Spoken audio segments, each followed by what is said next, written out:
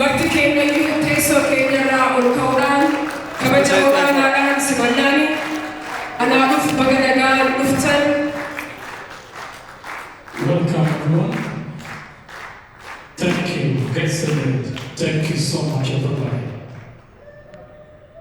Ulfaadha galatooma.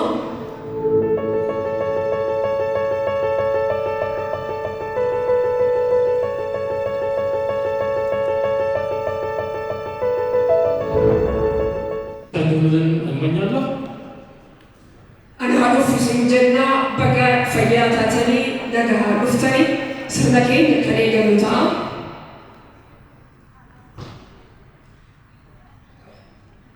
Kabajamoo Dr. Addis Ababa Ministeera Fayyaa Ethiopia fi keessummaa kabajaa sirna kanaa.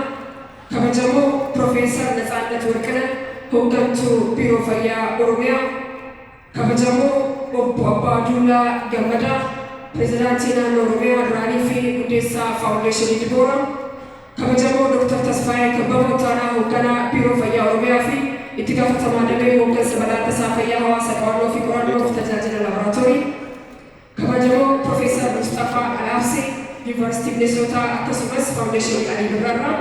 Kabajamoo Dr. Madiin Salaamuu bakka bu'aa dhaabbata fayyaa addunyaa. Kabajamoo Dr. Garramuu Bulluqaa Pireezidaantii Yuunivarsiitii Naannoo Oromiyaa. Kabajamoo Dr. Masaay Haayiluu Daayirektara Olaanaa Instituutii Fayyaa Hawaasa Itoophiyaa. Kabajamoo Profeesar Afoorqi Kaasuu Daayirektara Olaanaa Instituutii Qorannoo fi Qo'annoo Arman Haassan. Kabajamoo Aadde Ilillii Birraa Hundeessituu fi hojii gaggeessituu Faawundeeshinii ALIBIRA. Kabajamtoota hooggantoota olaanoo federaalaa akkasumas naannoorraa sadarkaan jirtan. Kabajamtoota abbootii gadaa, abbootii amantaa, hawaasa siinqee. Kabajamtoota hooggantootaa fi hojjettoota Biiroo Fayyaa Oromiyaa. Yaa'ii qorannoo fayyaa idil-addunyaa marsaa sadaffaatiif Biiroo Fayyaa Oromiyaa walta'iinsa Faawundeeshinii ALIBIRA waliin qopheesse. Baga fayyaa taatanii nagaan dhuftan anaa dhufu. Her Excellency Dr. Addis Ababa, Minister of Health from the Federal Democratic Republic of Ethiopia, who is also guest of honor of this event. Her Excellency Professor Natsaannat Warqinaa, Head of Oromia Health Bureau. His Excellency Obbo Abbaadullaa Gammadaa, founder of the Birra Foundation, who is also the former President of Oromia State. His Excellency Dr. Tasfaayee Kabbamoo, Deputy Head of Oromia Health Bureau, who is also Wing Head of Public Health Emergency Management, Health Research and Laboratory Service. His Excellency Professor Mustafaa Alaabsii, a scholar of behavioral medicine from Ethiopia University and ALIBIRA Foundation, who is also a founding director of several initiatives, including CHARTS Research Program. His Excellency Dr. Madiin Salaamuu, representative of WHO.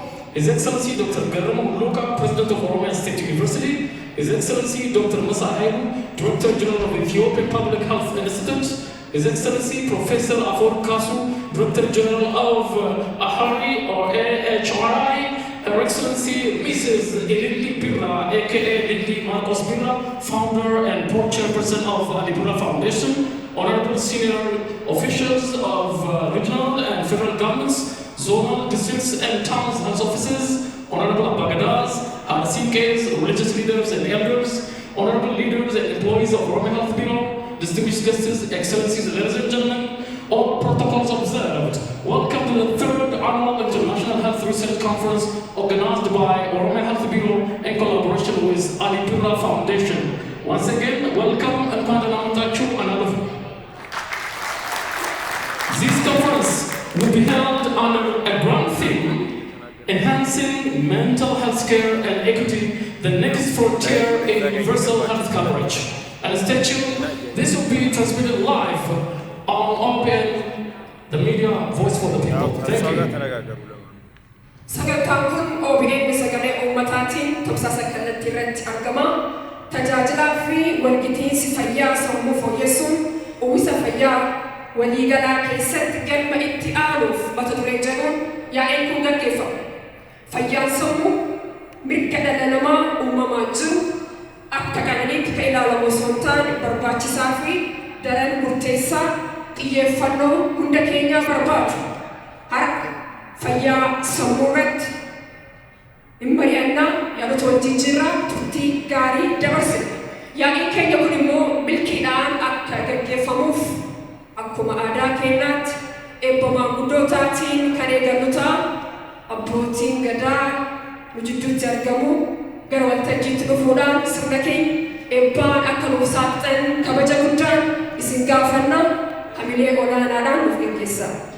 Abagadas, including Governor Abagada of Tulama is here, and then the government blessed this very event which we're organizing here at the Skylight Hotel. Thank you.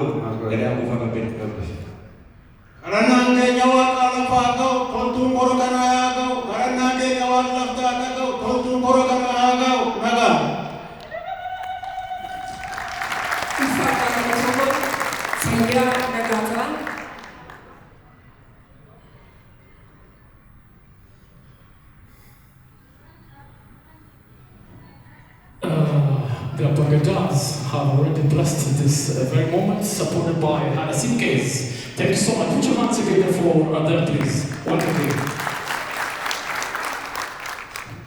Next, invite to the podium His Excellency Dr. Tesfaye Kabego to explain the objective of this conference. And Dr. Tesfaye Kabego is Deputy Head of Oromia Health Bureau and Wing Head of Public Health Emergency Management, Health Research and Laboratory Service. Please put your hands together for him.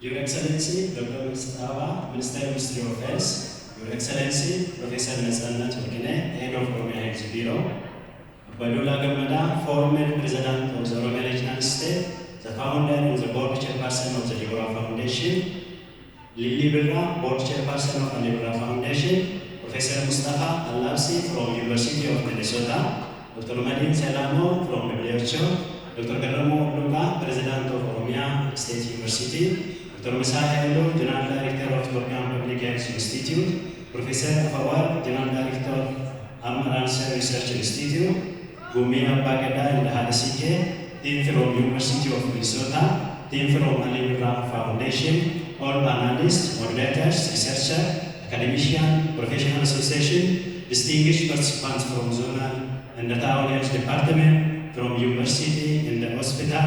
Good morning. Welcome to the third round of research conference and the eve of the World Mental Health Day, hosted by Oromia Health Bureau and ALIBIRA Foundation. Baganagan Luftani, Anan Ufusini Jechu Barba. It is a profound honor to stand before you today as we reflect on the purpose and the vision of this vital conference. This gathering brings us together around a shared vision to shine a light on one of the most essential, often overlooked pillars of human well-being, which is mental health. Guided by the grand theme, enhancing mental health care and equity, the next frontier in universal health coverage. We convene as researchers, policymakers, practitioners, and advocates, united by a single goal: to make mental health care accessible, equitable, seamlessly integrated with our health system. Over the coming days, our discussion will deliver into a key dimension of this mission, exploring community-driven solutions, the integration of mental health in the physical care, adolescent health and addiction, women's mental health, psychosocial support in crisis, and the promise of digital innovation. This is more than a conference. It is a movement of collaboration, compassion, and a commitment. It is a call to transform tangible to action. From awareness of the impact, ensuring that every individual in every community can live with dignity, hope, and mental well-being. Kabajamtoota hirmaattota keenya irra deebii baga nagaan dhuftan jecha kaayyoon konfiraansii keenya tajaajila kunuunsa fayyaa sammuu bifa walqixxummaa qabuun bakka hunda akka ga'uu fi sirna fayyaa keenyaa keessatti sadarkaa maatiidhaa kaasee dhaabbilee fayyaa olaanoo keessatti bifa qindaa'aa ta'een sagantaa fayyaa keessa galee akka kennamuuf irratti mari'achuufi. Qorattoonni, barsiistonni, ogeeyyiin fayyaa olaanoo argannoo fi muuxannoo qaban akka waliif qoodan, babal'isanii fi walirraa barataniif. Guyyoota lamaan kanaa mareen paanaalii ogeeyyii olaanoo waliin ni gaggeeffama. Dhimma facaatii tajaajila fayyaa sammuu, haala imaammata biyya keenyaa fi muuxannoon dhiyeessii adda addaa biyya keessaa fi alaa ni dhaala. Mareen galtee imaammata fayyaaf ta'an malan adda ni ba'u. Barmaatilee dogongoraa, ilaalchaa fi hubannoo dhimma fayyaa sammuu waliin wal qabataniif yaadni ni ka'a. Haalli furmaataa isaas kallattiin ni kaa'atu. Dhimmoota araada adda addaa yeroo ammaa kana dargaggoota keenya baay'ee miidhaa jiru irratti ni mari'anna. Tooftaa araada keessaa of baasanii fi dandamachuu danda'an irratti yaadotiin ni ka'u, furmaannis ni kaa'u. Rakkoowwan uumamaa fi namtolchee yeroo uumaman lammiin keenya yeroo qeerraa buqqaan rakkootiin sammuutee ni mudata. Kanas yeroo adda addaa deeggaraa turuun keenya ni beekama. Amma immoo qorattoonni as keessa jiran barsiisonni akkuma kanas muuxannoo biyya bakkee warri qaban yaada isaanii mukaasanii sigigi lafaa, lolaan, walitti bu'insi, hongee yeroo uumamu uummata keenya akkamitti gorsinee qe'ee isaan irraa baqatan, maatii dhaban, dhagna itti hir'atan, ijoolleen gudeeddamte, miidhaa qaamaa irra ga'e irraa deebi'anii bayyinatanii dhaabbachuu akka danda'an waan kana bal'inaan irratti mari'annee kallattii waliin keewwanna.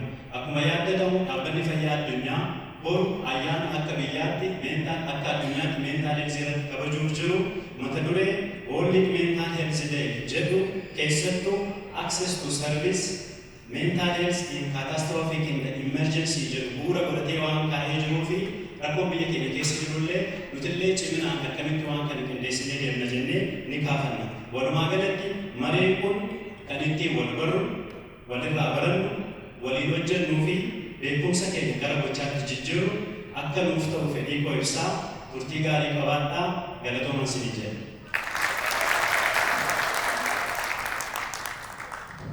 Ulfaadhaa galatooma hamileedhaan muusimadhaa gara teessoo isaaniitti.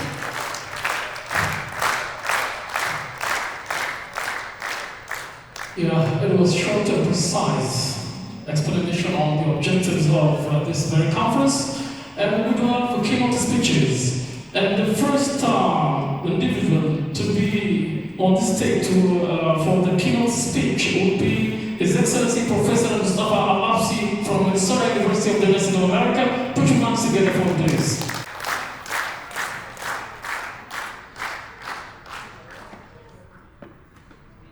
Good morning, everybody. I'm so honored to be here today with you again in Addis Ababa.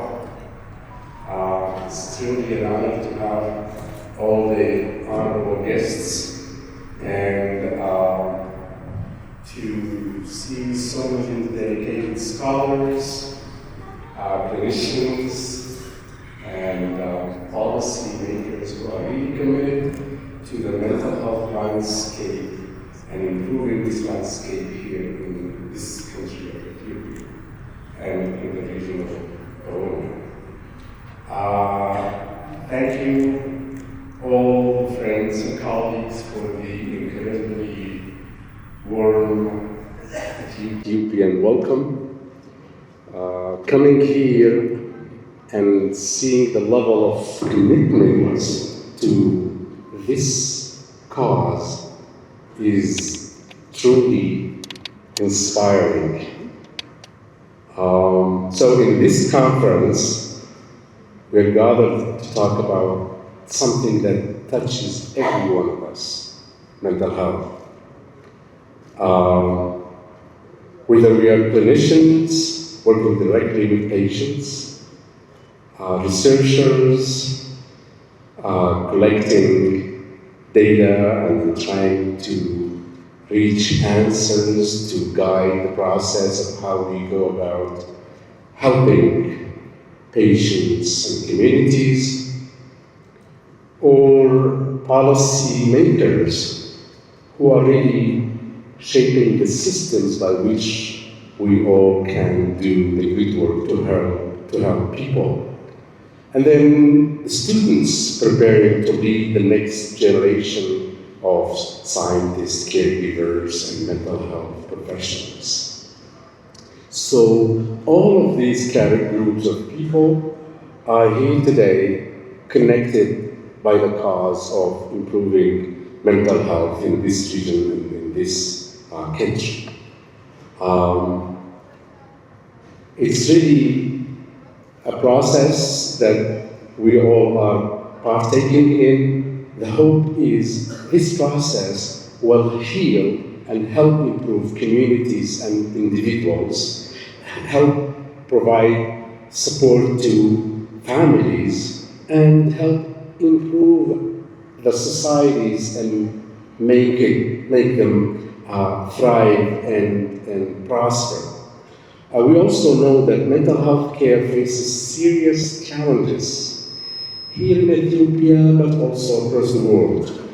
Resources are limited, stigma remains strong, the demand for care far exceeds what any system can deliver right now.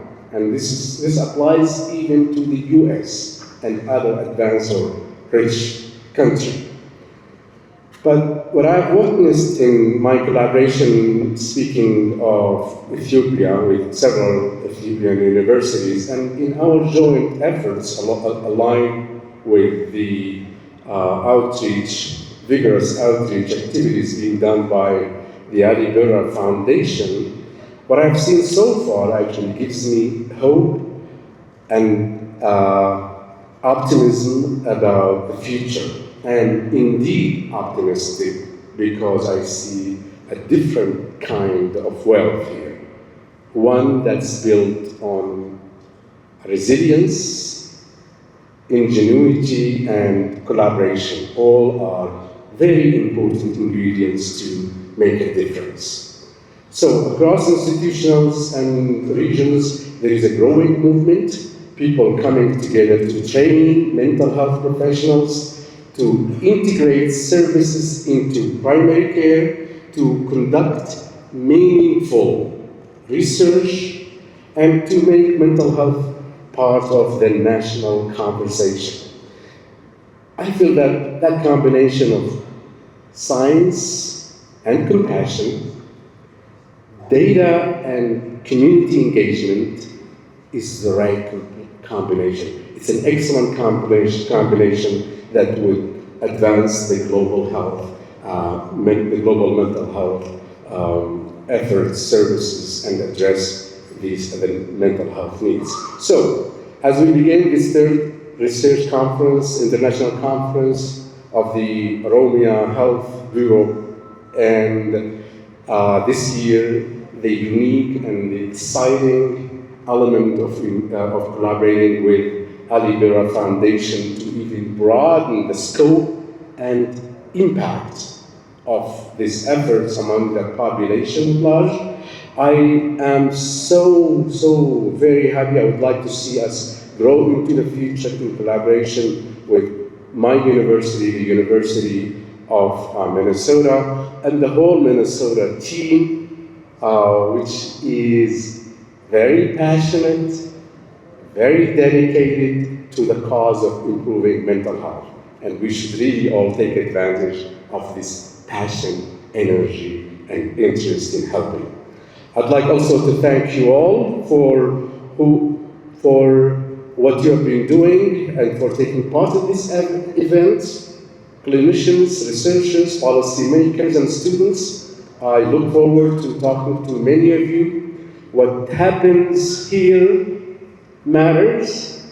You are showing that progress in mental health is possible, and there is commitment, and it's possible when knowledge meets policy, meets communities. And when science serves the people, we see miracles. So I really would like to, I always appeal to our colleagues to really think about the end point of what they do, the meaning of what they do, the potential impact they strive to achieve or to have. Thank you, and I look forward to learning from you all today. Thank you. Thank you, Professor Mustafa Al-Absi from University of Minnesota, scholar of behavioral medicine, and also founding director of several initiatives like I stated, the Community Trust Research Program. Thank you so much. A round of applause for this.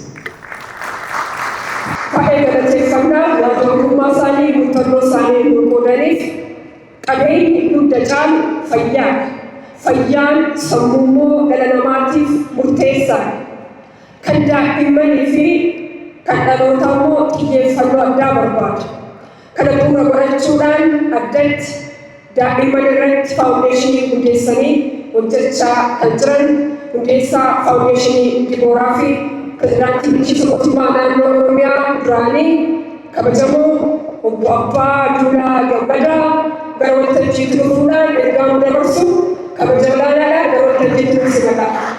former president of the United States, the founder of the Birra Foundation, the former speaker of the House of Representatives, the former Minister of Defense of Ethiopia, the former freedom fighter of Addis Ababa. Thank you so much.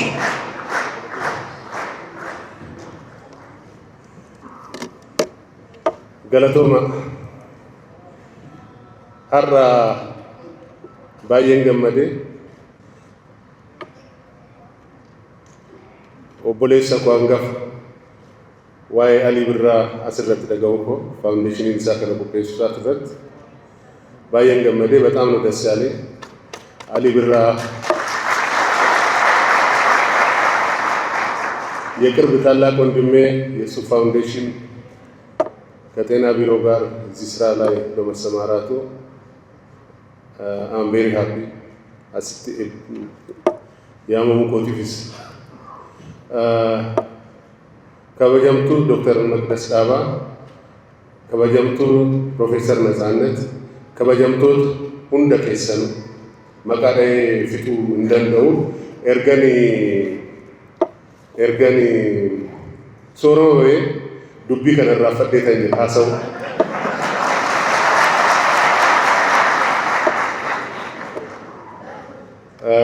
ወራ ስለተከምተን ሁንዱማ አቦቲ ገዳ አደሲንኬ ዱራን ዱርሳ አጀንዳ ከና ከነ ጉባረት መሬቱዳፍ ዋን ኦርጌኒፍ ወራ ከነ ቆፔስተኒፍ ወራ ከነ ረቱ ጀተኒፍ ገለተ ጉዳን ሲንገቹ ወራ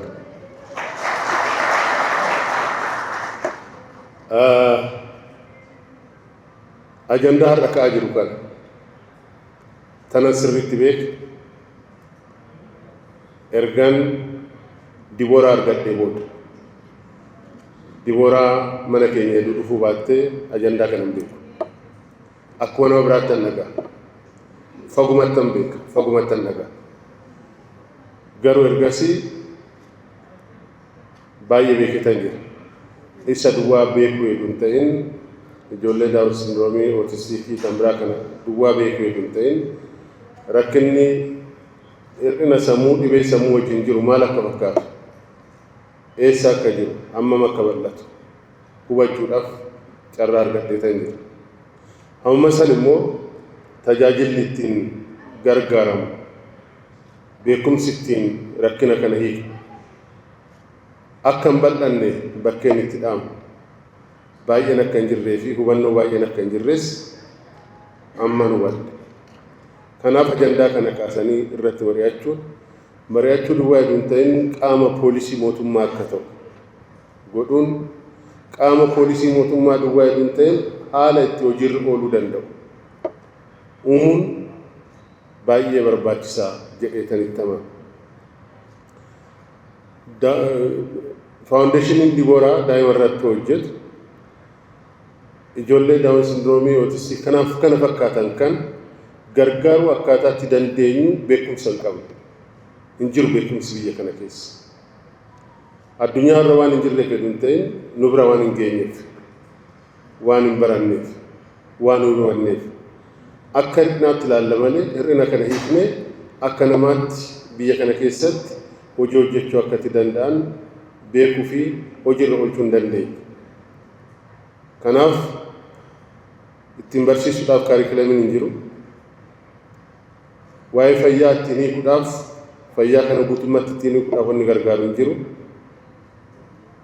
Kana bira darbee guddina isaanii fi amala isaanii sirriitti beeknee gargaaruudhaaf beekumsii fi akkaataan itti hojjetu baay'een hin jiru. Kana waan ta'eef asirratti bal'inaan hojjechuun akka barbaachisu akka hubatamuu qabu akka mootummaanis hubatu akka hawaasnis hubatu beektonni keenyas kanarratti riisarchii addaan hin cinne akka raawwatan karaa kanaan calqabuun isaa waan guddaadha. Tan biraa fuutii meeqa qabnaa tan jedhu hin beekamu biyya kana keessatti meeqa ስንት አለን በዚህ መንገድ የተወለዱ ህፃናት የሚል ምንም አይነት በሪሰርች የተደገፈ ቁጥር የለንም፣ አናውቀውም።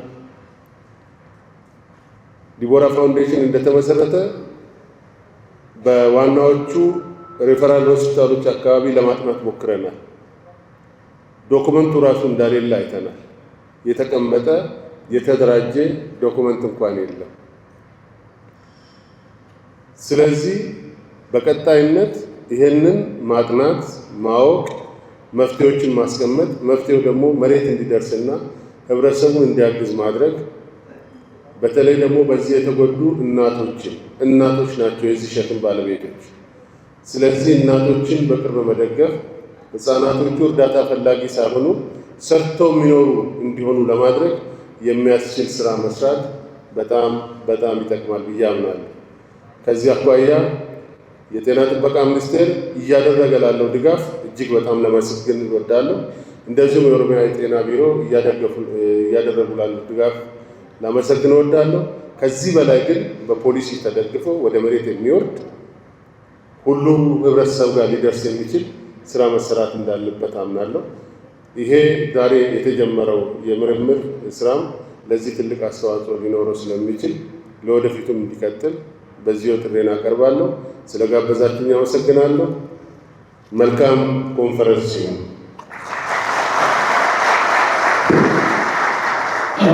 Bandula Governor, His Excellency said well, and I should say something about said.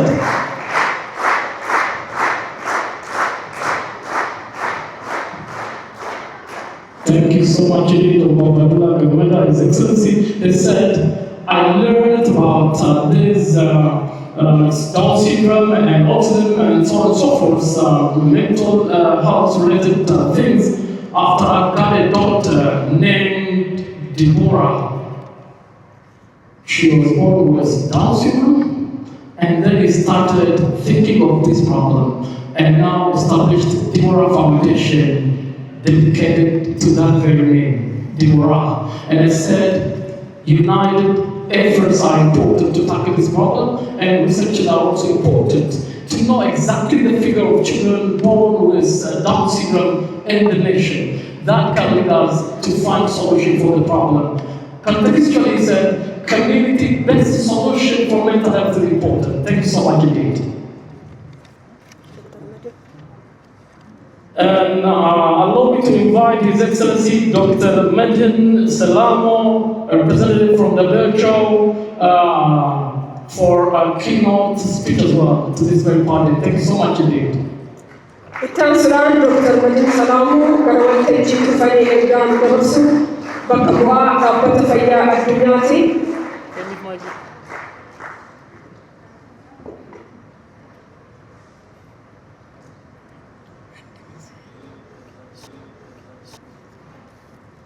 Good morning,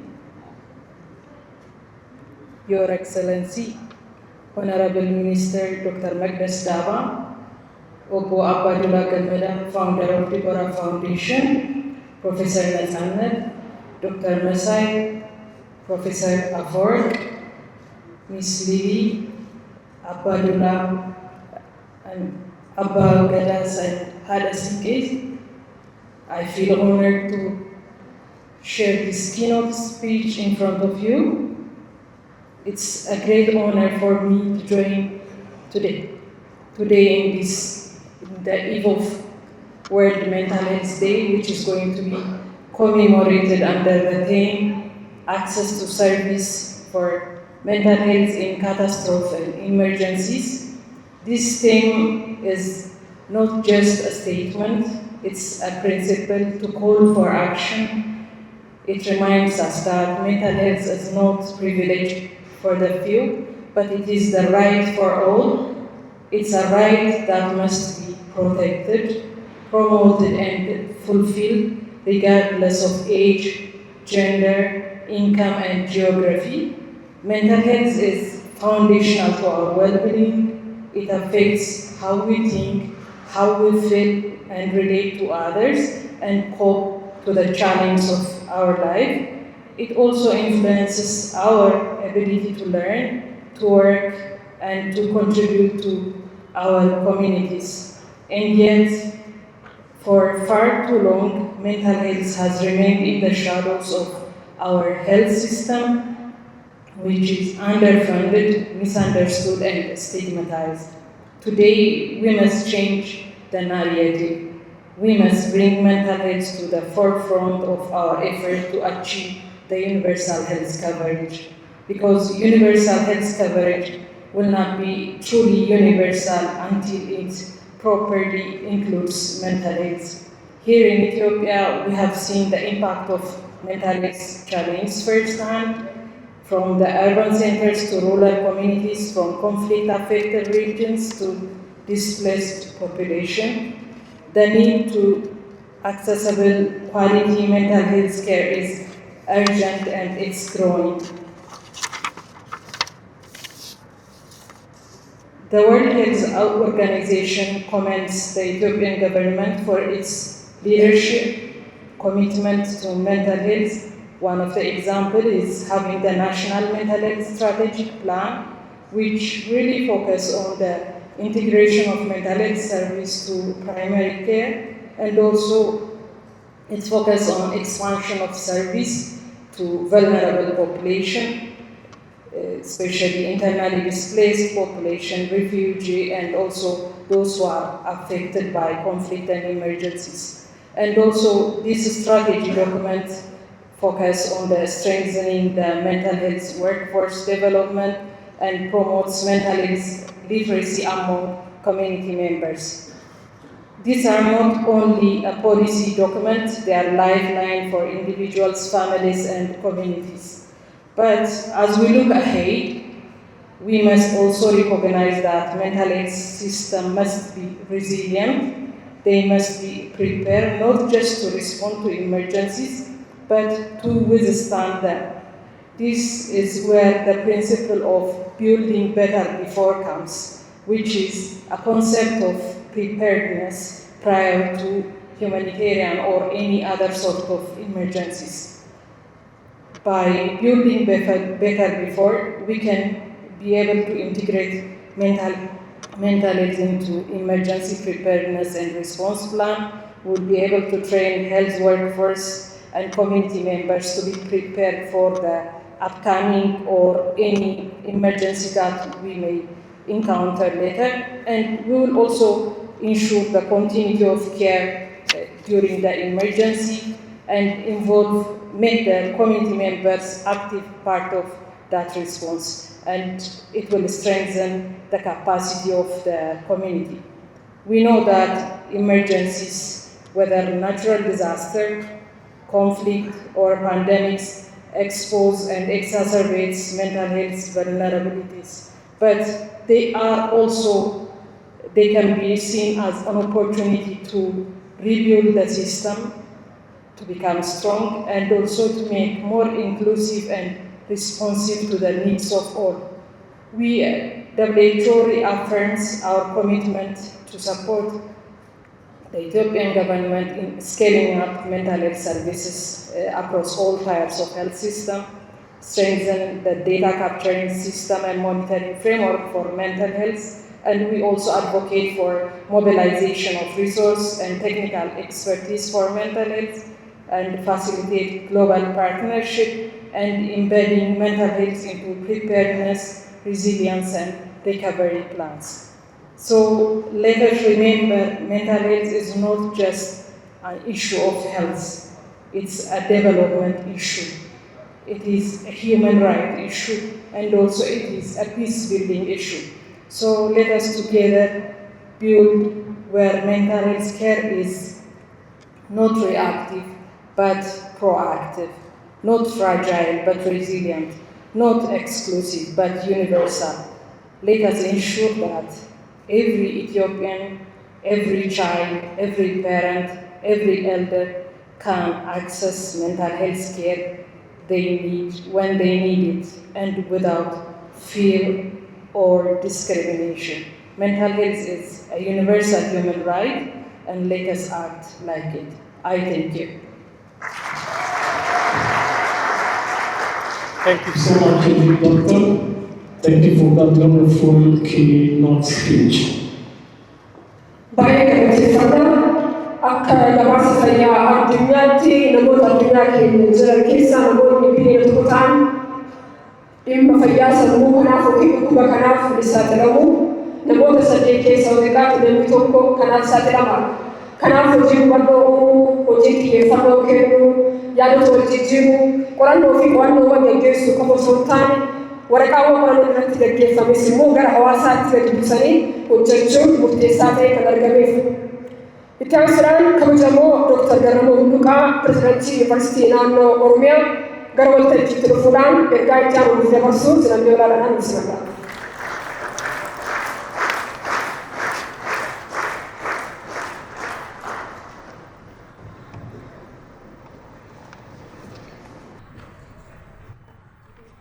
Your Excellency Dr. Magdas Aba, Ministry of Health, Your Excellency Professor Nasanat Urkana, Head of Oromia Health Bureau, Your Excellency Honorable Abadullah Gamada. I don't mention the formers because the formers are too many. The founder and the board chairman of the Birra Foundation, Your Excellency Dr. Tasfaye Kubabon, Deputy Head for Oromia Health Bureau, distinguished guests, Kabajamtoota Abbootii Gadaaf Haadholii Siinqee, scholars, researchers, I am privileged to have this opportunity to speak on this very important day. I also thank Oromia Health Bureau to invite me. I want to speak on this talk, on this conference on enhancing mental health care equity from social anthropologist's perspective. I think in this room we do have full of researchers, policymakers, clinicians, and advocates, leaders, including formal leaders, and influencers, people who understand not just the urgency, but also the complexity of transforming mental health care system. As a social anthropologist with some works on medical anthropology, I approach mental health not simply as a clinical concern, but also deep social, cultural, political issue. I focus not only on the symptoms, but on the system of care, systems of meaning, and systems of inequality. And today I want to speak plainly. If we are serious about enhancing mental health care equity, then we must willingly to challenge the very foundations of mental health services, the way they are defined, the way they are delivered, and the way they are distributed. So how social anthropologists in general and medical anthropologists in particular frame the problem, because it's important to frame the problem first before trying to solve the problem. Mental health care is not equitably accessible. That's not a new insight, of course, we know this one. But we often frame the problem in narrow terms. Not enough funding, not enough providers, not enough services, we claim usually. Those are really real barriers. I agree with this. But they don't tell the whole story. Let me give you a brief example from my reading. On a research report, a few years ago, a researcher interviewed African refugee mothers navigating the mental health system for their children. Clinics were technically available. Services were technically free.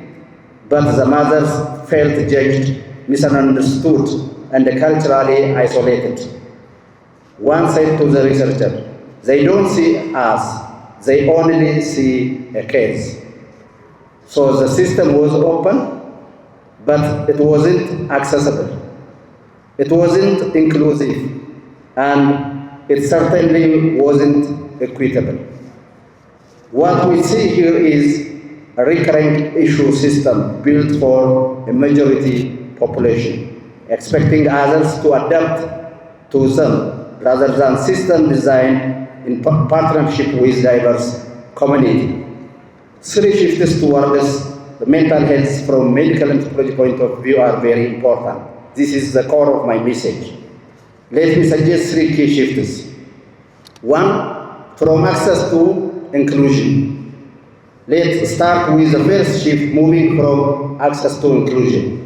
Too often, equity is measured in terms of whether someone can reach a service, whether a clinic exists nearby, or if a care is affordable. But true inclusion asks deeper questions, like, does the person feel safe and respected in that space? Does the system recognize and respond to their lived realities? Does it align with their cultural understanding of mental health and healing? For many indigenous, realized or migrant communities, formal mental health care is alienating. It is seen not as healing, but surveillance, as a judgment, or as something that erases traditional way of coping. Research must therefore document these narratives, not as side stories, but as essential data. A policy must be designed with communities, not just for them. That means embedding cultural humility, linguistic accessibility, and community-based models into how care is structured. Second, from intervention to structural transformation. The second shift is perhaps harder, moving from isolated intervention to structural transformation.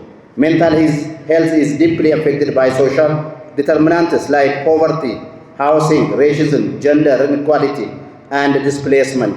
Yet many policies and research agendas still focus on individual treatment and behavioral change without addressing the root causes of the stress. What does it mean to offer therapy for anxiety when the source of that anxiety is eviction or racial trauma? What does it mean to offer medication for depression when the underlying issue is intergenerational trauma caused by maybe human rights violation?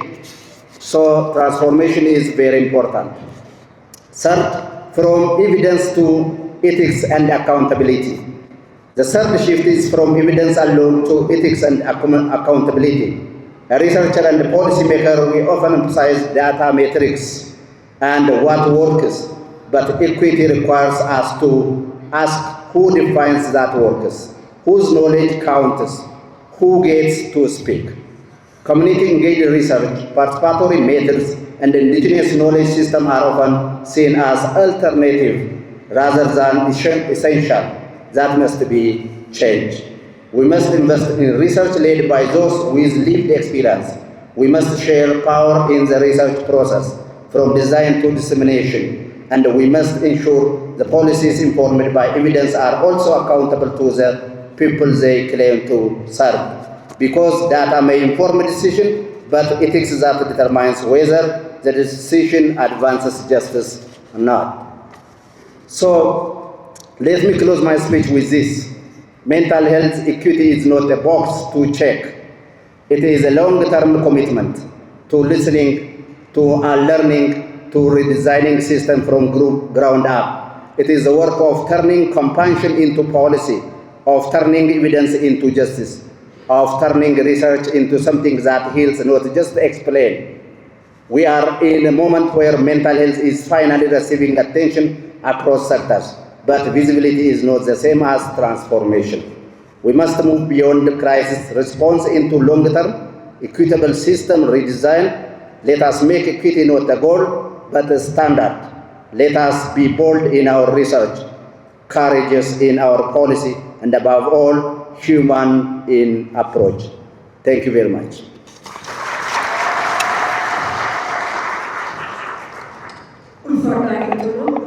Thank you, Dr. Luca, President of Oromia State University, for the keynote speech. Thank you so much once again. Our next keynote address speaker will be His Excellency Dr. Musa Hailu, Director General of the Ethiopian Public Health Institute. Welcome. Thank you.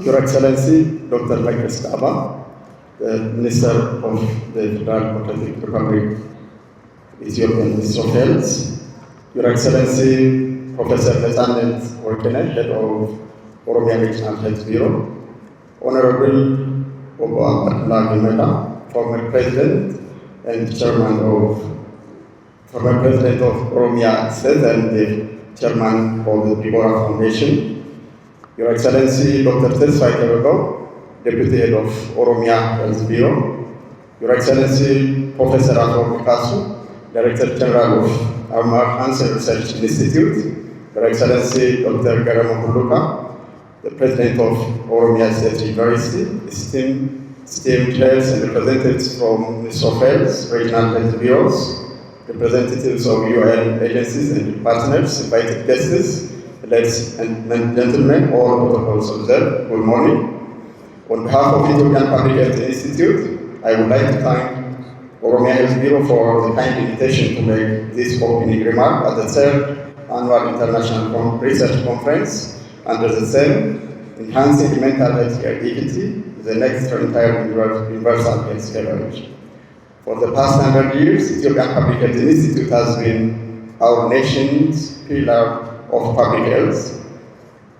As a national public health institute, the institute is mandated with robust public health emergency management, national health laboratory services and capacity building, public health and nutrition research, health data management and analytics, and multi-sectoral, One Health and international health regulation coordination, and public health and epidemiology training coordination. Our public health specialists, data analysts, lab scientists, and researchers have been the forefront of tackling infectious diseases and other public health threats, improving public health nutrition, and strengthening the public health systems nationally. Through cutting-edge science and evidence-based practice, we have been consistently working in collaboration with our partners to improve the health outcome of our people. Public health emergency management is one of the mandates of Ethiopian Public Health Institute.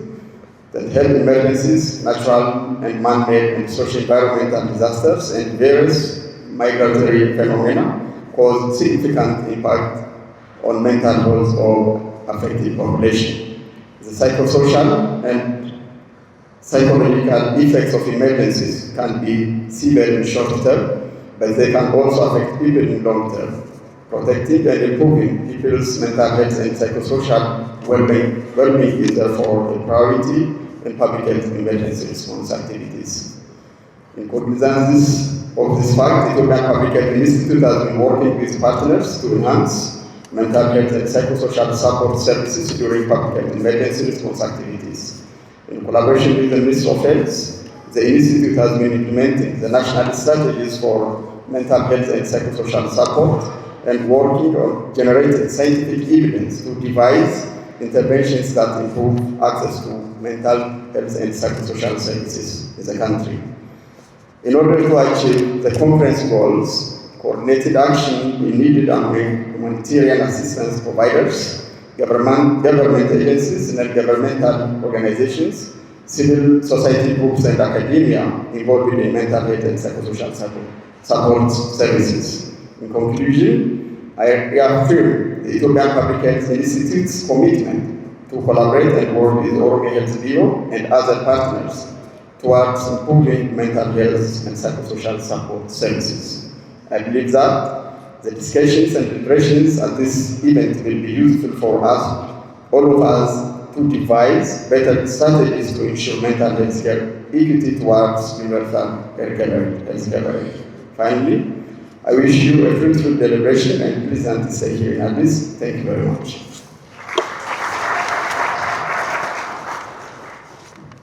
Thank you so much indeed, Doctor, for that keynote speech. Dr. Masahailu, Director General of Ethiopian Public Health Institute. And we proceed with another keynote speech. It will be delivered by His Excellency Professor Avor Kasu, Director General of Armor Hansen Research Institute. Thank you so much indeed.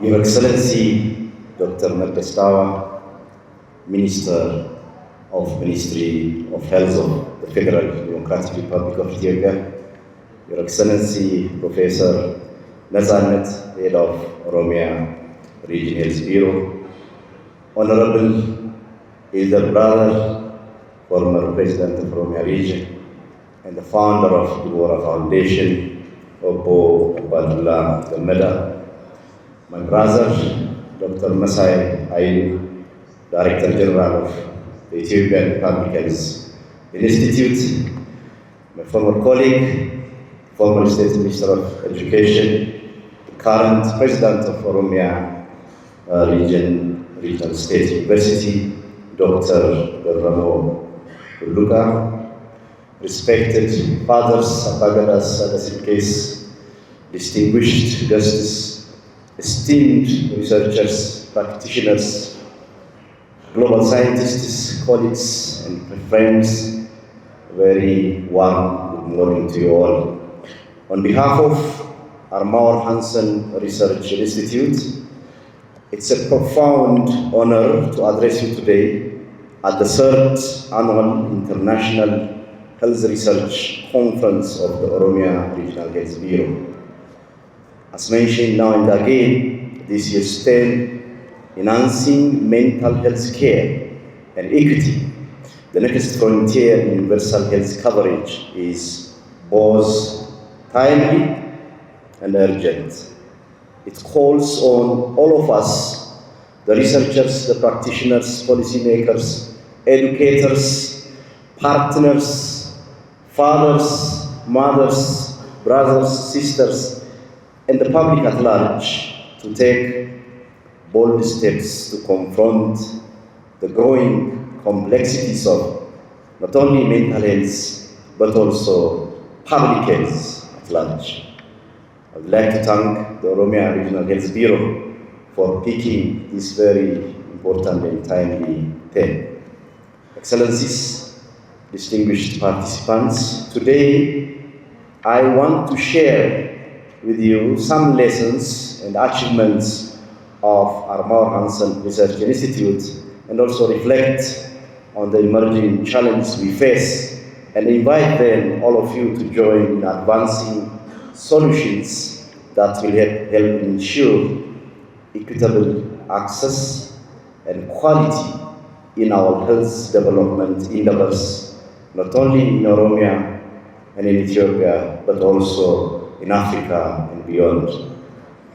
Since the past few years, our Mauer Hansen Research Institute, in collaboration with Oromia Region Health Bureau and federal universities in the region, has been conducting over 30 impactful health research projects on infectious diseases and non-communicable diseases, including leprosy, tuberculosis, malaria, human immunodeficiency virus, human papillomavirus, measles, arboviral diseases, pneumonia, meningitis, cholera, typhoid, and many more. And from the NCDs very recently on esophageal cancer, which is becoming very rampant in RC and Bali zones of the region. Ladies and gentlemen, to highlight just a few undertakings from the ones I mentioned above, as we all know, we are fighting with malaria last year. We are continuing fighting with malaria this year too. We at AHRI, in collaboration with universities and many other partners, are working on very important projects, one of which is what we call a LAMPREC, a research project aimed at developing simple molecular methods for detection of malaria among pregnant women. Malaria in pregnant women is a challenge. HRP2 and 3 deletion studies, multi-center research project in Oromia and other parts of the country aimed at studying the impact of seasonal migrant workers on malaria transmission to guide targeted control strategies. Another bigger regional study, Horn of Africa, malaria molecular surveillance, a research project aimed at monitoring malaria's shifting landscape in Djibouti, in Somalia, in Sudan, and South Sudan, and from Ethiopia in multiple centers in Oromia region to inform evidence-based interventions. We also have collaborative studies at Armand Hansen Research Institute's Adama Malaria and NTD's Research and Training Center, which has been serving as a hub for health diplomacy beyond conducting research and training. Ladies and gentlemen, in collaboration with Oromia Regional Health Bureau, we managed to conduct trainings for participants from Yemen and also from South Sudan, so health diplomacy in action. Recently, we are also working towards capacity building on data science in collaboration with the Regional Health Bureau through the Data Science Without Borders Consortium, another example of health diplomacy. As part of long-term research capacity building and health research workforce development, collaborative joint PhD programs in medical microbiology with Haramaya University and Ambo University, and bioinformatics master's program with Jimma University, thanks to the former Vice President Professor Nazanet, are exemplary initiatives of the Institute being conducted in the region. A new proposal on exploring molecular profiling of esophageal cancer in Bali and RC zones, integrating multiplex assays, microbiome analysis, proteomics, and transcriptomics in Ethiopia is awaiting funding and collaborators. We hope we will collaborate with you all, with all interested to come up with lasting solutions.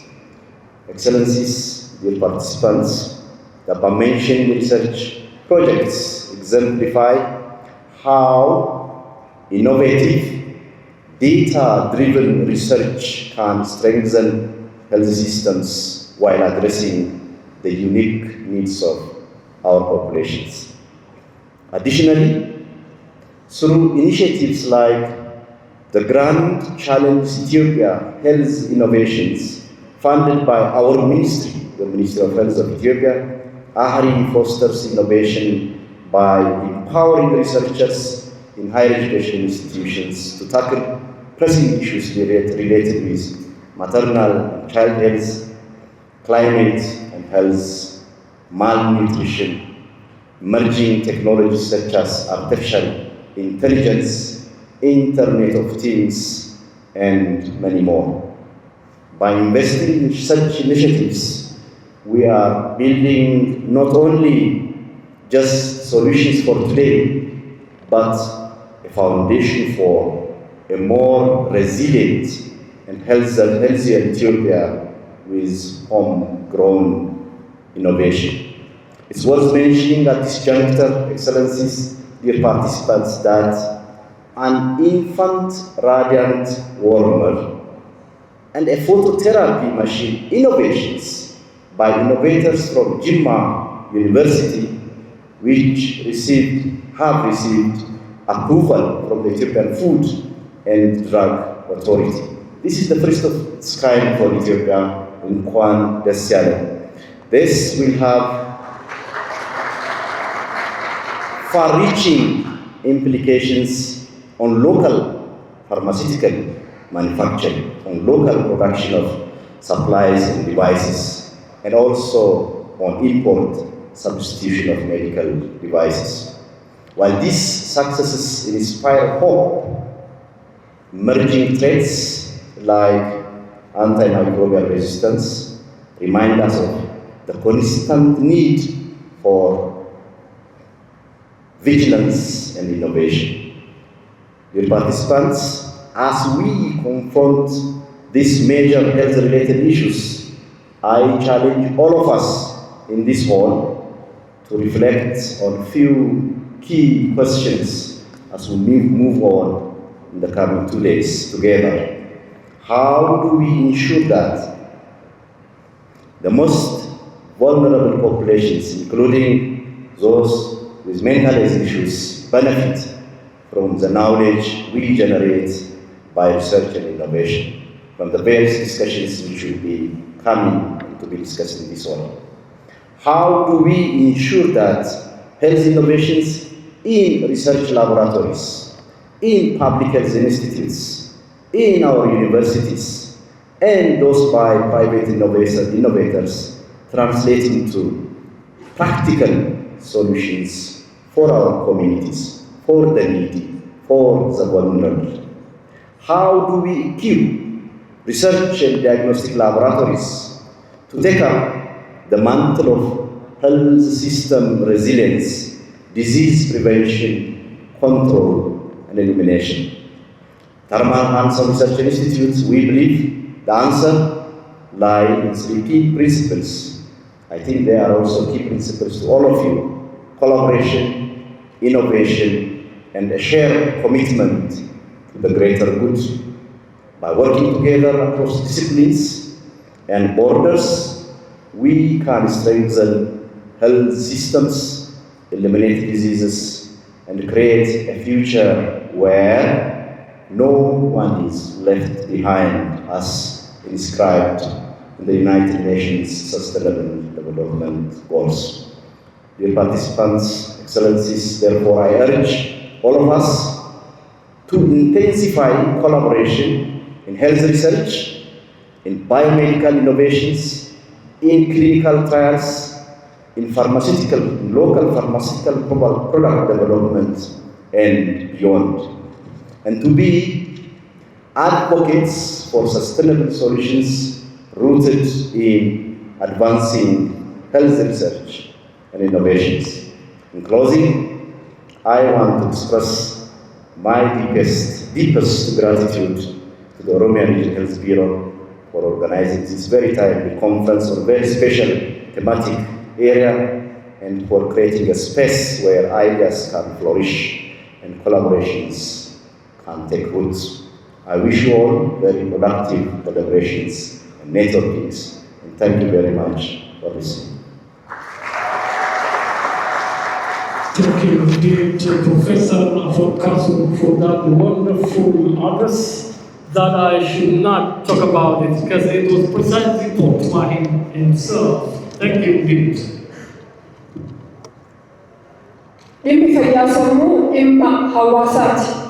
Dhimma hawaasaa walqixxummaa, abdii, walii jireenya, jaalala, barnoota, ispoortii dabalatee afaan saddeetiin jaarraa walakkaadhaaf bakka lichi baha Afrikaa ta'uudhaan addunyaatti lallabaa turan. Doktara kabajaa aartiist ALIBIRA amma isaaniif haaramu, maqaa isaaniitiin immoo faawundeeshinii ALIBIRA hundeeffame dhaloota irratti dhimma fayyaa irratti immoo addatti hojjechuu irratti argama. Itti aansuudhaan hundeessituu akkasumas walitti qabduun faawundeeshinii ALIBIRA akka ta'an Ilillii Birraa gara waltajjiitti affeerraa kabaja olaanaadhaan mul'isuu Lili Marcos Birra or Ilili Birra. Welcome to the podium. Thank you.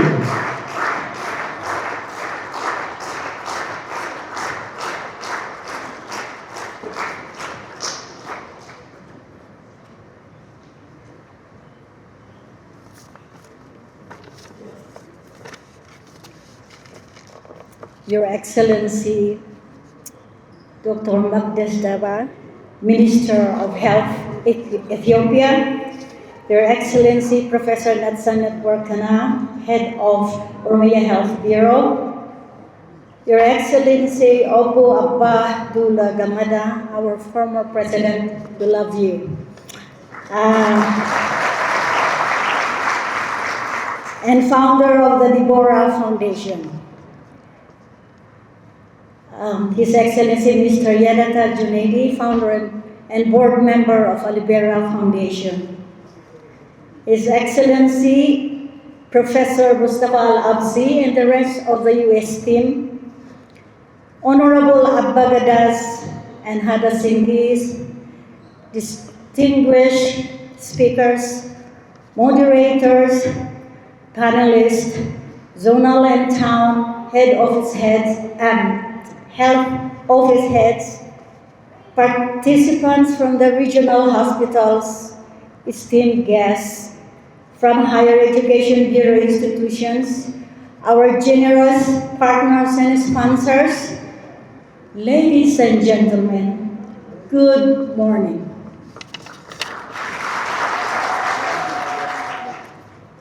Please bear with me. I am a bit nervous, and that is my mental health issue. It is with deep humility and gratitude that I stand before you today on behalf of ALIBIRA Foundation, not the great speaker, but a storyteller. Let me begin with a story that sparked the journey to this moment. Last Ramadan, I had the honor of sharing iftar with Her Excellency Professor Natsanet Yuradal. Over dinner, our conversation flowed from shared personal reflections to the work of ALIBIRA Foundation. I mentioned to Professor Natsanet that ALIBIRA Foundation was preparing to bring neuroscience and mental health experts and researchers to Ethiopia. Professor Natsanet's response was immediate and powerful. It was clear that mental health is not just a professional concern for her. It is a deeply held priority. Her clarity, conviction, and compassion reveal the kind of leadership the country needs. Bold, empathetic, and unafraid to confront the gaps that exist in mental health care. Professor Natsanet, thank you for your extraordinary vision. If I may ask, let's give her a big round of applause, please.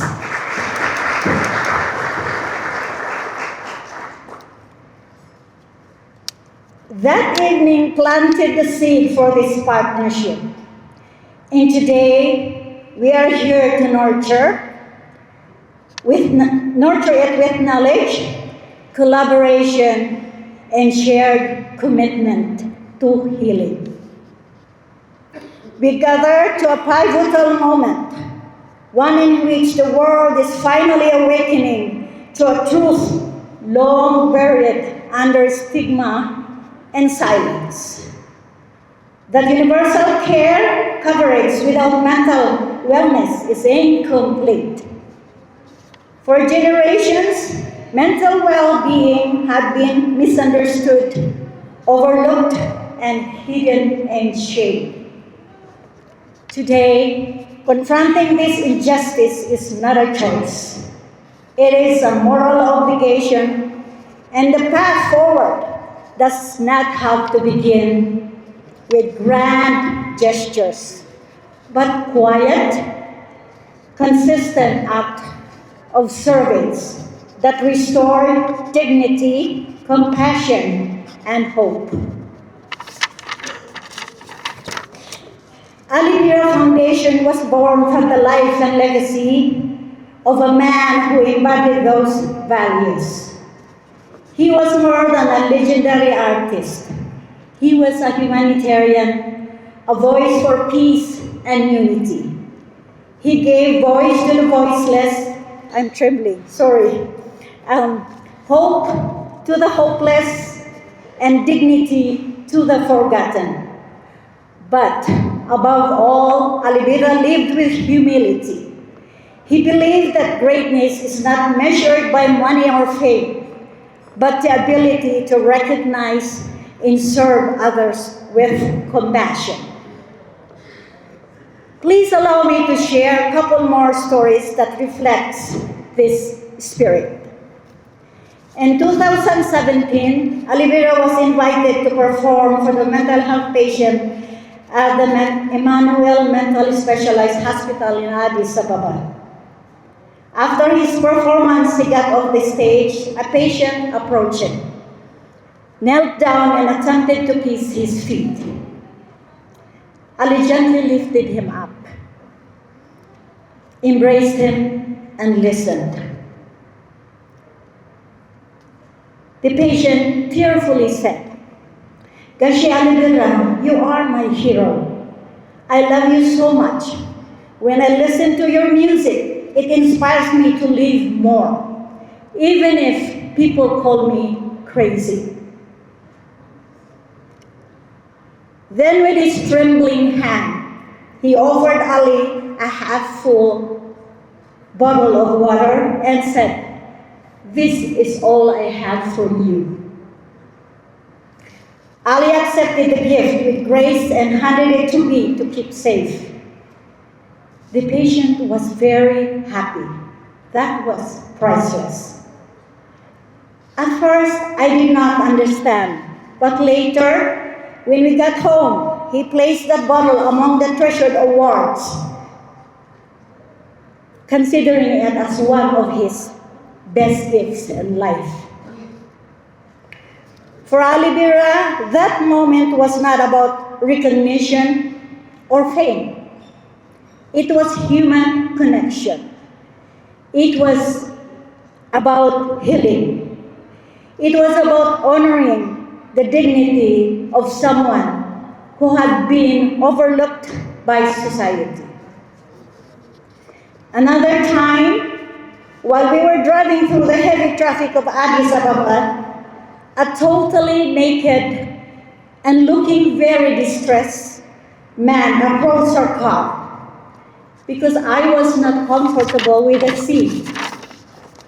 My initial reaction was asking Ali to close the window.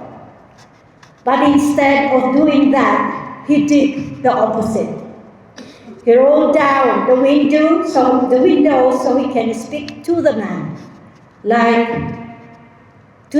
He gave some money, of course, spoke to him calmly and compassionately, as if they were friends.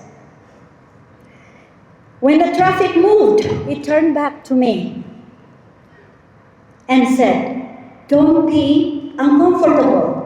What you saw was God's piece of art." I did not argue. As his wife, I understood the depth of his compassion. ALIBIRA was gifted with the ability to see beauty and brokenness, to offer dignity where others saw shame, to support, not judge. This story reminds us that in the face of mental health, healing begins when we listen, when we see, when we honor each other's journey. Let us remember that everyone we serve carries a story, and that story deserves to be heard and reflected in our system of care.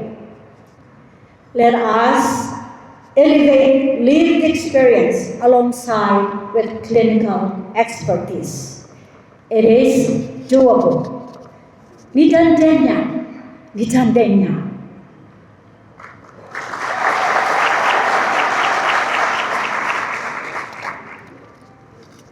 Together, let us build partnerships that drive innovations, reduce inequities, and place mental health at the very heart of universal healthcare coverage. Let us serve with humility, listen with empathy, and act boldly. ALIBIRA Foundation, alongside Oromia Health Bureau and our global partners, envisions a future where mental wellness is recognized, protected, and celebrated. We hope for systems of care that are inclusive, accessible, and rooted with empathy. We aim to spark conversation not only in clinics and conference halls, but in homes, schools, workplaces, and government chambers.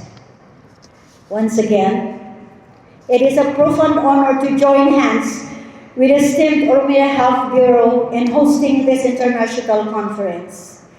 We believe that with your partnership and guidance, even the smallest efforts that ALIBIRA Foundation can do or will do can become meaningful.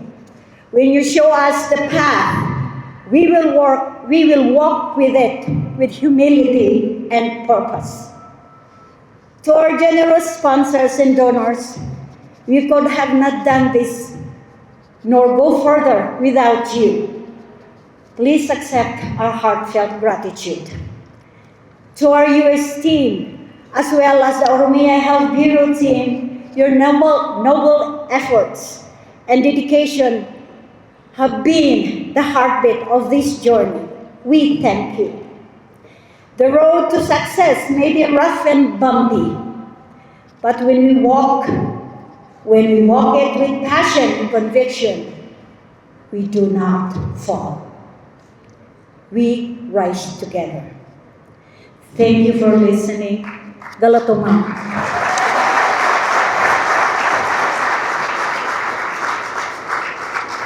That was a wonderful speech by Lily Marcos Birra or Lily Birra. That was who ALIBIRA was, definitely. She said well.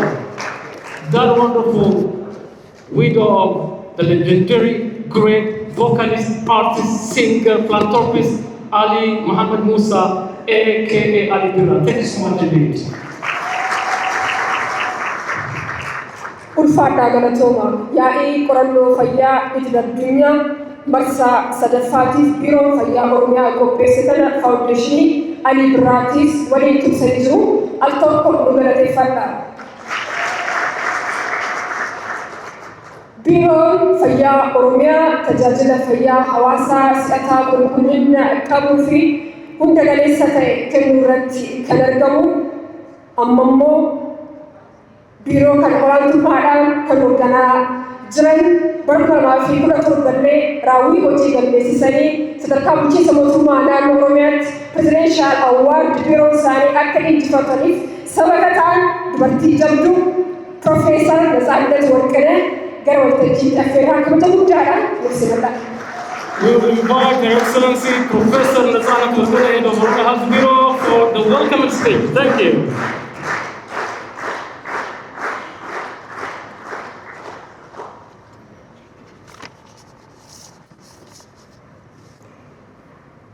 Thank you so much, Habo Lily, for your appreciation and the sweet message. Thank you so much. You reminded us the qualities of the legendary father and prophet of Oromia. Thank you so much again.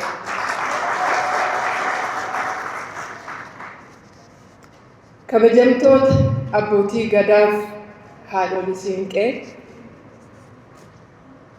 kabajamtuu Dr. Maqdash Dhaabaa ministeera fayyaa keessummaa kabajaa sagantaa bareedaa kanaa kabajamoo jaallatamaa fi kabajamaa Abbaa Duulaa Gammadaa pirezidaantii naannoo keenyaa duraanii fi hundeessaa faawundeeshinii Dibooraa kabajamtoota Profeesar Masaay, Profeesar Afeworq, Profeesar Mustafaa keessummoota Ameerikaa irraa dhuftan kabajamtoota ogeessota qorattoota imaammata baastota keessummoota sagantaa kanaa hundi keessan konferensii qorannoo fayyaa sammuu qindoomina biiroo fayyaa oromiyaa fi faawundeeshinii ALIBIRAatiin qophaa'e kanarratti hirmaachuuf baga nagaan dhuftani anaa dhufu.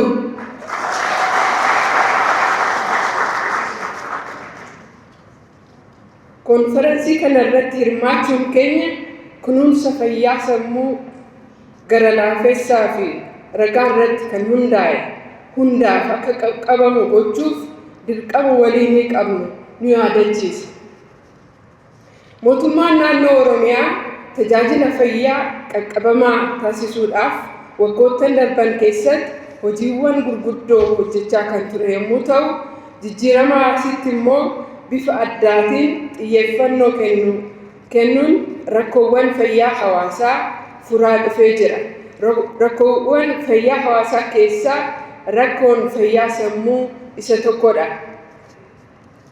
Rakkoo kana bu'uura irraa furuuf biiroon fayyaa Oromiyaa hojii jajjabeessaa ta'an jalqabee jira. Hojiiwwan fayyaa haala barbaadameen galmaan ga'uuf qorannoowwan deeggaruun barbaachisaadha. Dhukkubni sammuu sadarkaa adda addaa qaba. Yaaddoo fi dhiphina yeroo gabaabaa irraa kaasee hanga dhukkuboota ciccimoo kanneen akka iskiizofreeniyaa fi dhiphina sammuu cimaa hammata. Haa ta'u malee dhukkuba sammuu yeroo baay'ee dhukkuboota ciccimoo qofaa wajjin wal qabsiisa. Kanaaf namoonni dhiphina sammuu wal qabatee miidhaa qaamaa yeroo qabaataniif yeroo qoricha sammuu hadoochu fayyadaman yookiin haraadaa adda addaatti qabaman rakkoon kun fayyaa sammuu waliin wal qabachuusaa daganna. Hawaasa hedduu keessatti dhukkubni sammuu ammallee rakkoo hafuuraa yookiin amala hin malle ta'ee fudhatama. Yaadni dogoggoraa kun tajaajila argachuu harkifachuu fi maatii adda adda baasuudhaan miidhaa hawaasummaa fiduu danda'a. Dhukkuba sammuu yeroo baay'ee adda baasuu fi to'achuun salphaa miti. Sababni isaas hubannoon hawaasa keenyaa dhukkuba sammuu irratti qabu quubsaa ta'uu dhabuu, ogeeyyii gahaa jiraachuu dhabuu, dhaabbileen qorannoo fi hospitaala muraasaa ta'uu fi kunuunsi fayyaa dafanii argachuu dhabuu irratti kan ka'edha. Qaqqabummaa fooyyessuu fi dhukkuba sammuu dafanii adda baasuuf wallaanuuf ogeessota fayyaa fi hojjettoota ekstenshinii fayyaa dabalataan leenjisuun barbaachisaadha.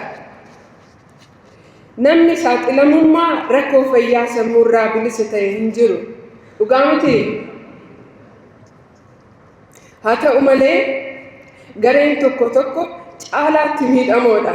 Jarri kunis dubartoota miidhaa koorniyaan wal qabate quunnameenii fi hiyyummaadhaan rakkatan, dargaggoota araadaa adda adda keessa jiranii fi hojii dhabummaadhaan rakkatan, namoota sababa adda addaan qe'ee isaanii keessaa buqqa'anii miidhaan irra ga'e, akkasumas namoota dhukkuba yeroo dheeraa qaban hammata.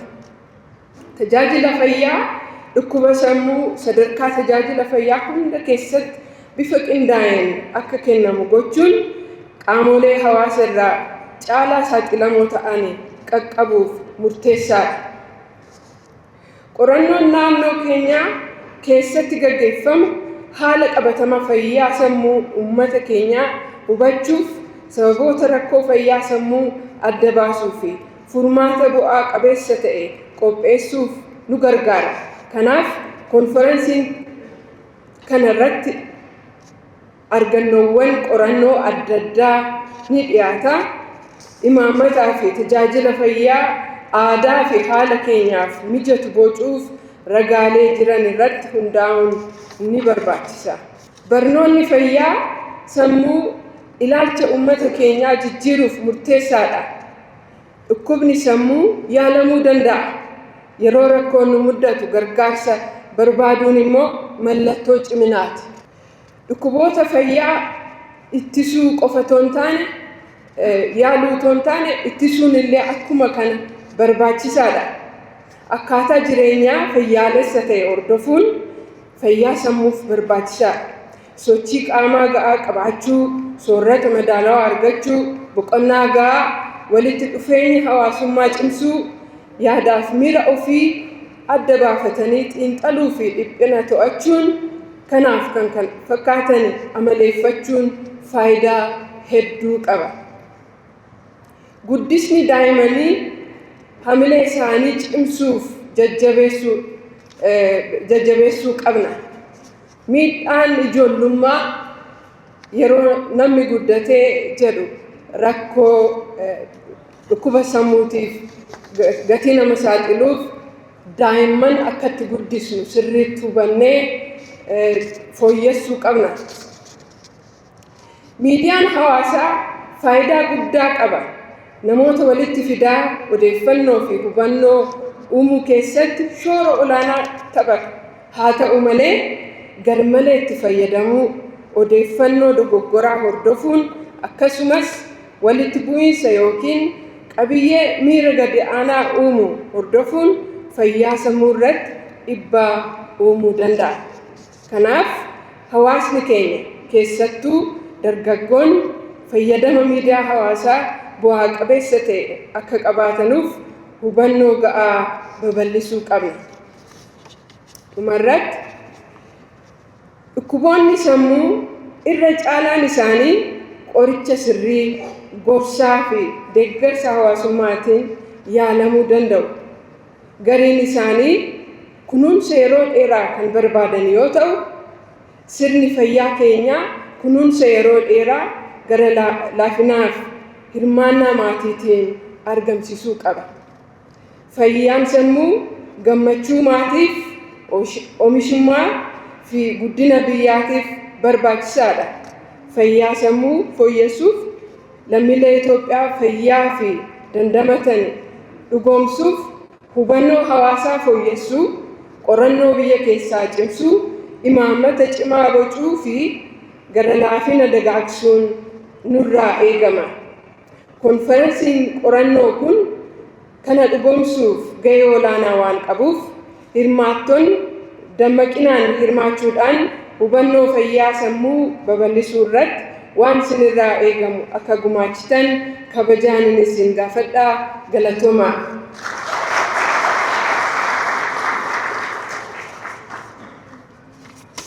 Ittaansee afaan Ingiliffaatiin waayertuu jedhaa naaf golchaa.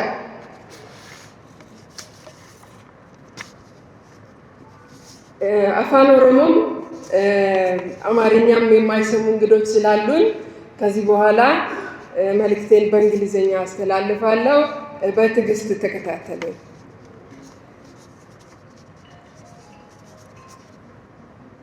Respected Abagadas and Hadasinques, our guest of honor, Her Excellency Dr. Magdas Aba, Honorable Abadullah Gamada, and all protocols observed. Let me not repeat the list. It is a profound honor and privilege on behalf of Oromia Health Bureau to warmly welcome you all to this important research conference on mental health. This gathering reaffirms our shared responsibility to ensure that every Ethiopian has access to compassionate, evidence-based, and dignified mental health care. The Oromia Regional Government has been carrying out major initiatives over the past years to ensure access to quality health services. In recent years, however, the focus has taken a new direction, giving special attention to addressing public health challenges, including mental health problems. Among the key public health issues, mental health has emerged as a priority concern. To address this challenge from its root causes, the Oromia Health Bureau has launched strong and coordinated efforts. Supporting these health initiatives with relevant research is essential to achieving the desired health outcomes. Mental illness exists along a broad continuum, from mild and short-term conditions such as stress, anxiety, and adjustment disorders to severe and chronic illnesses like schizophrenia, bipolar disorders, and major depression. Unfortunately, many people associate mental illness only with its most visible forms. This limited view hides the silent suffering of those living with depression, trauma, post-traumatic stress disorder, and substance use disorders, all of which seriously affect quality of life, relationships, and productivity. In many communities, mental illness is still perceived as a spiritual or moral failing rather than a medical condition. Such misconceptions lead to stigma, discrimination, and delays health seeking. Families often hide their loved ones or rely only on traditional healing, leaving patients without access to professional support. Diagnosing and managing mental illness remains challenging in our setting due to shortage of trained professionals, inadequate diagnostic tools and facilities, late presentation of patients, and overlap between physical and psychological symptoms that often go unnoticed. These factors lead to preventable suffering and reduced productivity. No one is immune to mental health problems. However, certain populations are at particular risk, such as women, especially those affected by gender-based violence, poverty or postpartum depression, youth facing unemployment and substance use, displaced population and refugees coping with trauma and uncertainty, and people with chronic illnesses such as HIV, diabetes, or epilepsy. Research is key to effective mental health care. We need locally generated evidence to understand cultural expressions of distress, identify risk factors, and test interventions that work in our communities. Researchers play a central role in producing evidence that informs policy, improves practice, and ensures that mental health care is relevant and sustainable in Oromia and in Ethiopian context. Public education remains the foundation for change. Communities must understand that mental illness is treatable and that seeking help is a sign of courage, not weakness.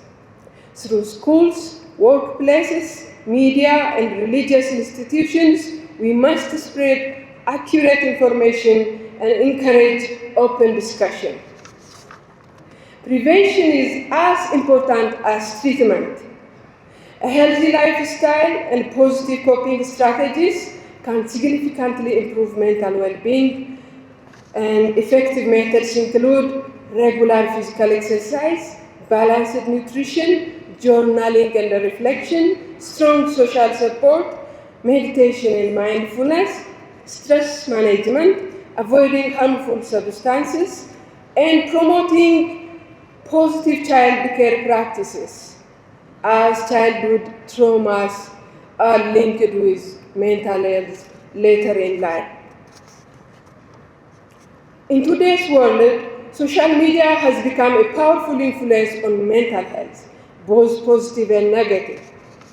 On one hand, it offers opportunities for connection, learning, and awareness creation. On the other, excessive use and cyberbullying, unrealistic comparisons, and misinformation can increase anxiety, loneliness, and depression, especially among youth. By guiding young people and communities to use social media constructively, we can turn this tool into a source of empowerment rather than distress. Most mental illnesses are treatable with a combination of medication, counseling, and social support. Early diagnosis improves recovery and productivity. Some individuals, however, require long-term care similar to those living with chronic diseases. Our health system must ensure ongoing, respectful, and family-inclusive support for them. In conclusion, mental health is essential not only for individual well-being, but also for family stability, economic productivity, and national development. Mental illness is not a life sentence. Most conditions are treatable, and recovery is achievable with the right care and community support. By securing strong political and policy commitment, raising awareness, reducing stigma, building capacity, and strengthening research, we can foster a mentally healthy and productive nation. Let this conference renew our shared commitment to act with knowledge, compassion, and determination for a healthier and more resilient Ethiopia. Thank you. Now, with great honor and respect, I kindly invite Her Excellency Dr. Magdas Ava, Ministry of Health, to the podium to deliver the opening remark. Thank you.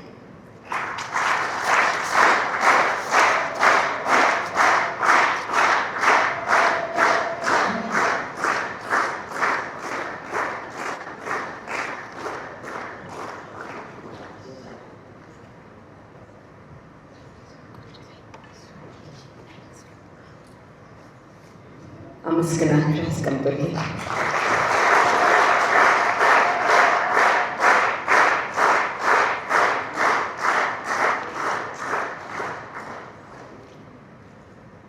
የተከበራችሁ አባገዳዎች፣ አደዘንቄዎች፣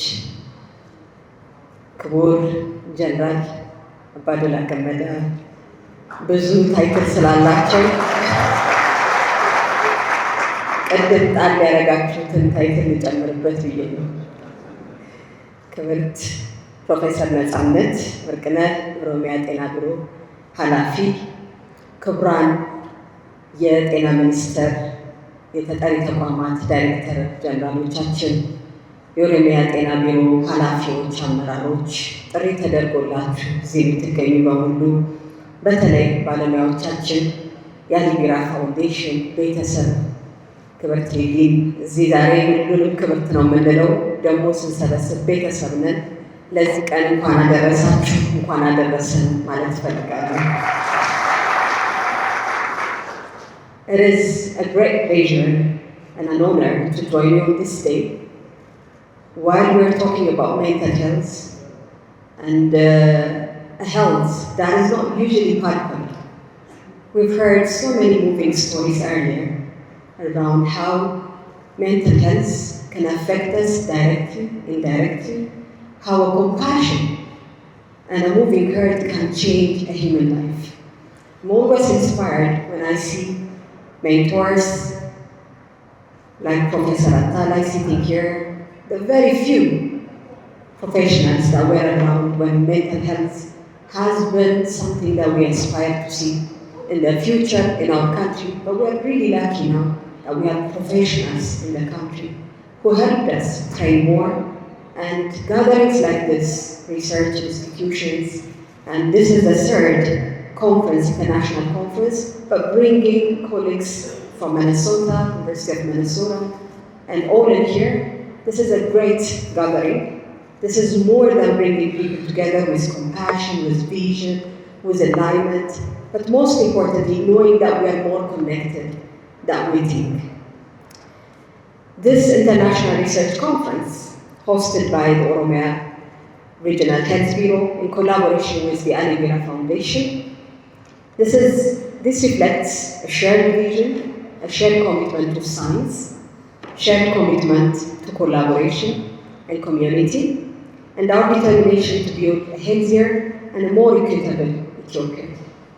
The theme, enhancing mental health care and equity, cannot be more timely, as this is just a day before the International Mental Health Day. You've heard the theme. This is in all seasons. We are talking about, the theme today is about equity and equitable access, but in all seasons, be it in conflict, be it in comforting days, and in days like this, where we've heard from Lily earlier, that when you are even standing on a stage, the mental health content and component is very critical. This could not be more timely, and it reminds us that universal healthcare coverage is not complete unless we safeguard the mind and the mindset. In Ethiopia, we have always believed in the fact that health is more than the absence of illness. It is a harmony of body, mind, and community. We even add our religious and our identity to believe and connect to each other. Guided by the Health Sector Transformation Plan, the government of Ethiopia has placed mental health as the center of our journey towards universal healthcare coverage. Over the past few years, we have taken really bold steps in bringing mental health closer to the people. We have integrated mental health and primary health care. If you look at the scientific committee, what they have done over the days and in this conference, you will see the different subtext that they have put, and the community health approach was also stated in here. You will see over the discussions that you will have over the next days. But primary health care, so that we help avail ourselves and be closer to the community, people who can seek care, but who also could be identified in their home, is a way of our approach. More than 70,000 health extension workers have been trained now to identify mental health related distress and offer counseling, connect people if they are further from a facility. But we're also looking at our primary health care revisioning, ensuring that mental health is more integrated than before. We recently changed our policy after 30 years, and as always, we focus on prevention, but we also have to work on treatment and cure. there is a treatment and there is a cure content to mental health. There is also the prevention aspect from what we feed to our brain and how we want to nurture our mental health. We have integrated mental health not only at the primary level, from general to referral settings, but the number of facilities in our expansion and our number of facilities is still limited. There is a lot that we have to do. Recently, you have seen that the government of Ethiopia has committed to build a rehabilitation center. And another area of mental health that we have to work around is geriatric care. Because there is a lot that we haven't done so far, more strongly around mental health, but also an additional extension in rehabilitation plus geriatric care. We're also piloting a one-stop facility in Oromia. They are doing an amazing job in integrating mental health as a model. And we have done several things around One Health, one-stop center on the other side of the health approach that we do, but the mental health component is being tested now in Oromia, really commendable, where both physical and psychological care in a single visit are being integrated. The approach is recognized and is also recognizing where a mind and a body must be treated together, because people can come to you for several care, but you would probably identify an additional thing that you have to identify. Ethiopia's commitment remains at the heart of our success. There has been a lot of success. We build on our success, but we will also aspire to change a lot. Through several associations we have, our gatherings, the mental health content and our way of healing each other has been there. So that is part of our success. So many countries still lag behind this, but we haven't. We have to nurture it. We have several things even from the Oromia region that people are even coming back to see on how people are connecting. And from the other regions in the country, you'll hear on several community-based approach to coming together, to dine together, to heal ourselves, to forgive each other even, where a part of healing and mental health is integrated.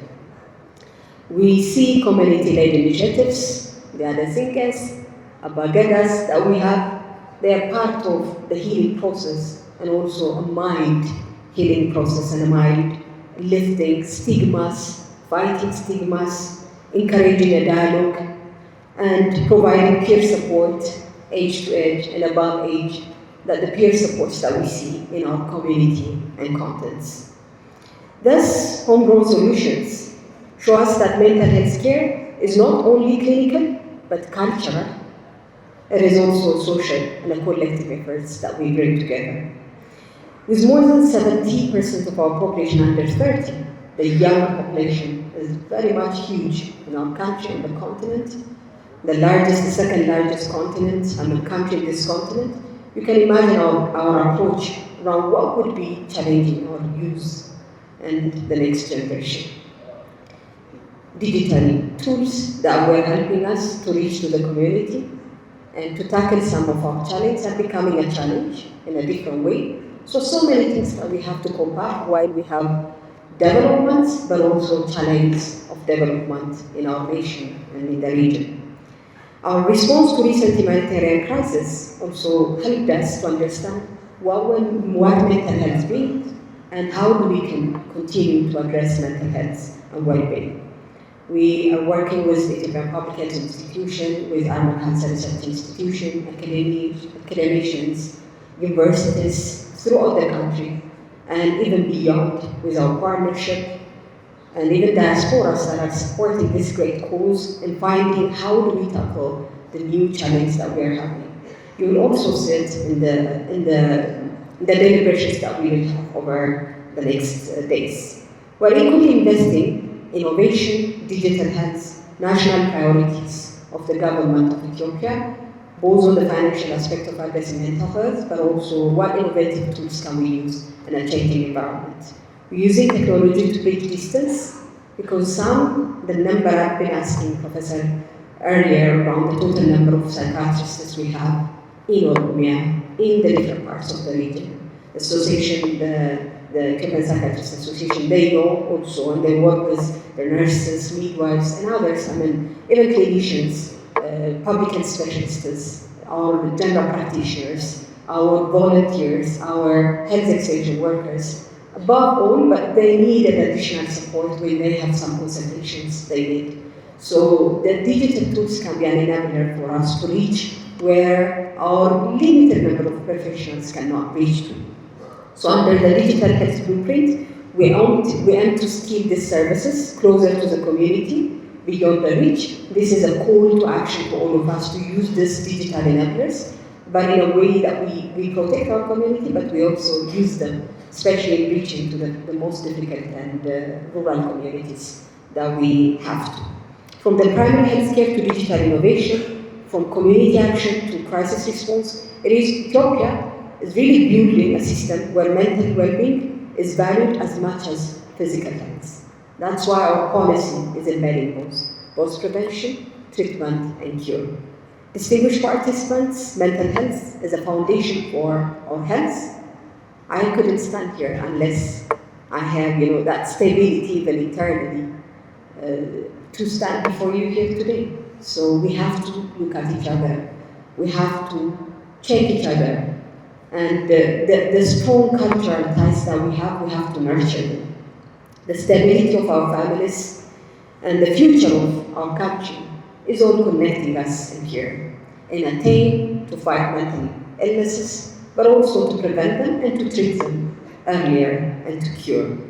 Let us continue to work together, both government, research institutions, academics, scholars, philanthropists who are in this room and beyond, who are following us either online or physically here, partners, communities, ensuring that every person in Ethiopia, not only in Ethiopia, but also through our region, can live not only in good health, but also with a peace of mind and purpose. That purpose has been defined when we come together today, where foundations are working to find purpose and the way that we encourage others to come more closer and bring science to the table, work around it, challenge each other. We have to bring more science and more evidence so that we challenge our policy structure. Thank you. Ulfada, Galatoma, but I'm Mama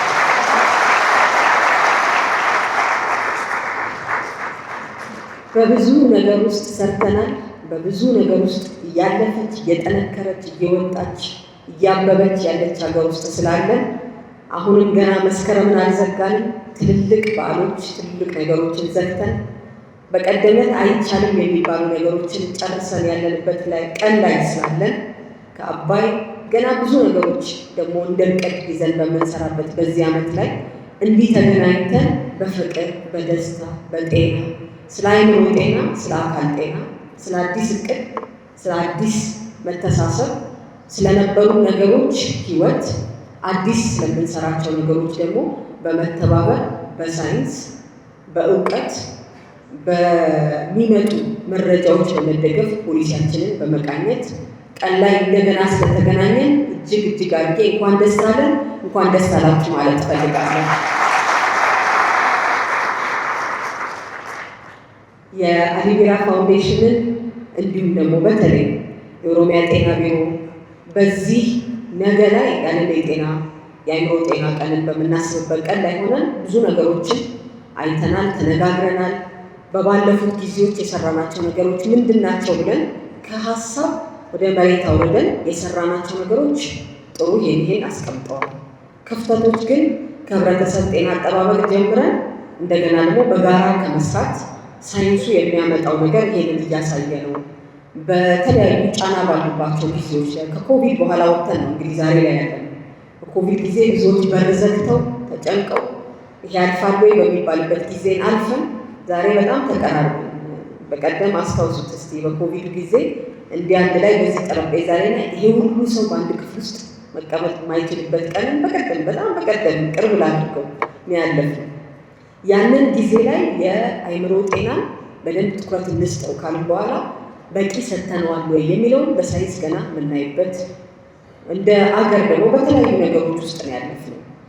በግጭቶች እነዛን በመፍታት ሂደቶች ውስጥ እንደገና ደግሞ እንደ ሀገር ሂል በምናደርግበት በዚህ ሂደት ውስጥ ራሱ እንዴት ነው እየሰራን ያለ ነው? ሳይንሱስ ምን ያሳየናል? የተሻለ አፍጥነን ሙሉ ጤናማነት የሚለውን ነገር ለህብረተሰባችን እንድንሰራ ከፖሊሲ ከመከላከል አክሞ ወደ ማዳን የምንሄድበትን የማጠናከሪያ ስራችንን የምናደርግበት መድረክ ስለሆነ ብዙ አገራዊ ትውፊቶች አሉ፣ ጥሩ ደግሞ እርሾዎች አሉ፣ ከእድር ከእቁብ ቅድም እንዳነሳሁት እነዚህ ሁሉ ተጠቅመን ግን ደግሞ ከአብሮ መመካከር ከመፍታት ለዜጎቻችን አባገዳዎቻችን ሁሉም ከሚሰሩበት በሀገር ደረጃ ደግሞ በሁሉም ክልል የሚገርሙ ባህሎቻችንን እንዴት አድርገን ለአይምሮ ጤና እንጠቀማቸው የሚለውን የምናወጣበት ለዚህ ለሶስተኛው ለሪሰርች ለኢንተርናሽናል ሪሰርች ሜንታል ሄልዝ ላይ ለምንነጋገርበት ኮንፈረንስ እንኳን አደረሳችሁ እንኳን አደረሰን። በጋራ እንሰራለን። ከዚህ የሚወጡትን ነገሮች ለፖሊሲ ግብአት ለመጠቀም የሰራናቸው ነገሮች ላይ አጠንክረን የጎደሉ ነገሮች ላይ አብረን በመሙላት ከሁሉም ባለድርሻ አካላት ጋር አገራችን የሚገባት ማማ ላይ አብረን ለመውጣት ዝግጁ ነን። እንደ ራሴ እንደ ጤና ሚኒስትርም እንደ አገርም ሁላችንም እጅግ አድርጌ ማመስገን ፈልጋለሁ። ይህ ኮንፈረንስ በይፋ ተከፍቷል። ሁላችንም ከዚህ እንድንጠቀም ሀሳቦችን እንድንወስድ በመማር ማስተማር ሂደቱ ላይ ደግሞ የተለያዩ ነገሮችን ማስቀመጥ እንድንችል ሁሉም ባለድርሻ አካላት አሻራችሁን እንድታስቀምጡ አደራ እላለሁ። እንኳን አደረሰን። ገለቱ አመሰግናለሁ።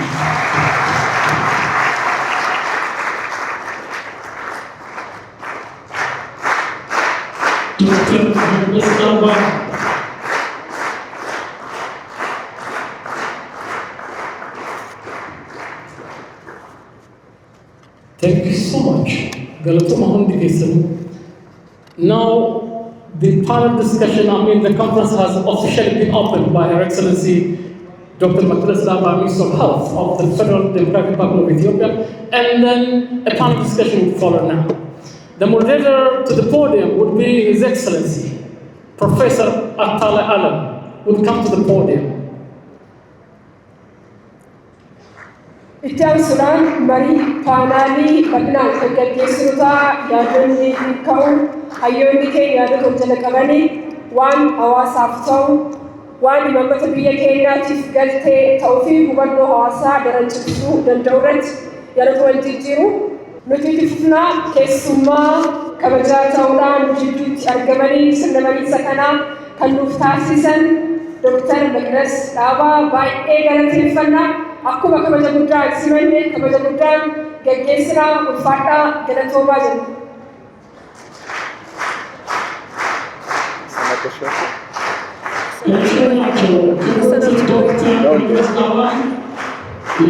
ቢዚ ሼድዩል ላይ ስላሉ ግን ኮንፈረንሱ በይፋ ስለተከፈተ ፓናል ዲስከሽኑ ይቀጥላል። የሚያምኑ አስተኛ ብዙ የምርምር ውጤቶች እዚህ ላይ ቀርባሉ። ብዙ ዶክተሮች እዚህ ላይ ቀርባሉ። መድረኩን ለፕሮፌሰር አታላይ አለም ሰጥተናል። እናመሰግናለን።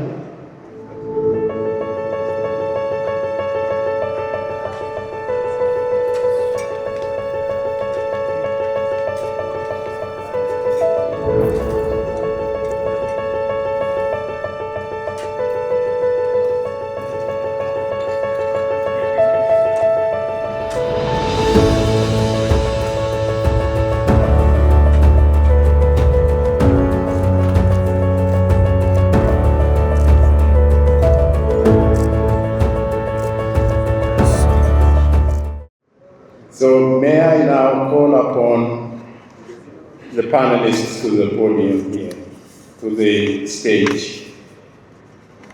Panelists,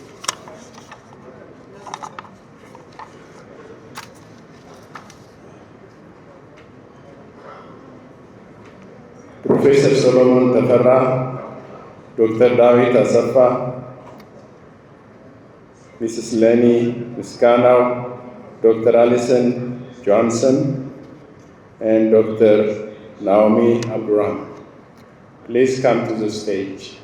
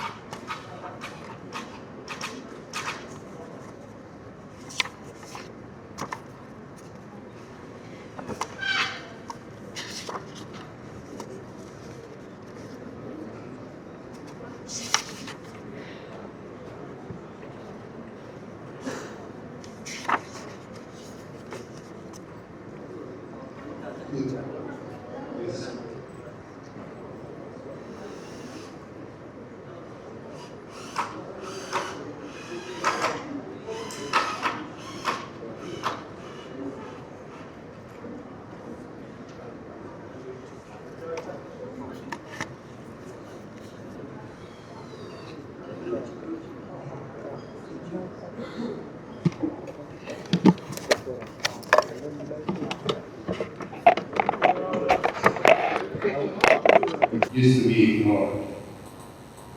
Thanks to our colleagues and collaborators in 2015 who struggled to include mental health in the Sustainable Development Goal, and due to which now we are here gathered to talk about mental health. It's my great pleasure to hear all mental health professionals talking about mental health and showing such great level of commitment on mental health, and we are so grateful to Oromia Health Bureau and ALIBIRA Foundation for bringing this hidden plague, invisible plague, mental health to the surface so that we discuss on such gatherings and bring awareness to our people and enhance the level of commitment of policymakers and also health practitioners in general. So our panel is titled The State of Current Mental Health in Ethiopia, Challenges and Opportunities. What are the current status? What is the current status of mental health in Ethiopia, and what are its challenges? This is a very timely topic, and I will call upon our presenters. Dr. Ohora is not here. Dr. Ohora.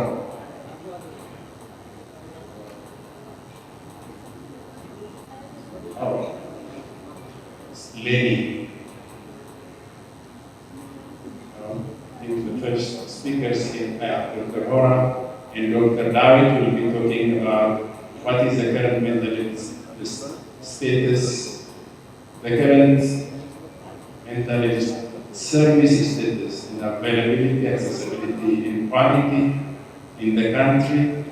Dr. David is a psychiatrist, neuropsychiatrist in Ethiopia, has been leading the institution of mental health, Amare Hospital, for many years. Now he is a practicing psychiatrist at Hotel, and he has also his private practice. He is also an author of a book that relates to mental health. So we'll hear from him. And Dr. Ohora, sorry about this.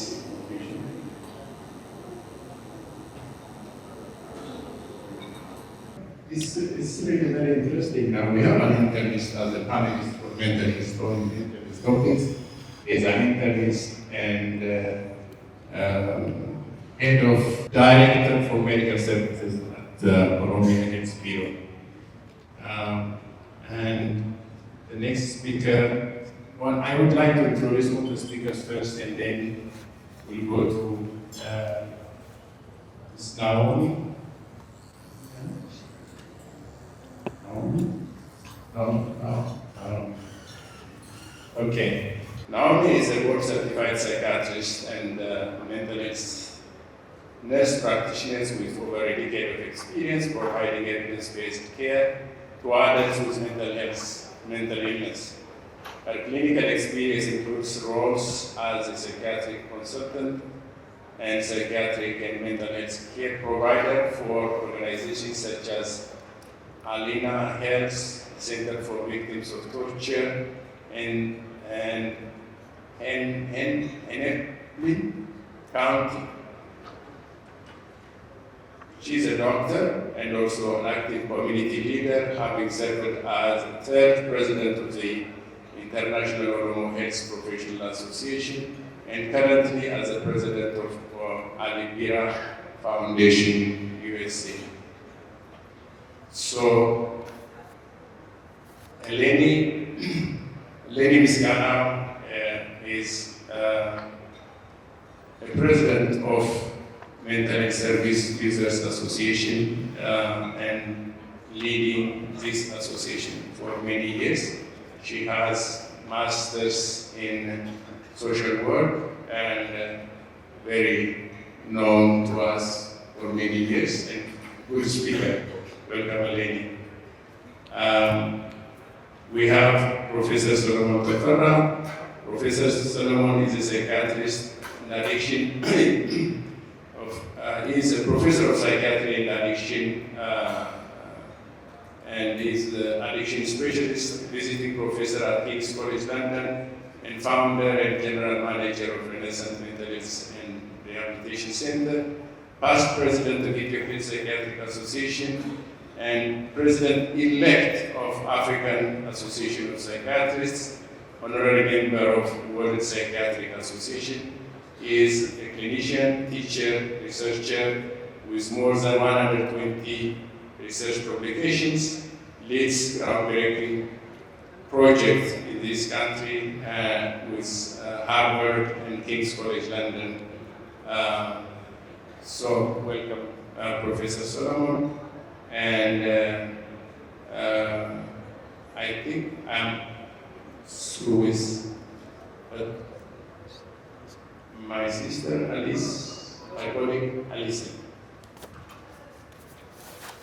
I'm sorry for the confusion. Dr. Alison Johnson has been a nurse for more than 50 years and a psychiatric nurse, practitioner for a dozen of years. She had an early career as a hospital nurse and in administration, and she has been also engaged in administration. She earned a master's degree in business administration and worked as a healthcare consultant to the United States, Europe, and Asia before earning her doctorate in psychiatric nursing. She is a registered poetry therapist and incorporated poetry and cognitive behavioral therapy into her most recent work with homeless people residing in Minnesota. She serves as a surveyor for the National Committee for Quality Assurance, surveying managed behavioral health organizations for compliance with national standards.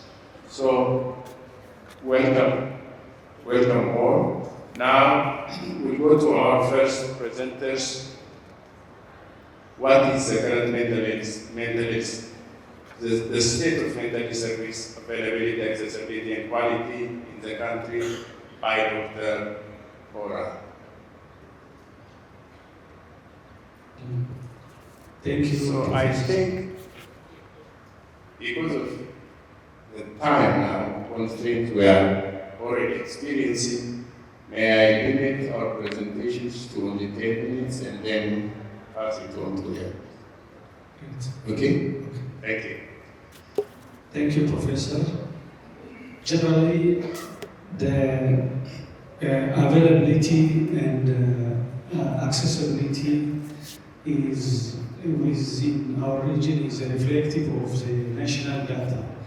Not only national data, it is reflective of low middle income countries, so that we do have generally limited availability and accessibility. But in our primary hospitals, we do have around 73 primary hospitals, which is having outpatient services for primary health, mental health services, while we do have around 6 general hospitals which has ward or IPD services, and we do have inpatient services in all comprehensive hospitals currently, including university hospitals. And human resource-wise, we do have limited human resources, not more than 10 psychiatrists across a region, but we do have around 20 trained mental health, clinical mental health specialists as a masters, and more than 273 PhD nurses in psychiatry which is distributed across all the primary hospitals, general hospitals, and comprehensive hospitals. Coming to the accessibility, it is about equity, so that we do have these professionals densely populated at the centers and at the big hospitals, obviously, and also in Addis, nearby Addis. So quality-wise, unquestionably, it is also limited, but hopefully with the current national strategy that is designed, and we are working in line with Ministry of Health, and our management has also seen the document and launched it for other regions. So we customized the national strategy that is designed for 2020 to 2025. So these all about accessibility and availability will be answered within that frame of the national strategy document, which is customized already. And probably the actions we are planning to take as a region is increasing the mental health services at primary health care services. So we do have primary health care facilities. So we do give trainings for already available health professionals, including health officers, nurses, short training, so that they will have basic knowledge to diagnose, to early detect the psychiatric components or traits before it is too late, so that integrating to primary health care is our plan as a region, and we are working with that. And also we are planning to escalate those who have outpatient departments to have inpatient departments generally, especially at general hospitals. And sooner we are planning to have a budget, strong budget, and monitoring and evaluation to strengthen the already available mental health services, as well as to scale up at a regional level. Thank you. Thank you very much. That was very informative, and I'll also thank you for keeping me back. The next topic, well, on the same topic, I think Dr. David will also give us his presentation on the same topic. Thank you, Dr. David. Thank you, Professor Atalay. I would like to say it's really an honor to be participating in this very colorful and exciting event. Back in the days, it was really a challenge for us every year when we were trying to commemorate mental health days. We didn't get maybe 5% of this number of audience. So we used to celebrate it with just our patients in the hospital and professionals. So it was kind of an echo chamber. Now we have people coming from different areas, which definitely enriches our discussion, and I'm very excited. I would also like to really appreciate the effort being put by the ALIBIRA Foundation. I was honored like 5 years ago to meet the legendary ALIBIRA at Eka Kotabe Hospital. He came there because we were honoring him, and he also shared the stage with us and our patients, and he sang his melodious, beautiful songs, and his dear wife was also with us. So it's a very exciting time. With regard to the current state of affairs as to the mental health services in the country, I will just give an overview because it will be extensive to get into specific details and data regarding the services, but I'll focus on strengths and challenges of the current mental and psychiatric services in the country. The number one strengths that I prioritize as seeming to go in the right direction, the training of mental health professionals in the country, which led to a number of mid-level mental health professionals. So the policy of integration and decentralization of mental health services led to the training of mid-level mental health professionals by the level of masters and degree programs, rather than just focusing on only specialist psychiatrists.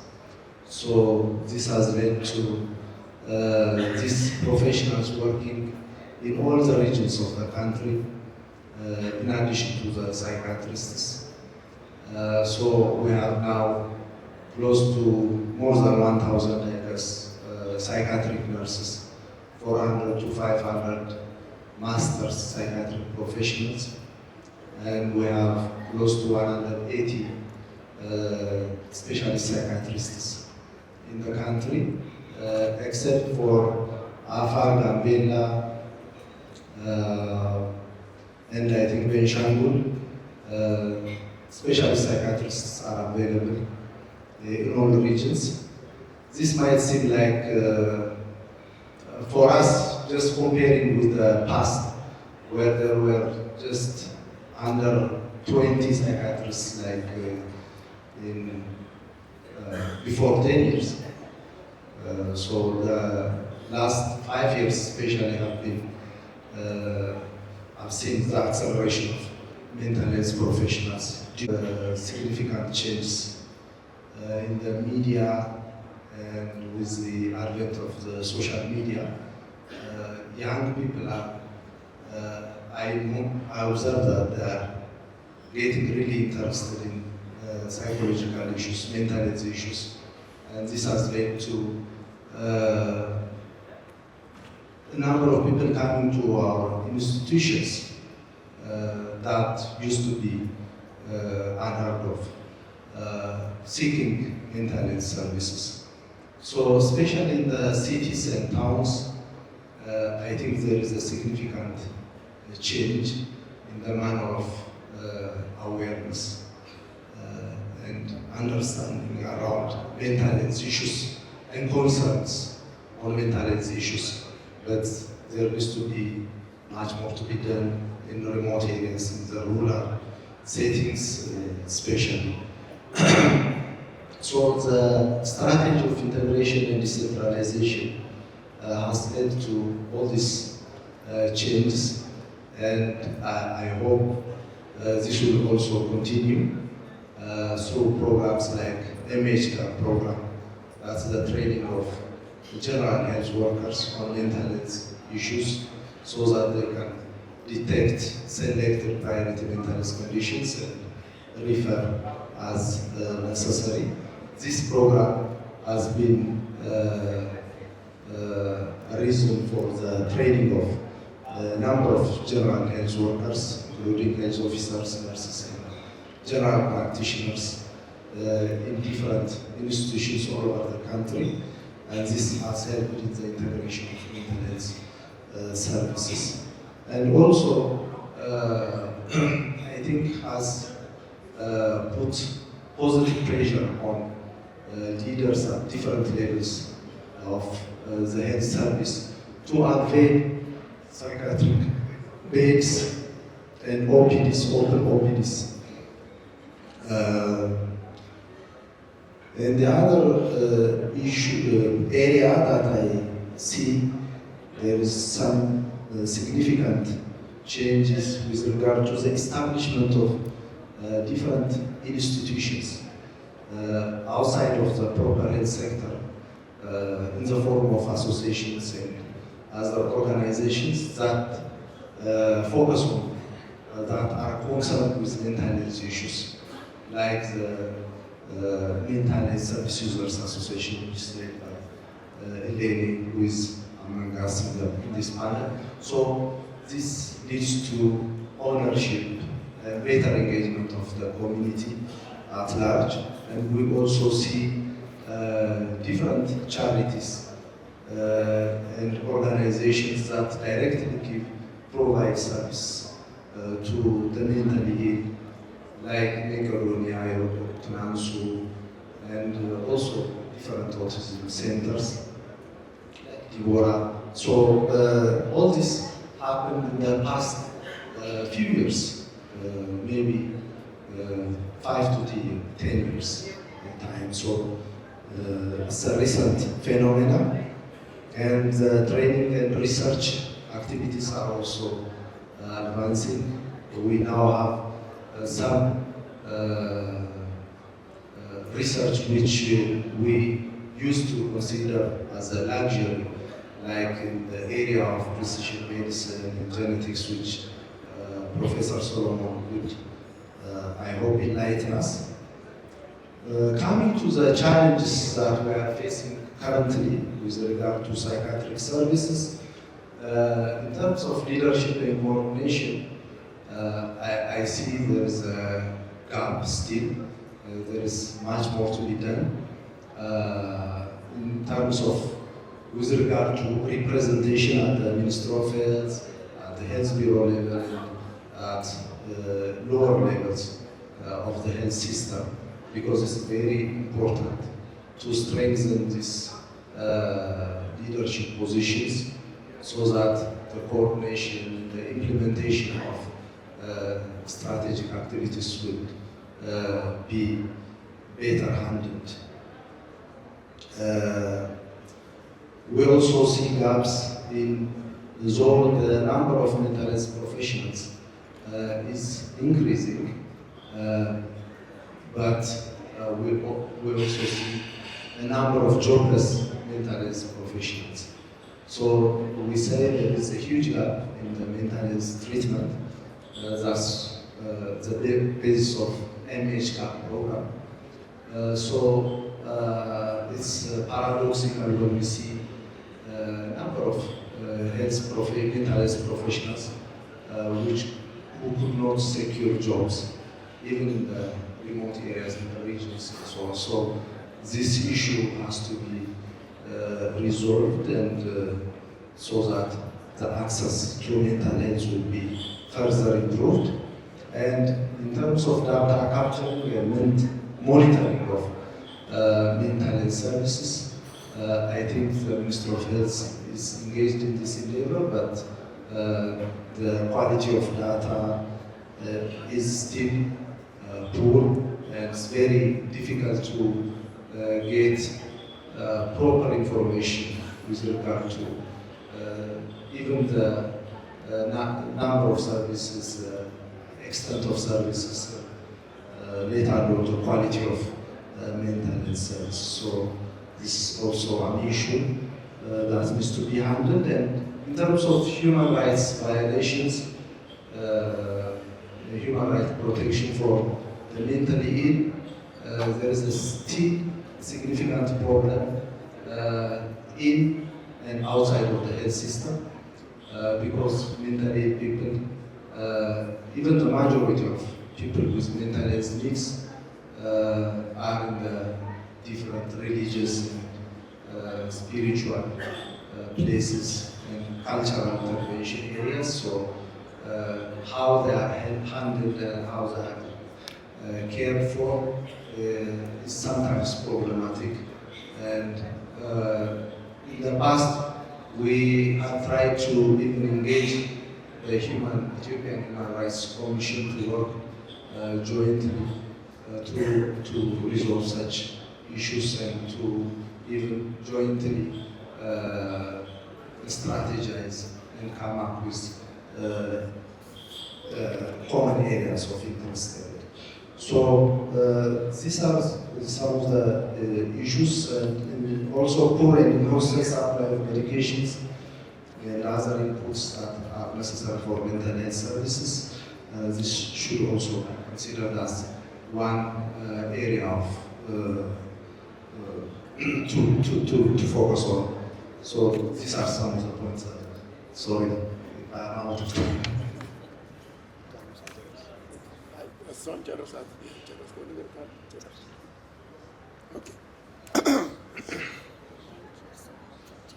Thank you, Dr. Dawit, for showing us the strengths and weaknesses of the existing status of mental service in our country. I think these are very important things for all of us and for organizers of this conference. It helps us for the planning and what we need, what we strengthen, what we need to strengthen, and what we need to correct with our weaknesses. So the next topic is women's mental health challenges and services in Ethiopia and in the global context. I would like now to give the floor to Dr. Naomi and Eleni.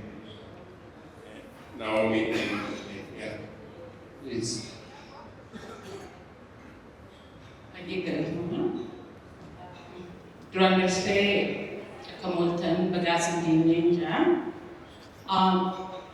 As someone who was born and raised here and provide mental health services in a developed country, my heart and mind is always continue to, every day I compare how mental health services are provided here and the services I provide for my patients in the United States. And today, especially here, I feel very much honored when I hear mental health is now up front. We used to be in the back burner and nobody talks about it. And today we are here, and I feel like this is the beginning. So many things have been done, as all our experts and professionals say. And it is very exciting for me to hear, like our presenters talked about, we must change the narrative of mental health and focus on mothers' mental health, focus on women mental health. Mental health in substance use that's affecting the majority of our youth, our adults, our men and women. Also, intergenerational trauma.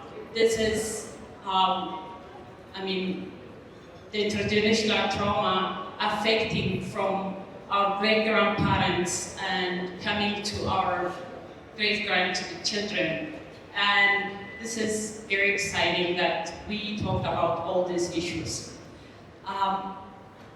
And again, as someone was born here, raised here, live half my life here and living in the US, the women mental health challenge and services in global perspective and in Ethiopian perspective, this is something that I always compare. And women in countries like Ethiopia, the mental health challenges are mostly the bias that we encounter in a daily basis, discrimination, especially when mental health issues come to women, depression and anxiety, postpartum depression, postpartum psychosis, postpartum blues, which is a mild form of depression after women give birth, affects 75% of women, but no one understands and women suffer silently. Also, those 75% of women who encounter postpartum blues face postpartum depression, which is a severe form of depression. and 1 in 1,000 women encounter postpartum psychosis. So this all not discussed in our society, and our women suffer quietly and silently with no support, with no compassion, with no understanding, and with not receiving services.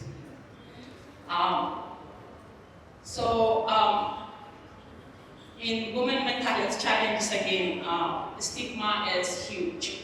The stigma overall about mental health, even in the US, still exists, but we've come really long ways. And here in Ethiopia, stigma on mental health is great, and then when it comes to women, is even worse. So those are the things that we need to be aware, especially those of us who are here today. We need to be advocates of mental health.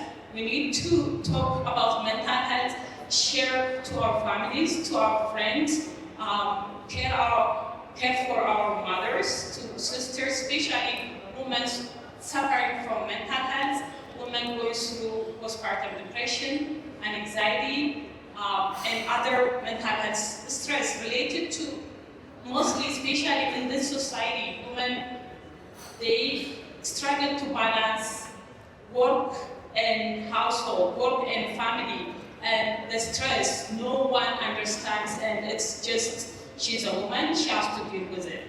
So I'm so excited to sit here and to see all of us here talking about mental health, and especially women mental health. And other challenges are socioeconomic factors, lack of economic empowerment for women, limited access to services, lack of gender-specific services, especially focusing in mental health, and investing in accessible services in mental health for women. One thing we all need to understand, a woman who's not stable, the impact is not only on that woman. The child she's raising, the family she's caring for, the society, and it comes to the country. So when our women thrive, our country thrives, our country grows. So it's a chain, it's linked, and if there is a break, then we all suffer. So the mental health of women is extremely important. Mental health is important overall. When we come to strategies that we need to implement to improve mental health, especially for women, investing in training women, training and even our students, educating students about mental health. Mental health education should start from kindergarten. Mental well-being, understanding mental health. I remember growing up, going to school, and how we treat people with mental health on the street. And today I'm so excited, I'm so happy to hear that we are talking about mental health. So education should continue. And postpartum depression assessment, evaluation, and treatment should be provided, and it should be a standard for labor and delivery for every service that women receive services. There are questionnaires, and those questionnaires need to be provided to every woman to assess and detect early for assessment for baby blues, assessment for postpartum depression, postpartum psychosis. So that way we detect early, we treat our mothers, our women, our sisters, so to thrive as a society, to thrive as a family, to thrive as a country. And other things that we need to focus when it comes to mental health is isolating those who are suffering from depression, who are suffering from anxiety, especially in the community, in workplaces, and other areas.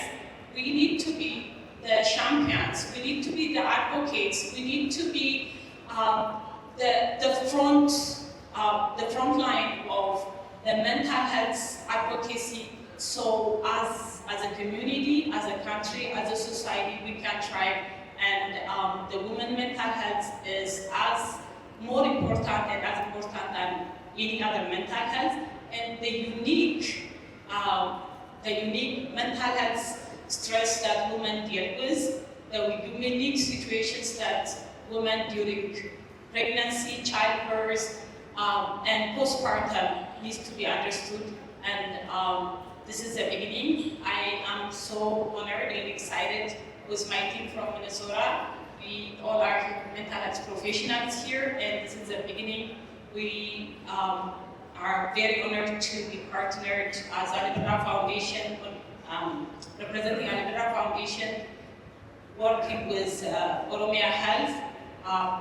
I am very, very hopeful that we will change the face of mental health, and this has been the dream since I left this country, and I'm so excited, and thank you very much. Thank you, Dr. Naomi, for enlightening us with challenges women have as it relates to mental health, especially with the responsibilities of child rearing, home caring, and childbirth-related matters. Now, I will call upon Ms. Lenny to give us a talk. 10 minutes. Thank you, Professor. I won't be that long. Most of the points I have already been raised by Dr. Naomi. So I would like first to acknowledge deeply the Oromia Health Bureau and ALIBIRA Foundation for the honor to invite us in this panel. This is really paradigm shifting because most service users or people with lived experience of mental health conditions are not usually included in the decision-making panels, in the decision-making, in policy dialogues. But today, I represent not only my voice, but the voice of service users in the country. I am a person with lived experience of a mental health condition. I live with bipolar disorder since the age of 14, almost 30 years. I live with the condition, and we are so many in the Mental Health Service Users Association. There are professionals living with mental health condition, living a productive life with mental health condition, and there are many advocates who champion the cause of mental health conditions in their employment places, in the workplaces, and within the association. And it is really heartwarming for me to be included in such a renowned panel discussion. I hope you see the importance of including the voice of service users into our conversation. So I would like to really to commend the Oromia Health Bureau and the ALIBIRA Foundation for this milestone to include us in the discussion, because as the disability advocates say, nothing about us without us. Nothing about us without us. So this is really happening in Ethiopia, and I'm really glad to be a witness to such a paradigm shifting. I would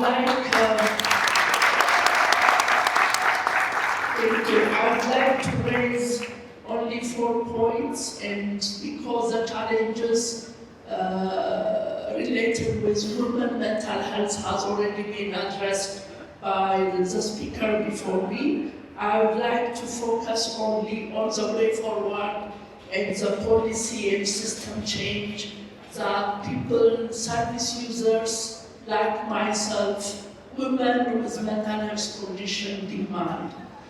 If we truly want to improve women's mental health, we need systemic change. not just more clinics, but more compassion and inclusion. We have to recognize and fund peer support. The Oromia Health Bureau and the government of Ethiopia should formally recognize and fund peer support specialists, especially women with lived experience, within primary health care and community programs. Peer support is low cost, but it's transformative.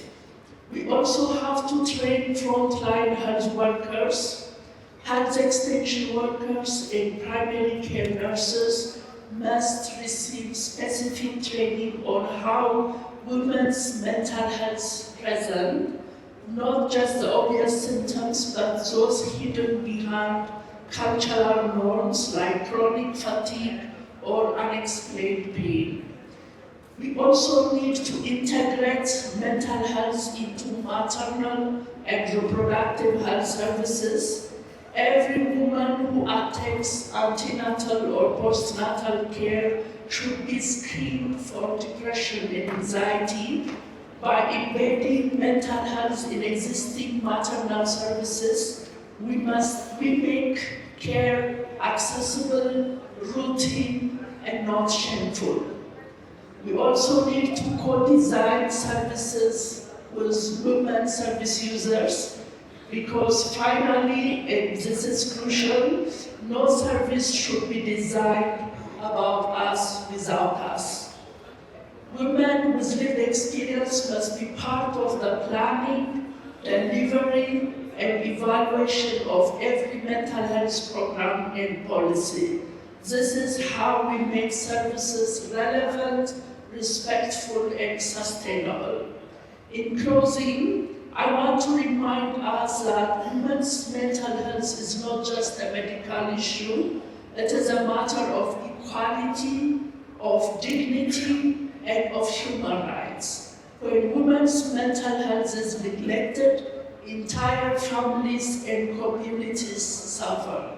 But when women are supported, when we are listened to, believed, and included, recovery becomes possible and our communities become stronger. Thank you very much.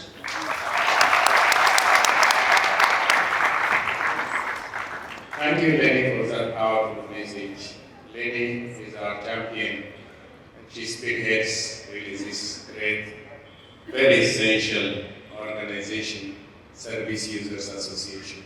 And she is not only limited to our country, she is also an officer for Africa. She used to be one of the global champions in Service Users Association. So, Lenny, thank you very much, and we look forward to seeing you progressing more and more and empowering service users in the future. Now, we go to another topic, which is the state of substance use in our country, the availability of rehabilitation services in this country, what does it look like?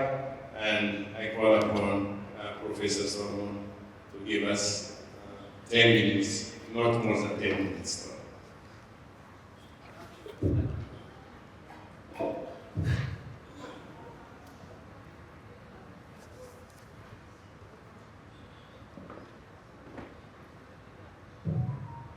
Good morning, everyone. I would like to thank the Oromia Regional Health Bureau and the ALIBIRA Foundation for organizing this important conference. And I pay my due respect to our Bagadas. I have a few slides to show, so just to stimulate the brain, because as you know, it's very difficult to discuss substance use disorders without having some pictorial representation of what they are. And good to see you, Professor Alapsi. I have known him for many years. We're talking about Chad for many years, and we'll continue that conversation.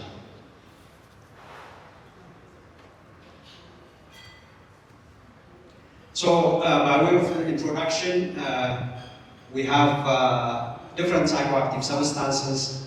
Some of them are naturally occurring, like coffee, cannabis, or Chad. while others are manufactured, like amphetamines. We also classify psychoactive substances into different categories.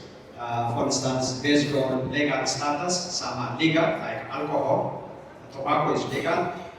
Some are controlled, like prescription psychoactive medications, while others are strictly legal and punishable, like cocaine. But regulation is a very complex concept. As you know, different factors determine how regulation is made. For instance, cultural or social acceptance is one, economic benefit is another, medicinal use is also another factor, and harm is also another factor. But generally, regulation is a very complex process. And every country grapples with which substance to regulate and how to regulate, so that's a big challenge. If you look at the different psychoactive substances, some of them are widely available in Ethiopia. Alcohol, chat, tobacco, cannabis, glue. We see many young people on the street sniffing glue. We have cocaine, crack cocaine, methamphetamine, prescription medications, ecstasy, heroin, and then hallucinogens. So we have many psychoactive substances, and many of them are available in Ethiopia. If you look at the share of psychoactive substance use, related disorders globally, Ethiopia falls in the range of 3%. So 3 people out of 100 are affected by substance use disorder. That's the data from global burden of diseases. This includes alcohol and other psychoactive drugs.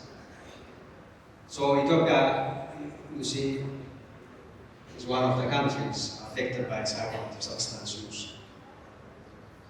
When you look at the age of people who use psychoactive substance, or people who are affected by substance use disorders, it's usually the productive age groups between 15 and 49. That is the productive members of our society. So it's really a very important problem. We have different consequences from substance use.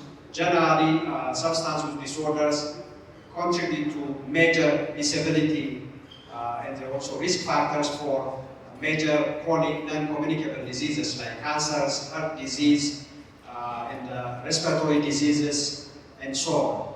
And they also contribute to loss of life. The life expectancy of people who have addictions is shorter by 10 to 20 years. So it's a life-shortening condition. And the UN Sustainable Development Goals, as you know, constitutes a number of goals. Specifically, goal number 3 is affected by substance use disorders because it promotes health and well-being among citizens of countries. But a major impediment to attainment of optimum health and well-being is the use of psychoactive substances. For instance, unhealthy use of alcohol, tobacco, and many other psychoactive substances. When we look at the situation of substance use in Ethiopia with some data, generally we have no nationally representative research, especially on illicit psychoactive substances. We have the STEP survey, which was conducted in 2015, which I was part of. It included close to 10,000 adults representing the whole country, and we discovered that 20% of males engage in heavy episodic drinking. That's hazardous to their health. So 1 in 5 males consume alcohol excessively in a way that results in adverse health consequences. Child chewing is also very common. 21.5%, 21% males chewing child, and 9.4% of females chewing child. On average, 15.8% of people aged 15 to 69 chew child regularly. So child is also another issue in our country. Tobacco is also Another issue with 6.2% of males smoking cigarettes regularly. Of course, this is much lower than the data for developed countries, but given the population we have, we estimate close to 3 million people smoking cigarettes. And the estimates are 17,000 people die every year related to tobacco. So that's more than car accident related mortality. I have done some reviews of substance use among undergraduate students in 16 higher learning institutions. Undergraduate students aged, as you know, below 21. Alcohol consumption was close to 27%. Current alcohol consumption. Chat chewing was 13%. And tobacco smoking was about 7%. This is among undergraduate students in 16 higher learning institutions. We have done a few studies on cannabis use. Prevalence was about 5% of university students smoke cannabis. So that's a major contributor to mental health problems. Recent trends, a big concern in our country is substance use is on the rise. Our intervention is very limited and it's very scattered. So we have no dedicated institution looking at the issue of substance use, which is a major problem in our country now. If you look at some issues, for instance, there is a rise in prescription medication misuse among young people, students.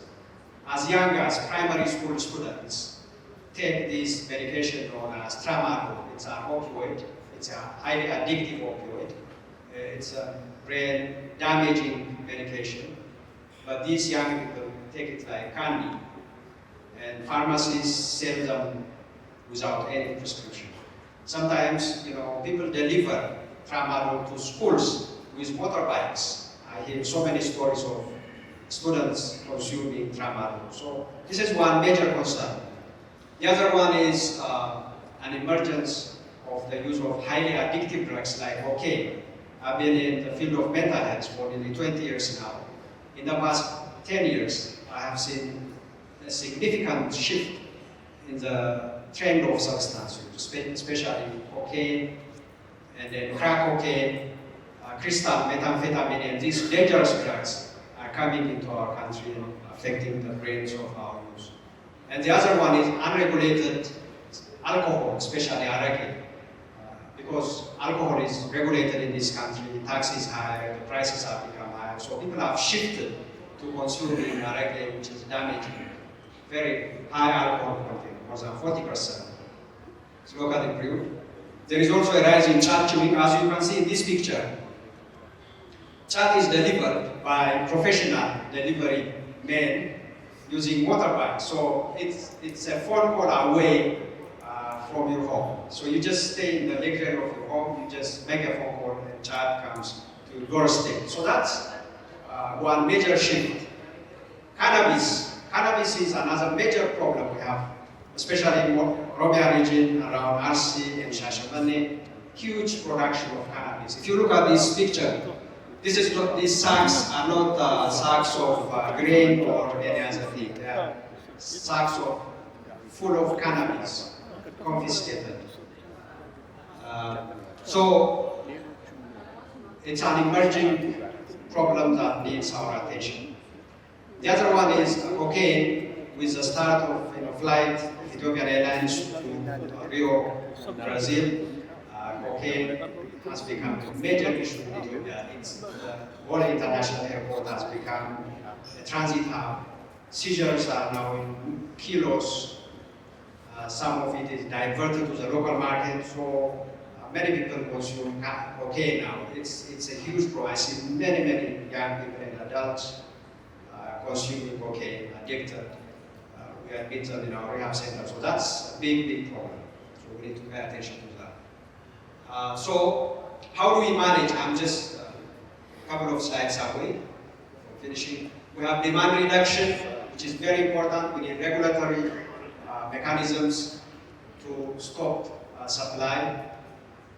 On demand reduction, of course, we need treatment and rehabilitation. But addiction-related disorders are preventable disorders. So we can work on prevention, especially focusing on young people. We can prevent substantial morbidity and mortality. But the supply reduction part has been really neglected because production of child, for instance, has nearly quadrupled in the past decade. Production of alcohol has become outrageous, and despite some taxation, it could not limit consumption. So nearly 50% of adults in this country consume alcohol. As I said earlier, 20% in hazardous waste. So that's a major national issue that needs attention. Service availability, we have very limited services dedicated to substance use disorders, but some of the issues are addressed in health sector transformation plan and national mental strategy, and I was involved when these documents were designed. We're very excited, but implementation has been very minimal. Integration of services into the general health care has been, there has been an effort, but it wasn't really, satisfying as far as access is concerned. We have one major rehabilitation center in Ethiopia, the ALIBIRA Rehabilitation Center, which has been there for many years. Now they are focusing on addiction rehabilitation. And there are a few private rehabilitation centers in Addis and then in some big towns. We have a long way to go in addressing the problem of substance use disorders. We need, I have been advocating for the establishment of a dedicated institution that is responsible for prevention, treatment, rehabilitation, and then policy and regulation of substance-related disorders. We need that. In Kenya, they have an institution known as NACADA, National Authority on Campaign Against Alcohol and Drugs. So NACADA is a dedicated, it was established by the National Parliament in 2001. Very powerful institution that regulates and that facilitates treatment. So we really need this kind of institution in Ethiopia. This is very heartwarming news to me when I saw this a few days ago. In Gafarsa, we are having a new state-of-the-art rehabilitation center, and Her Excellency Minister Dr. Magdas has laid the foundation for the construction of a state-of-the-art, the largest rehabilitation center in East Africa, and it's probably one of the largest in Africa, so I'm really excited to see. It's a big step forward, but we need smaller, decentralized centers throughout the country. Having one 1,000-bed national facility is not the right approach as far as I'm concerned. We need smaller in different towns and regional cities.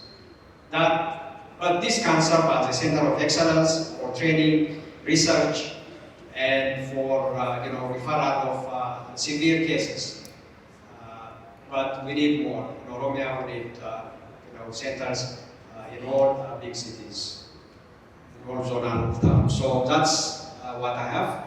One slide which I was asked for the other panel is on emergencies. So I will say a couple of minutes on humanitarian emergencies, because that's another panel topic. Just to finish in one. So this is the theme of tomorrow's World Mental Health Day. Mental health in humanitarian emergencies. As you know, our country has been grappling with a number of humanitarian issues, both man-made and natural, like landslides and the conflict we have in different parts of the country contributes to stressing different mental health issues. So in these settings, alcohol and drug use, as well as different mental health disorders are common. So we need intervention. Of course, the first intervention in humanitarian settings is survival, safety, and shelter, and provision of basic needs. I think that's the best mental health intervention in humanitarian settings is provision of basic services, safety, and security. That's the starting point. You cannot talk about mental health when they live in insecure environments. So their security has to be ensured. And when they have no food to eat, when they have no shelter on their head. So they need shelter, food, and security. Following that, we need some mental health services for them. And if you have any questions, I will come to that with the discussion. Thank you very much for your attention. Thank you, Professor Solomon, for enlightening us on the situation, the state of mental health substance problem in this country, and available services, and it is a growing problem in our country now. But I don't think we are giving it due attention, but it's time. And thank you, Oromia Health Bureau, for raising this very important topic for discussion today. Now, we'll proceed to the next topic, and I have made an executive decision that it's only Dr. Allison will be talking on this issue. I'm skipping down it. You'll forgive me for the sake of time. So, she will be telling us how to explain really mental health stigma being a bottleneck in dealing with mental health services globally. It's not peculiar to Ethiopia, it is a global problem. The stigma attached to mental health is not only our problem, it's a global problem. So the floor is yours. Thank you. I'm acutely aware that I'm standing between all of you and lunch, so I will keep my remarks brief. I am speaking more on stigma tomorrow if there's interest. So I have a quote for you, and this comes from a study done last year in Ethiopia. No nation or culture places the same value on people with mental health conditions as those without. Let me say that again. No nation or culture places the same value on people with mental health conditions as those without. And I think we all know that this is true. The stigma attached to mental health is considerable. Around the world, there are 3 basic common beliefs about people suffering from mental illness. And the first is that people with a mental illness are dangerous and are to be feared. The second is that people with mental health conditions are helpless and cannot care for themselves. And the third is that people with mental health conditions are unpredictable and not to be trusted. So while those are the 3 most common kinds of stigma against people with mental health, there are a variety of others. Beliefs that people with mental illness are cursed or are not religious enough or are possessed by demons or simply aren't trying enough. The stigma around mental health extends beyond people that suffer with a mental health condition, and it includes their friends and their families, as there's a common belief that mental health conditions are contagious, that you can catch it from your family members, and that stigma goes even further to affect people providing mental health care. So perhaps people may believe that you could catch a mental illness from the patients that you're seeing as well. The other stigma that affects healthcare workers is that why in the world would anyone want to work in mental health? Why would anyone want to work with those people? So the stigma affects all of us. We know that around the world, about 15% of people suffer with a mental illness. So look around this room, we have hundreds of people here. About 15% suffer with a mental illness right now. About 15%. Being highly educated, attending a conference does not protect us. We also know that about 40% of people at some point in their life will suffer with a mental health condition. So again, look around the hundreds of people here. 40% at some point in their life will suffer with this, and yet we stigmatize mental health conditions. The result of this is that people with a mental health condition feel shameful about their condition, they're embarrassed, and they tend to isolate themselves so that they don't get the help that they would like. Many people believe that they have never seen a... Hello? apparently we don't want to talk. So we don't want to talk about stigma. So let me find where I was. So people with a mental illness oftentimes then self-stigmatize themselves. They're ashamed, they isolate themselves, and then people may believe that they have never seen a stable person with mental illness, that they've never seen one because people don't talk about their mental illness. This results, of course, in discrimination against people with mental illness, in a lack of services for them, in a reluctance to be a mental health provider, and burnout and exhaustion among mental health providers. Well, I hate to leave you with all of that bad news. I do want to tell you there's 5 things I'd like to touch on very briefly that can be done to break through the problem of stigma. And the first one, and the most important one, is treatment for people with mental health conditions. That way people can see, that people can stabilize that mental health conditions do not mean that you are dangerous, that you are unable to care for yourself, or that you are consistently unpredictable. So that's number 1. The second one is social contract. Elaine, you talked eloquently about peer groups and peer support. We need to socialize more. People tend to isolate when they're suffering with a mental health condition. And the idea of social assistance for those people is vital. The third thing is to integrate with primary care. And several other people have talked about this, but the early recognition and the early assistance for people with mental illness typically comes from primary care. Number 4 is education for the public. So campaigns that let people know about the prevalence and about the fact that people with mental illness are not dangerous or unable to care for themselves or unpredictable. So public education. And the last one for all of us is protest. So when you hear people talking about the stigma of mental illness or being talking about people with mental illness in a disparaging way, it's our responsibility to both speak up and to lead by example to reduce the stigma around mental illness. Thank you for your attention. Thank you very much for listening. Now, we're going to skip the next topic but go to the final one. I would like to call upon Dr.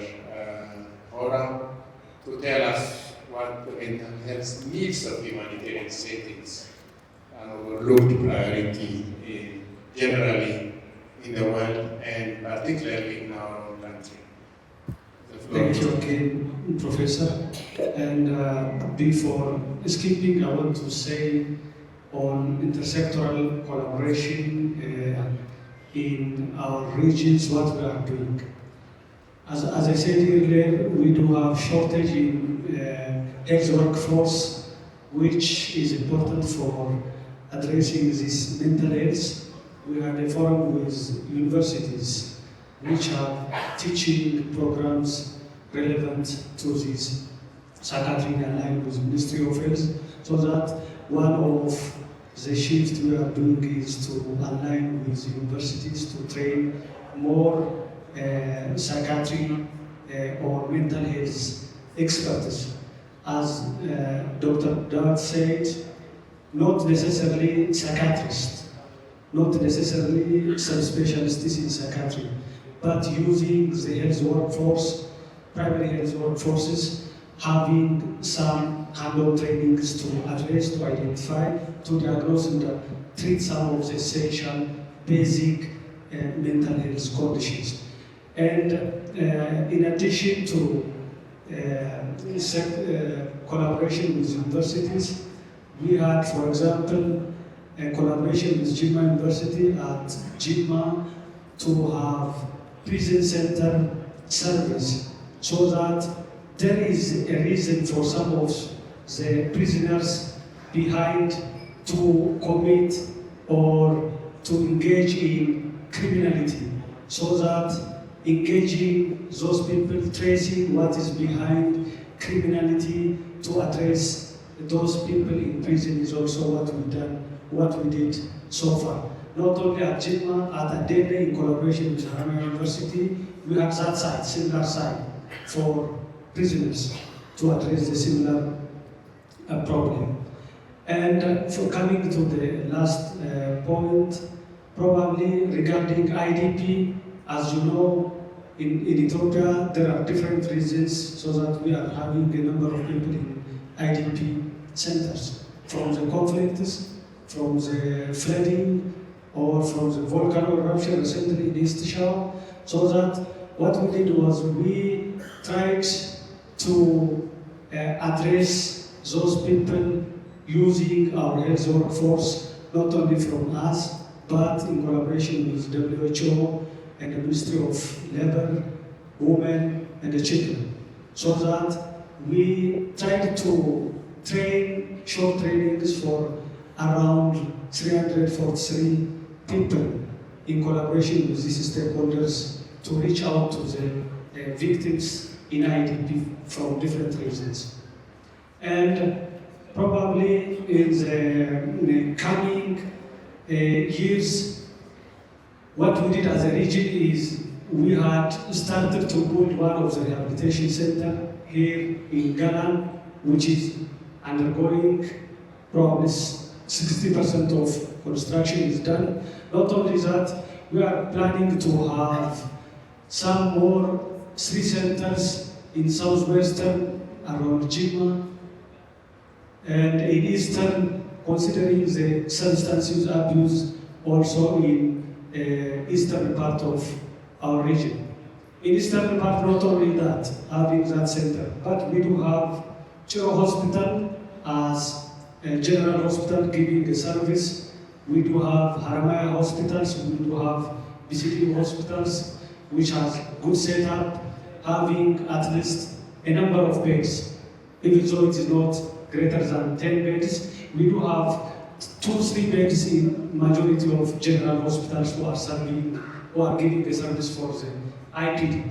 But in BCDMO, we do have around 10 beds which is actively serving, and of course, because we do have also patients which are liable to develop mental health at rehabilitation center in eastern part of the country. So having the roadmap implemented or finishing the how part of the roadmap, probably we do have one, the regulatory aspects which can engage the private institutions. For example, by now we don't have regulatory aspects. Who is going to open the private centers? What type of facilities we need, both physically and also in arrangement, in setup, so that we don't have this regulatory aspect.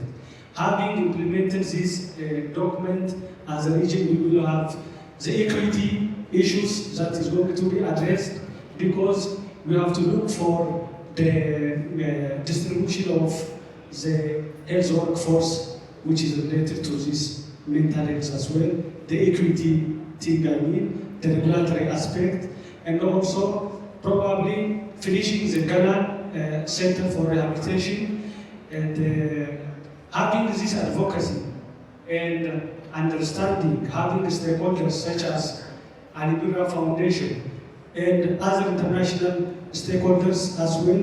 We do have commitment, we do have understanding. Already the region has had good understanding of the burden of the disease. In the meantime, we integrate the mental health service to our all primary health care, including the health centers, so that let us speak early before it is too late. Those people who have a trait of psychiatry. What is important, we do have at hand. For example, we do have early childhood development initiative as a region, so that we said the adolescents are at risk, or more than 50% of the adolescents have neurological development problems, along with other psychiatric components. So that having that ECD initiative at all our facilities, we can at least integrate in the peak in those children who came for the ECD initiative. The second, we do have maternal services or MCS services across all the entire level of healthcare system, at health center, at primary, general, and comprehensive health centers. So that, as we said, Dr. Naomi touched that very well. Because our mothers or the females' burden of mental health is so high, but what we can do is we can screen these mothers the time they came for follow-up or postpartum at the delivery. So that this needs not much training, probably training our midwives. We can detect the segments of mental health disorder while the patients come for other services, as we do have those services. Thank you very much. Thank you, Dr. Hora. That was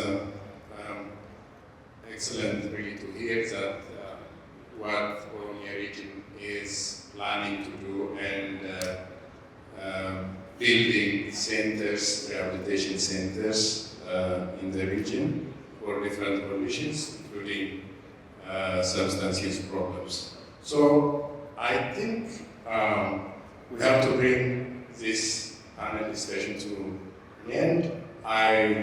Because of the constraint of time, I'm not going to give any opportunity for the audience to ask for discussion.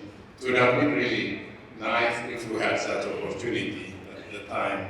But since we don't have time, we're not going to that. So it's very exciting for us to hear from our presenters that in Oromia region, in 73 primary hospitals, almost outpatient services are being planned or practiced in those hospitals. 6 general hospitals where there are inpatient and outpatient services are provided.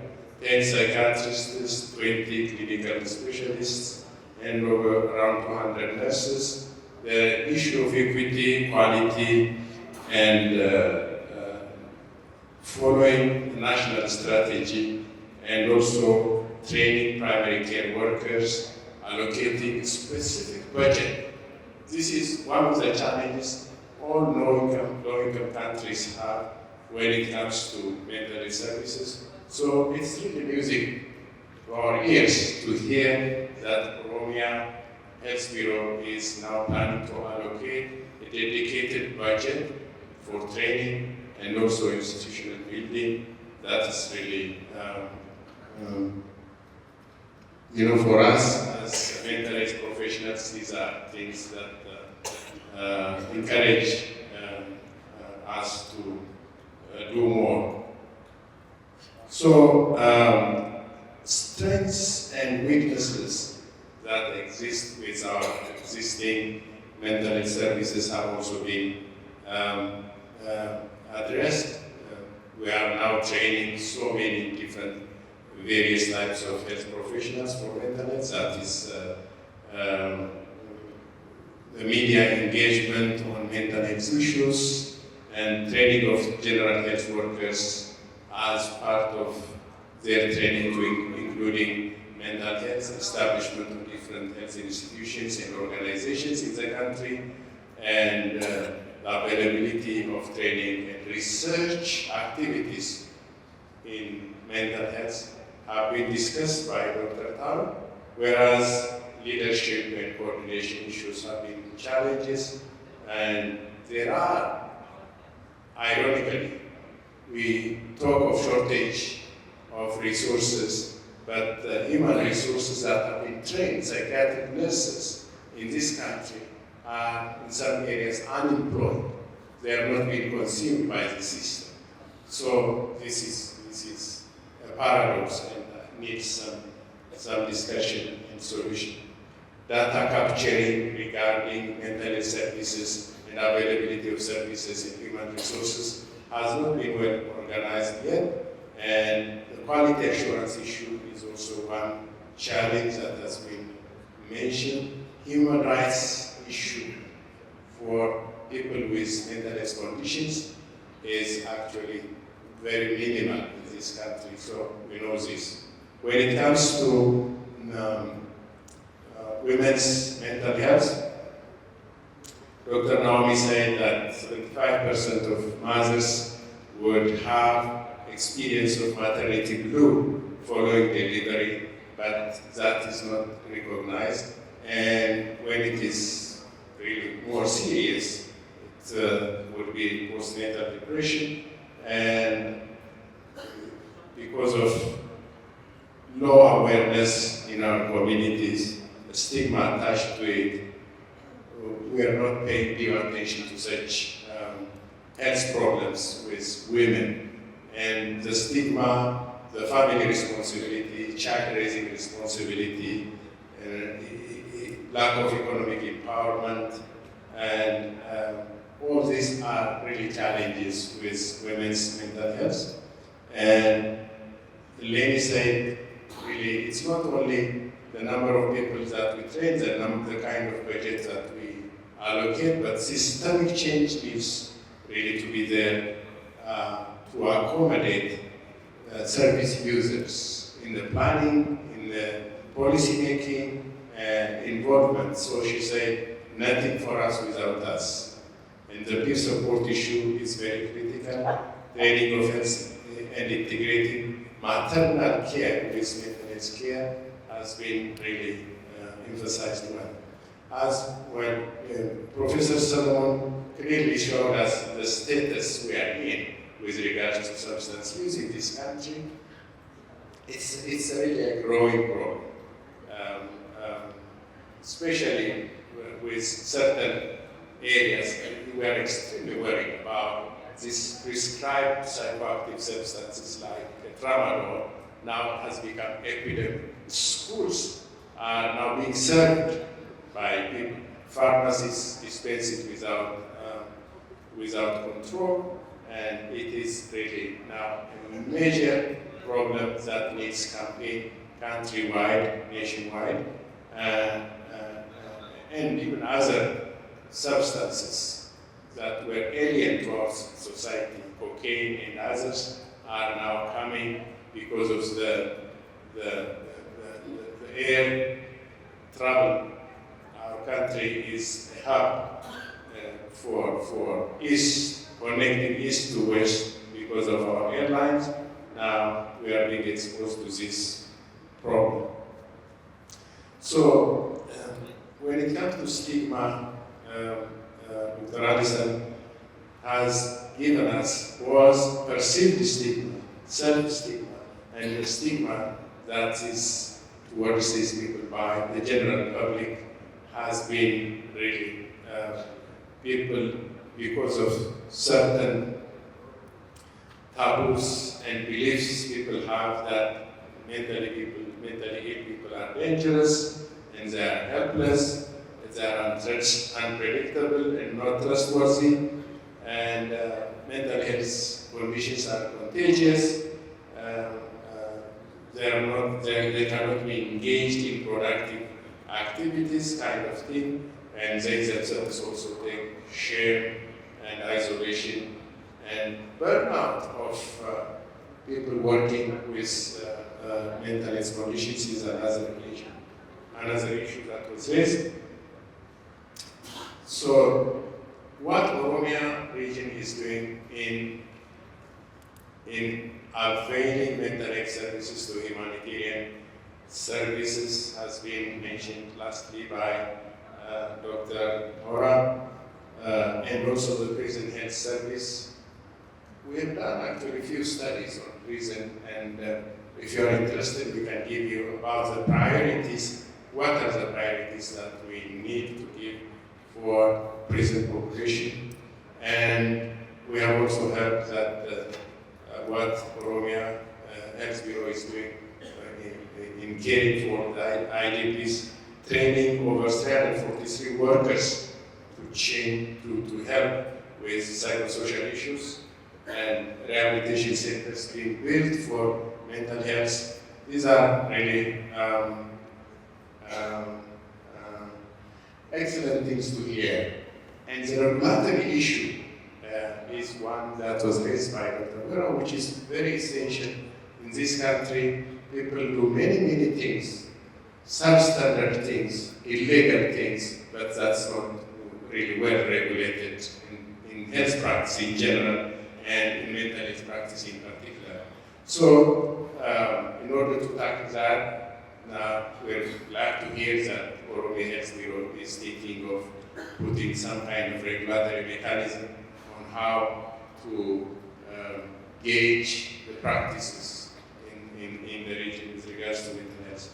So with that summary, now I would like to extend my appreciation to all the panelists and also to the Oromia Health Bureau.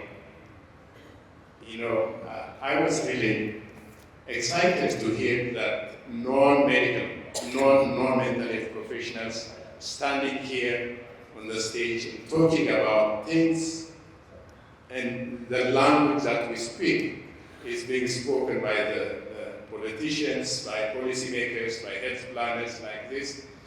40 years ago,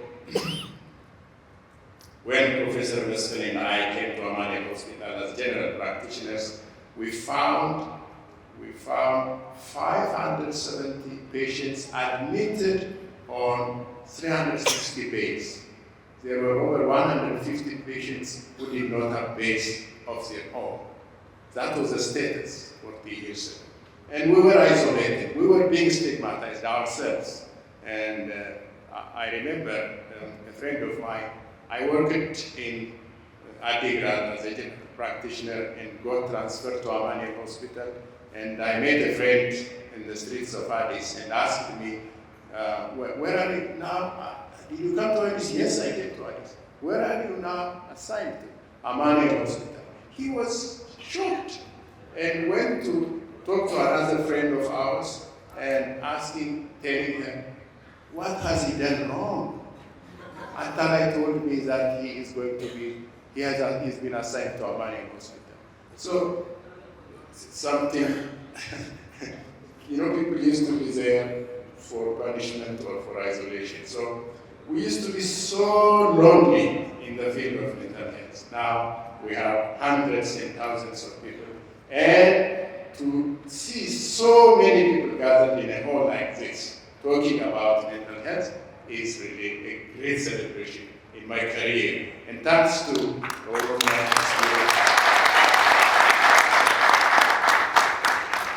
I would like to extend my appreciation also to ALIBIRA Foundation for supporting this cause. By the way, Greda University, I belong to the board of Greda University, is developing a curriculum to start ALIBIRA Music Institute at Greda University, and I hope you will extend your support to that institute. So the curriculum is developed, and it is and we are reviewing the curriculum. When it is finalized, we are going to come to you to support ALIBIRA's cause. And so, with that note, I would like to appreciate your patience and also everyone that participated in this panel. And I would like to ask the audience to give one round of applause for our panelists. And thank you.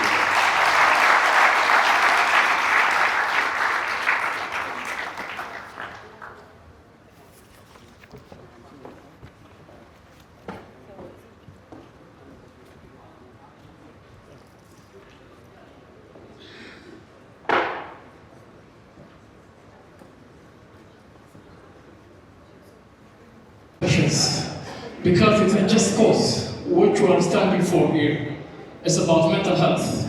No economy, no social bond, no health, no ministry, no agriculture, no economics, no geography, no history, if there is no mental health. That's why we're for, guys. So it's a concern of all sectors, not only the health sector. or health professionals. It is the issue of every one of us. Thank you so much for your here. This one. Dhimma fayyaati, fayyaa keessaa immoo dhimma fayyaa sammuu waan ta'eef obsa keessaniif yeroo keessaniif isin galateeffanna. Sagantaan kun akkanatti akka milkaa'ee warra gama OBN nu dhufaa jiraniif akkasumas immoo sagantaa kana irratti hirmaachaa jirtaniif darbuu akka danda'uuf qaamolee tumsan danuutu jiru. Isaan immoo galatoomaa jiru. We thank our sponsors who supported us to bring you this wonderful program, this wonderful event, this wonderful third annual International Health Research Conference. Bright and Trading, Galanda Biomedical Solutions and Mindori PLC, Ethiopia Airlines, Harama University, Dreddawa University, Ramis Bank, Oromia Bank, University of Minnesota. Qaamolee yaa'ii milkaa'inaan akka gaggeeffamuuf tumsanii al tokko bara isaaniitu nuuf galateeffadha. አሁን ለምሳ እንወጣለን። 8 እኩል ላይ እንገናኛለን። በሶስት ክፍል እንከፋፈልና ደግሞ እንወያያለን ማለት ነው። 3 ሲንዲኬት አለ እዚሁ አዳራሽ ውስጥ በ3 ተከፍለው ነው የምናየው። ስለዚህ ስማችሁን እዚህ ላይ ዲስፕሌይ ካደረጉልን እሰየው፣ ካልሆነም ስለሚለጠፍ 3 ቦታ ተከፋፍለን እንወያያለን። There will be 3 syndicates here after the lunch. We'll be back here after 14:30 GMT. Have a good lunch. Thank you. Yeroo laqanaa gaarii isiniif haa ta'u, sana booddee immoo kutaa 3 ta'uudhaan marii kan itti fufutaa laqana gaarii isiniif haa ta'u. Fayyata.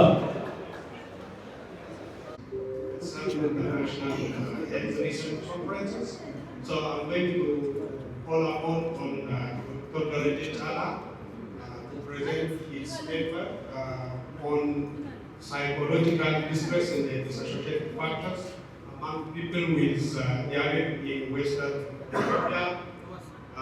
Until he prepared himself, I'm going to present his biography. Dr.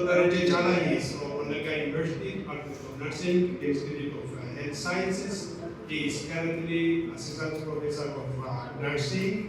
By training in the profession, he is PhD holder in nursing from Hong Kong Polytechnic University and MS in adult health nursing from Addis Ababa University, PhD nursing from Harama University.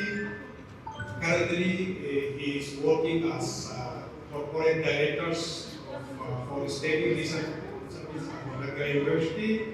And he is supervising huge number of masters in the PhD students. He is a member of Ethiopian Nursing Association. He also published many papers, around 25 papers on very reputable journals, and he also awarded 2 research grants from Onega University. So I can call Dr. Rajel to come to the stage. I don't know where you are going to be to present your researches on the giving. Thank you.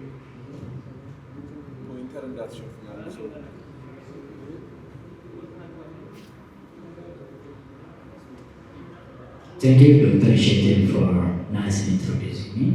And good afternoon, everyone. I'm going to present a brief research report titled as Psychological Distress and its Social Factors among people living with diabetes in Western Ethiopia. So in my presentation, I'm going to speak on some introductory parts, and then I will tell you the research objective and the methods we applied to answer the research question, and the results and discussion will be present together, and the conclusion and the implication of the research will be present later. And I will show you some references we have used, and then lastly I will acknowledge the participants in the study. So according to ADIAT, or International Diabetes Federation reports, mostly ADAS, recently published tells us about more than 1 billion people it is about 589 million people are just living with diabetes. This figure is just indicating the population from 20 to 79. So this figure also included the study from our country, Ethiopia. So according to this report, about 2.3 million people are just living with diabetes in Ethiopia. Okay, so this figure is just increasing alarmingly in the world, so that we have to consider diabetes as one of the chronic illness that should take our attention. So this is a chronic illness, and currently just we have to consider different chronic illnesses are just accompanied with different complications that include mental health. So mental health is considered as invisible wound. Invisible wound means it can affect the person's emotion, psychology, as well as the physical health. Even though it is not visible, it is just hurting individuals who are just living with certain conditions. So psychological distress or PD is a set of or a group of emotional and physical problems or symptoms that can range from the simple manifestations or symptoms to the complex, including the schizophrenia. So most likely, the depression, anxiety, or somatization disorders are some of the manifesting symptoms of the distress. So this is report is actually narrated by American Psychological Association in so among people with diabetes, PD is associated with different symptoms or burden. Among that, emotional burden is one. So it can affect the disease management as well as fear of complications because people living with their chronic illnesses are just living with the disease for a long period of time, so that they start to develop fear, stigma, isolation, also negative body image, which can greatly hurt them, and the comorbid mental health conditions are just taking attention recently. So different researches been conducted before, and it shows the PD, psychological distress prevalence ranges from 25.5 to 44.6 globally, while in our countries, different studies or different empirical studies just show with the range of prevalence from 9.2 to 34.6. So this number is not low because this is just increasing in different population groups and with different social backgrounds.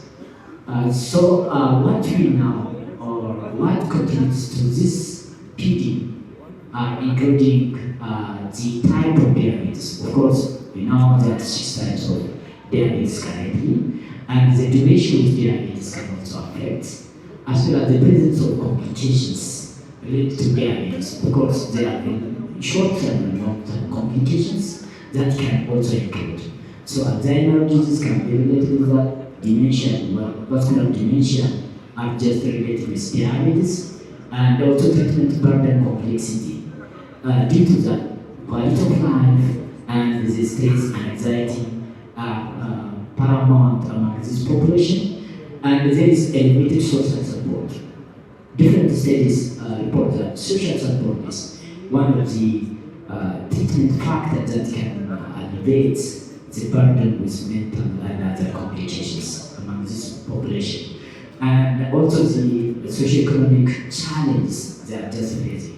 And they may feel difficult to pay for medications and other treatments, so that it is one of the contributing factors. So despite extensive global research, no study has specifically examined the prevalence of this PD in the Western Ethiopia, as well as we are unaware of the factors predicting or determining this in the this population. So this research addresses the critical gap by assessing psychological distress prevalence and will report some associated factors, including the social support factor.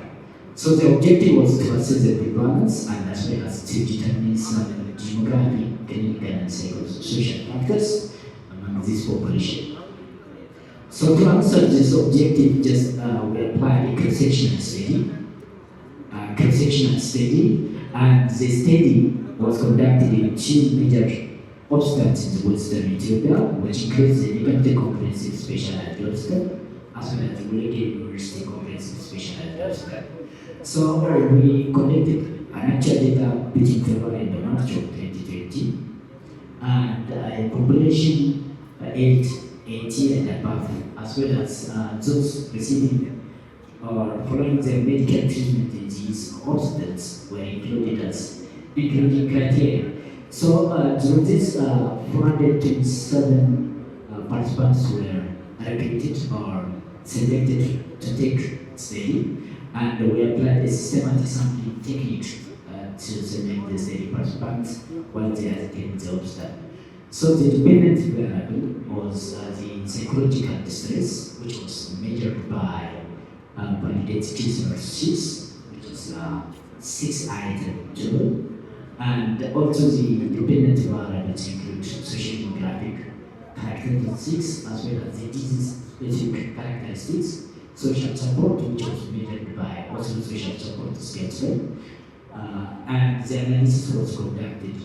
This descriptive study just to obtain the frequencies, the mean, and other descriptive analysis. Bivalent and multivariate logistic regression was performed to identify the factors.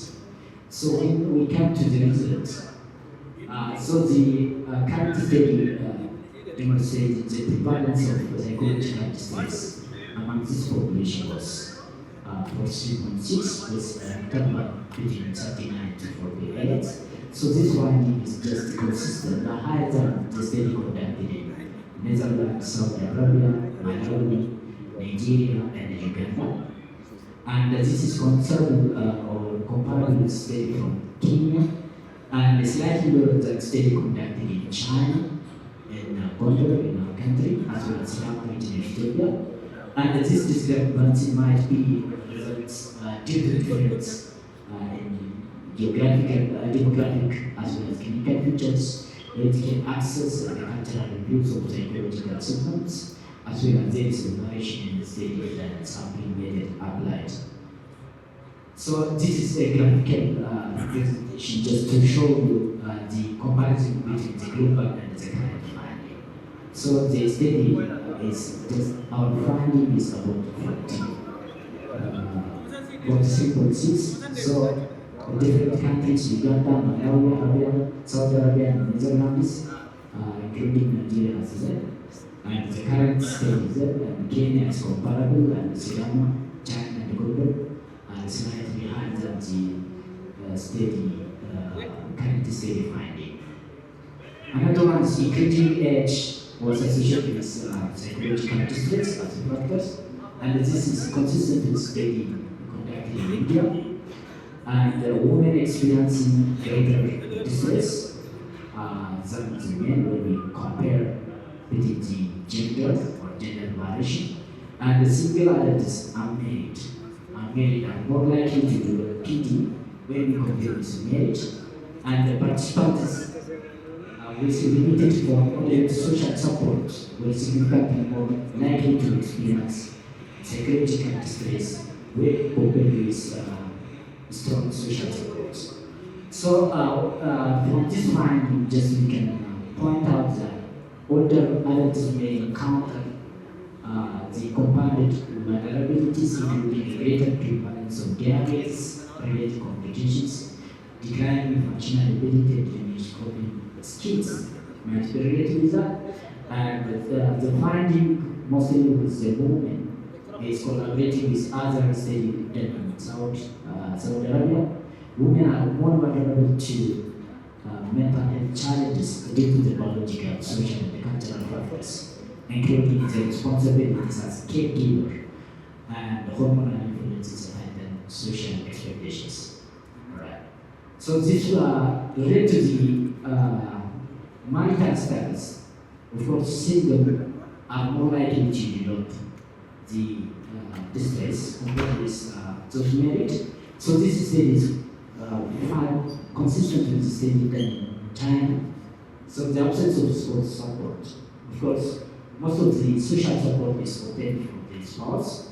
So this may actually exacerbate feeling of loneliness, increasing of the burden of care, as well as limit access to emotional and mental support and other support that you obtain from the spouse. And another one is regarding to the social support.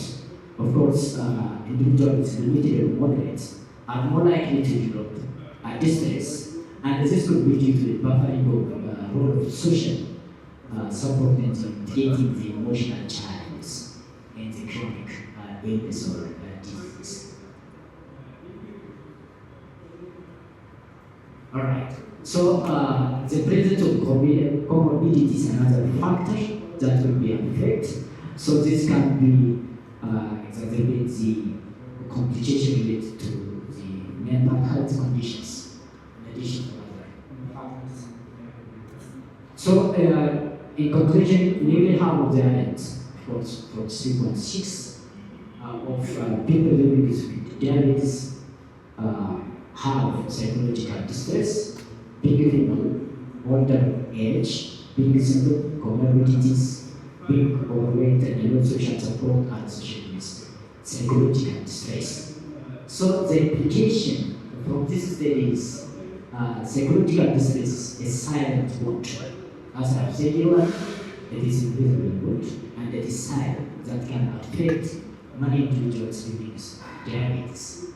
So it needs attention on caregivers, focusing on the identified factors.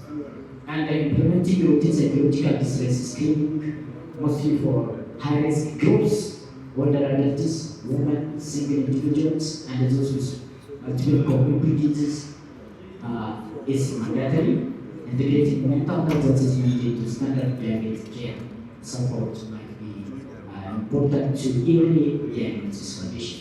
So promotion of sustainable social and family support should be considered a critical component to reduce psychological distress within the diabetes. So future studies should adopt longitudinal study and probably need to apply experimental studies just in order to show the causal relationship in a strong relation, and applying diabetes-specific distress scale can help or improve the finding. So, I'm sorry, so those are some references. So we thank study participants, Bolivia University for funding this research administration of 2 experts for permitting data collection and to conduct study. Thank you very much.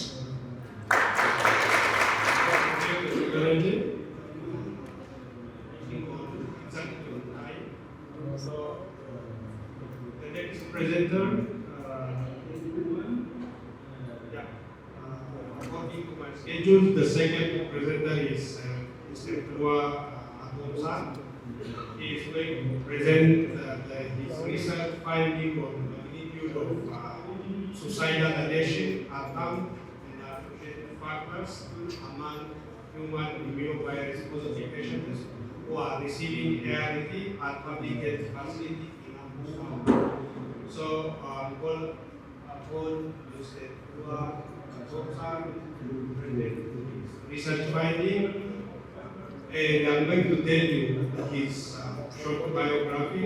Mr. Birra Foundation is currently working or affiliated at ELFARUS Health Office. He is working as Malaria Disease Prevention and Control Coordinator.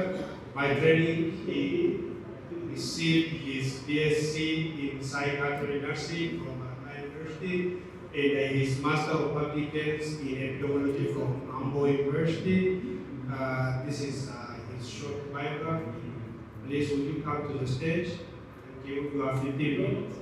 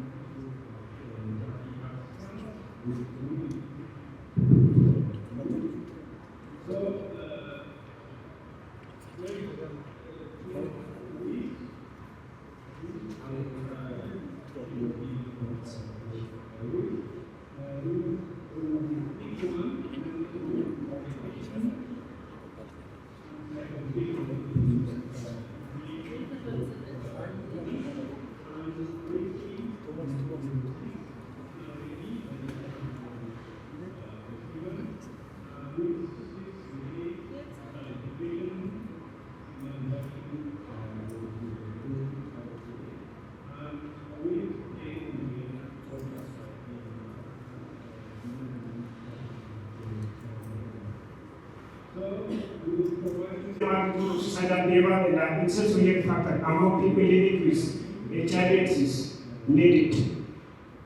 Seeing the introduction, this when we come to the objective, as a general objective, it is to determine the magnitude of suicidal ideation, acting, and the associated factors, and specifically to determine the magnitude of suicidal ideation and determine the magnitude of suicidal acting, and also to identify associated factors separately with suicidal ideation and suicidal activities.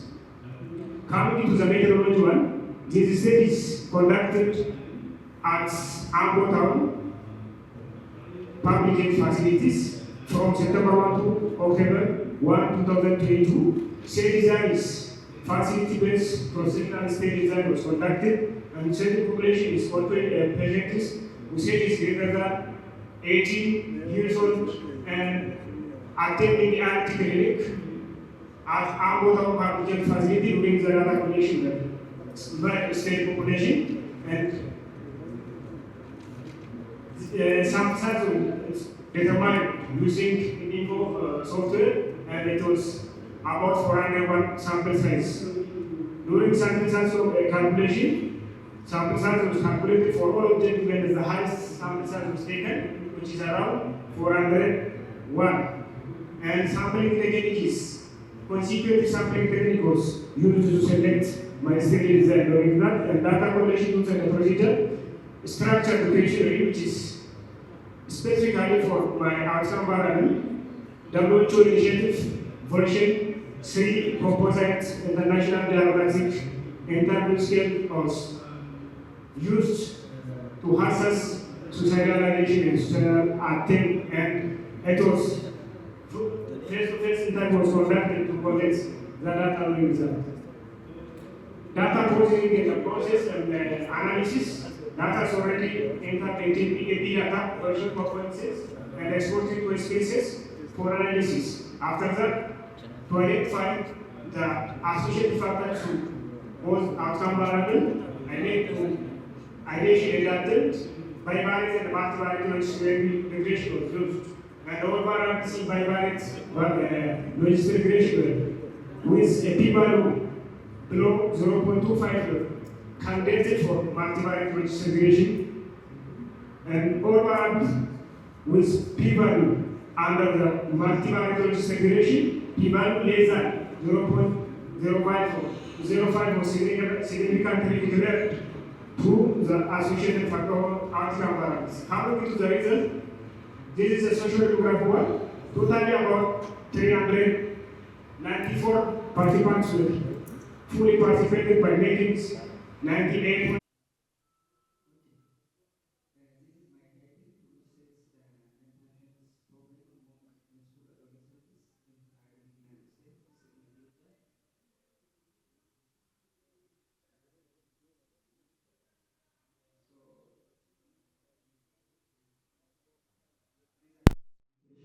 Outline as usual. So, adolescent mental health problem is defined as emotional and behavioral problems, which may be classified as internalizing or externalizing problems.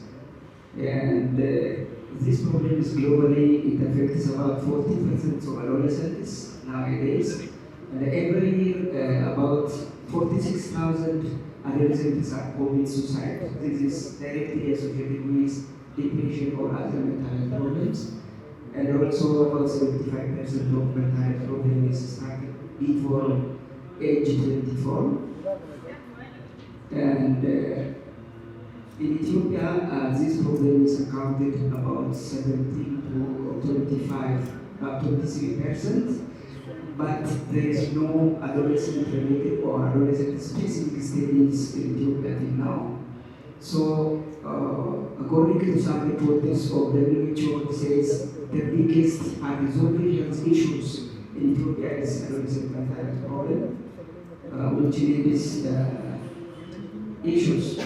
So, what are the targets nowadays? According to the Sustainable Development Goal Target 3.4. This calls for the reducing incommunicable disease related to premature mortality by 1/3 by 2030, this may be achieved through working on mental health and communicable diseases. So in line with this, Ethiopia also, as this morning also talking on this topic, Ethiopia developed some strategies which work on mental health, including the adolescents. For instance, the National Mental Health Strategic Plan 2 is now developed and on work, which is targeted by 2025.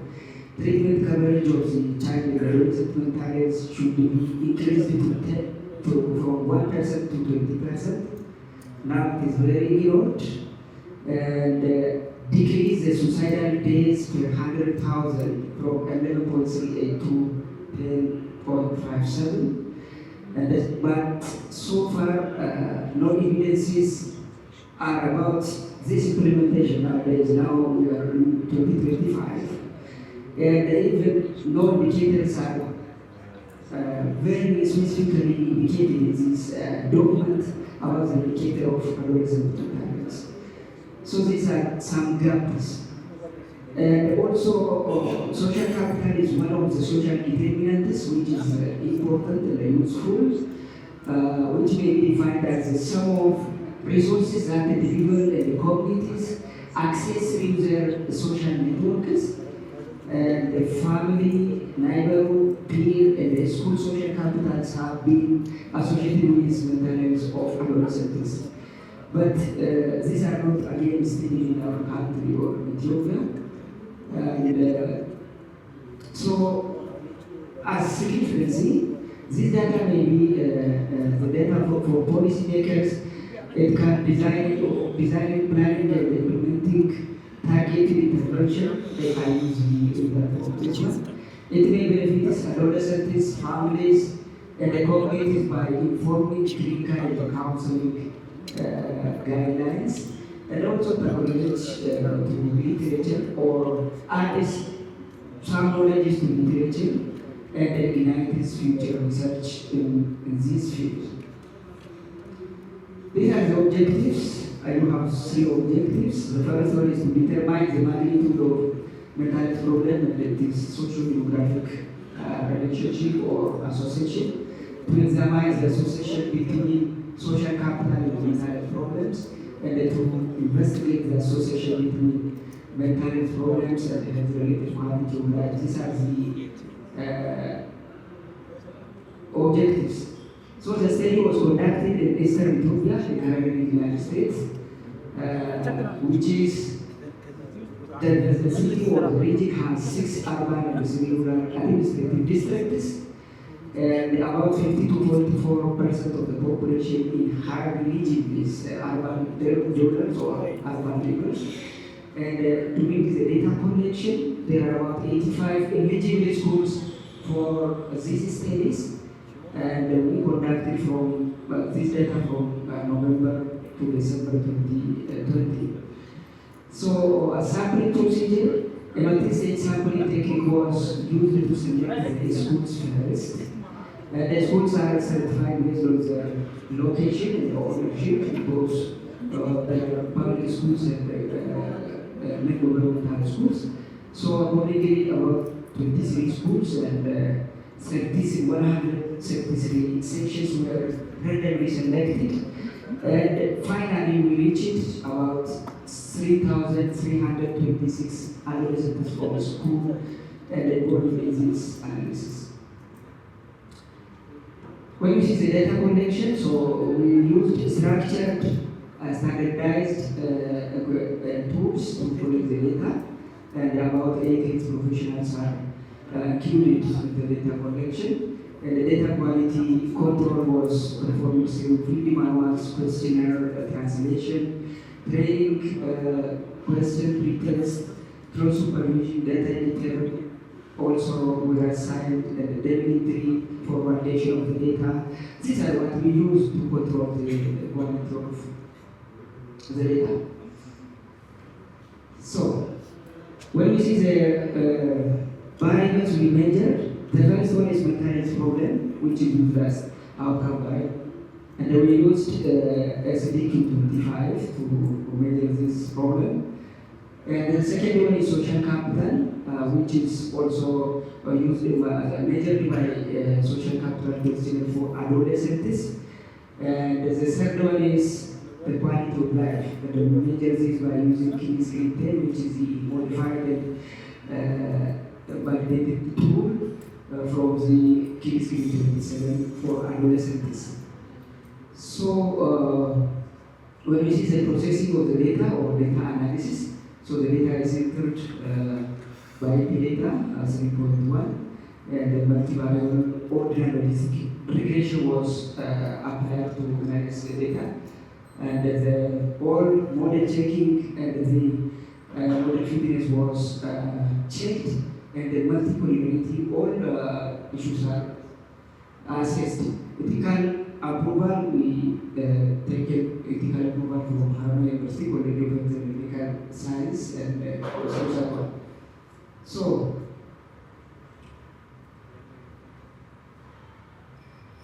the first one is the magnitude of the mental health problem. So, we assess the overall or total difficulty of the adolescent mental health, which is about 22.9, and we also categorize them into internalizing and externalizing one. So the internalizing is 24.17 and the externalized one is 11.93%. When you see the association between the socio-demographic variables and these mental health problems, so rural residences, marital status, public school attendance, and family occupation are significantly associated with this problem. So, being a rural adolescent comes from rural areas, the probability of having high mental health problem score is about 1.63%, higher than the other. And this may be because of burden of the social demographic issues, poverty issues, psychological adversities in the rural areas. The substances also common in around hiring. And some may be because of parenting styles and so on. The second one is being in public school is also the probability of having high score of mental health problem is about 1.44 times higher in public school adolescents, and this is also associated with some social demographic issues. Being married, which may be controversial with other studies, is also seen as a risk in this study. So, being married at this age increases the probability of mental health problem about 1.41%. And this may be because of the psychological effects of unmatured marriage stage or higher risk of intimate partner violences and the lack of knowledge about the family planning and so on. This can lead to the problem. Okay, sorry, this is. Anyhow, this one is the association between social capital and the mental health problem. So, about 3 components of mental health problem is, I checked this slide, anyhow, you can see that one. About 3 components of adolescent mental health problem is associated with mental health problems. So, having networks at the school, having good social cohesion at the neighborhoods, having trust at the neighborhoods, it decreases the mental health problem according to this study. So these are the discussion, but they didn't correct my slide. So the other one is about the quality of life. So in this study, the quality of life, about 23% of adolescents experience lowest quality of life. So the quality of life of adolescents is highly affected according to this study. And mental health problems, categories of abnormal state of mental health problem is about 48% associated with the quality of life, and also it affects the functioning in multiple ways, because mental health problems affects the quality of life in multiple ways, including psychological, emotional, physical disabilities, and also predicted by the peers. Those have symptoms of mental health, maybe that's the reason. So, conclusion, more than 1 in 5 school adolescents experience either internalizing or externalizing mental health problems, and high social capital was associated with decreased in mental health problems score among the adolescents. 1/4 of the in school adolescents have a poor health-related quality of life, and the high score of mental health problem is associated with decreased health-related quality of life. When we see the implication recommendations, so promote social capital as an intervention targeted and incorporate into mental health promotion and prevention strategy is very important according to these studies. Promoting and strengthening school-based mental health program and service is essential. So tailored intervention is required for male students, rural residents, public health attendants, and male adolescents. Encourage students to participate in extracurricular activities as increasing the social capital, like join social clubs, and communicate with friends and classmates to build student networks, and trusts are very important. And longitudinal study may be necessary to avoid the potential reverse causality of the social capital and mental health problems. Include out of school adolescents with multiple informants to support the generalizability of the validity of the finding is also important. This is cross-sectional, and it includes only in school adolescents. Mixed method like quantitative study is also important to validate the. So these are the acknowledgements. I would like to acknowledge Harvard University for that supporting this study. Harvard Regional Application Office who facilitate all the work in the region. School teachers of each schools, participants, data collectors, and these conference organizers, including the Health Bureau. I would like to acknowledge them. Thank you very much. Sorry for my slides. Thank you, Dr. Kari, for the nice presentation.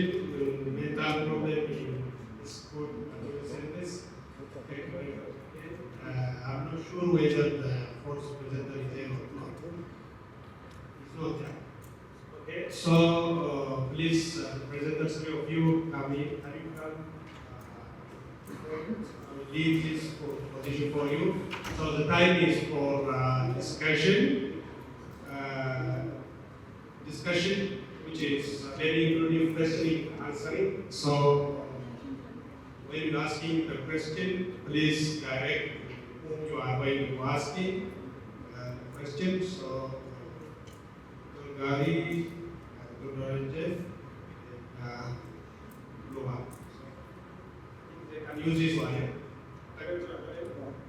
Okay.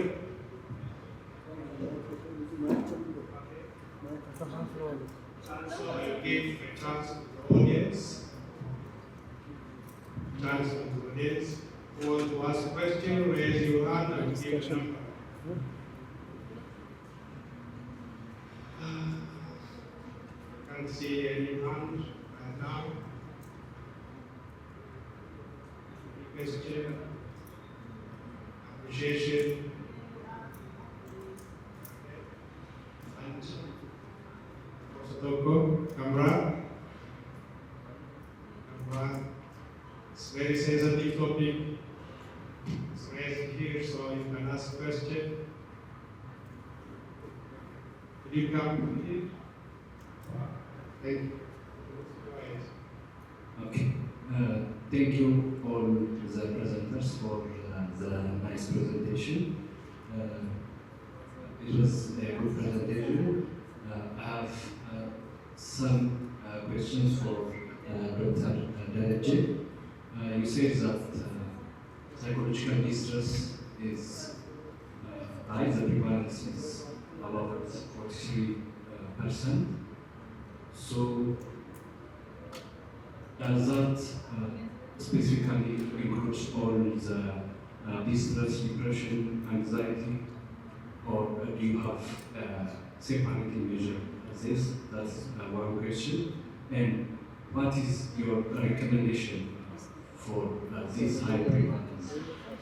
The other is for full year. I think if I'm not mistaken, you say that suicidal activity is higher than some places, specifically North Shore, and the reason you mentioned is early initiation of therapy. How is that possible? If you give me clarification. Thank you. Okay, thank you. Any other question? Any other question, appreciation? No? So let me give chance to the presenter to respond directly to the question. Okay, thank you very much for the question. So regarding the first question, does psychological distress include depression as a mental health conditions? Of course, when we measure this outcome, we applied psychological distress scale, which assess the components like feeling nervous, hopelessness, restless, worthless in life. So depression is not inside. So we particularly assess depression. So what is your recommendation? Because as I've completed, nearly half of people living with diabetes are just experiencing psychological distress. So it is very important to include the psychological distress measures while they actually visit for monthly checkup, because individuals with diabetes just visit their doctors every month, if it is not possible every 2 months. So during this time, like they assess for other complications, it is commendable to assess psychological and other mental health as one of the complications. So as I have tried to narrate the finding from 126 articles, which was published recently by the National Diabetes Federation on ALIBIRA, it says that dementia, distress, vascular dementia are actually prominent among individuals living for greater than 10 years with diabetes life. So for mostly individuals who living with diabetes for a long period of time, it is very mandatory to assess and intervene them for mental health, including distress. So this is my suggestion that further research is very warranted, just to show the causal relationship and to explore more about mental health among people living with diabetes and other chronic illnesses. Thank you very much.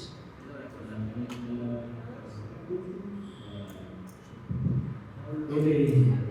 Makanya katakan menyewa itu fasilitas uang deh. Fulan dan fulan ini, namun dua kabupaten fulan dan saying this let me answer for the question raised by my colleagues. The suicidal attempt or magnitude of suicidal attempt is higher than the conducted in North Ethiopia, which is 3.3. Mine is around 14.2. The possible reason for this highest magnitude of suicidal attempt can be early initiation of therapy. The reason why I say is that my study participants and patients, if they are not early initiated into the therapy, they may become deteriorated. This deterioration may lead to hopelessness and another mental health problem. After that, they may take suicidal attempt as a solution. Because of that, if they are not heavily initiated with the therapy, they may lead to suicide. I think the question is this. If there is no other question, that is the answer. Thank you. Okay, thank you. I think I don't have any other question, so we have time for discussion. So I'm going to wrap up this presentation. Thank you, presenter. Please, can you join me to acknowledge them for thank you very much for your attention. The very important study population is touched here at the presentation.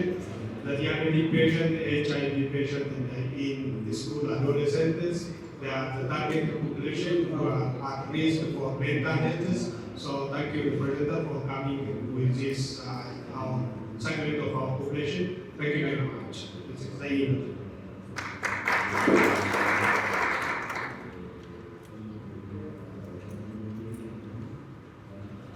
Recommended for patients is, to kind of find out what's the medication approved for, what other treatments are approved for the condition, what is the research to support the use of that medication that you're prescribing off-label, and what are the risks and the benefits of that medication.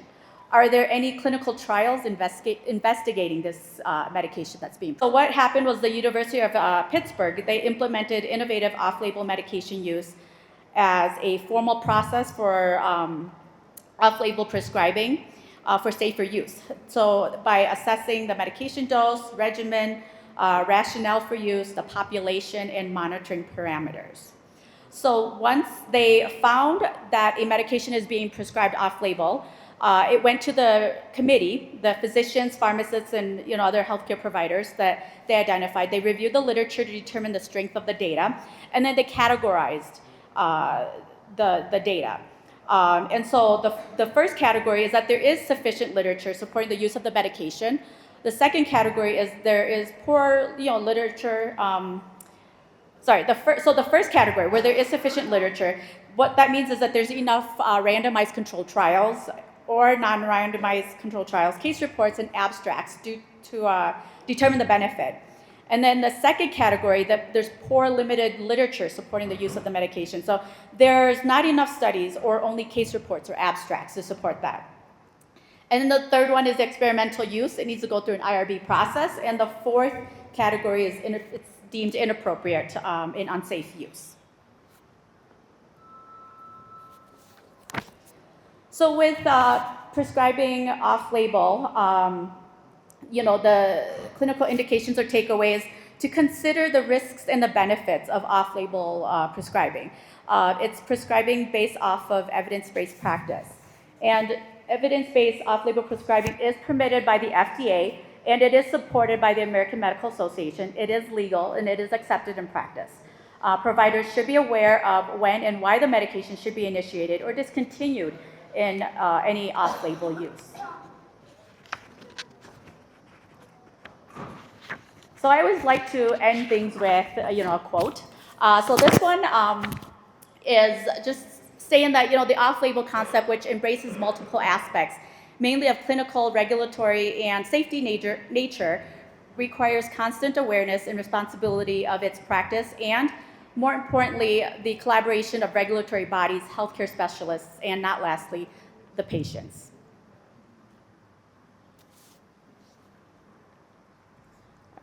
The references, and how do we get out? So.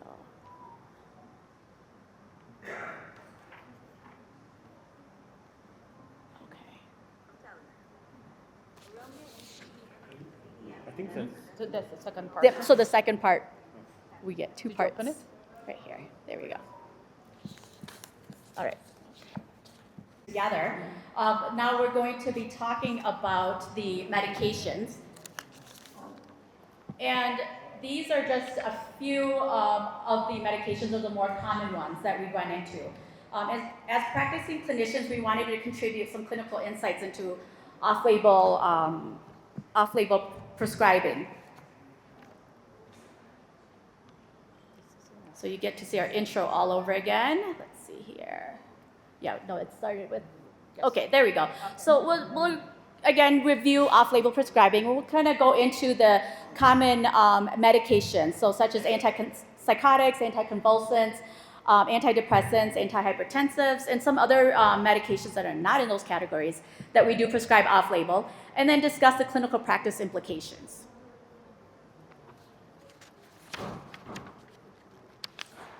So again, off-label use, we're changing the dose, we're changing the route, the pharmaceutical form, whether it's supposed to be eye drops and you're using it sublingually. We're changing the different indications, different age group, or different category of patients that we're prescribing for.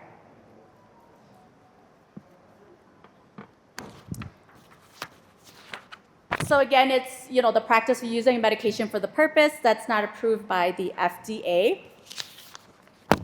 And one thing I found kind of interesting as I was looking up some information for this was that the highest rate of off-label prescriptions are for psychiatric medications. And a survey of outpatient providers had reported that 31% of antidepressants, anticonvulsants, and antipsychotic meds are prescribed off-label.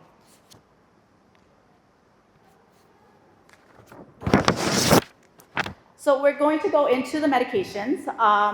And again, these are meds that we see often in practice. And some of the slides that you'll see, the indications and dose ranges were pulled from the resources that I use, and I limited it to just a couple. So there definitely is more indications and more dosage ranges, and if there's any that's not listed in the dosage range, it means that you just use the indicated dosage range. So let's start off with the antipsychotics. Aripiprazole, or as we know it too as Abilify.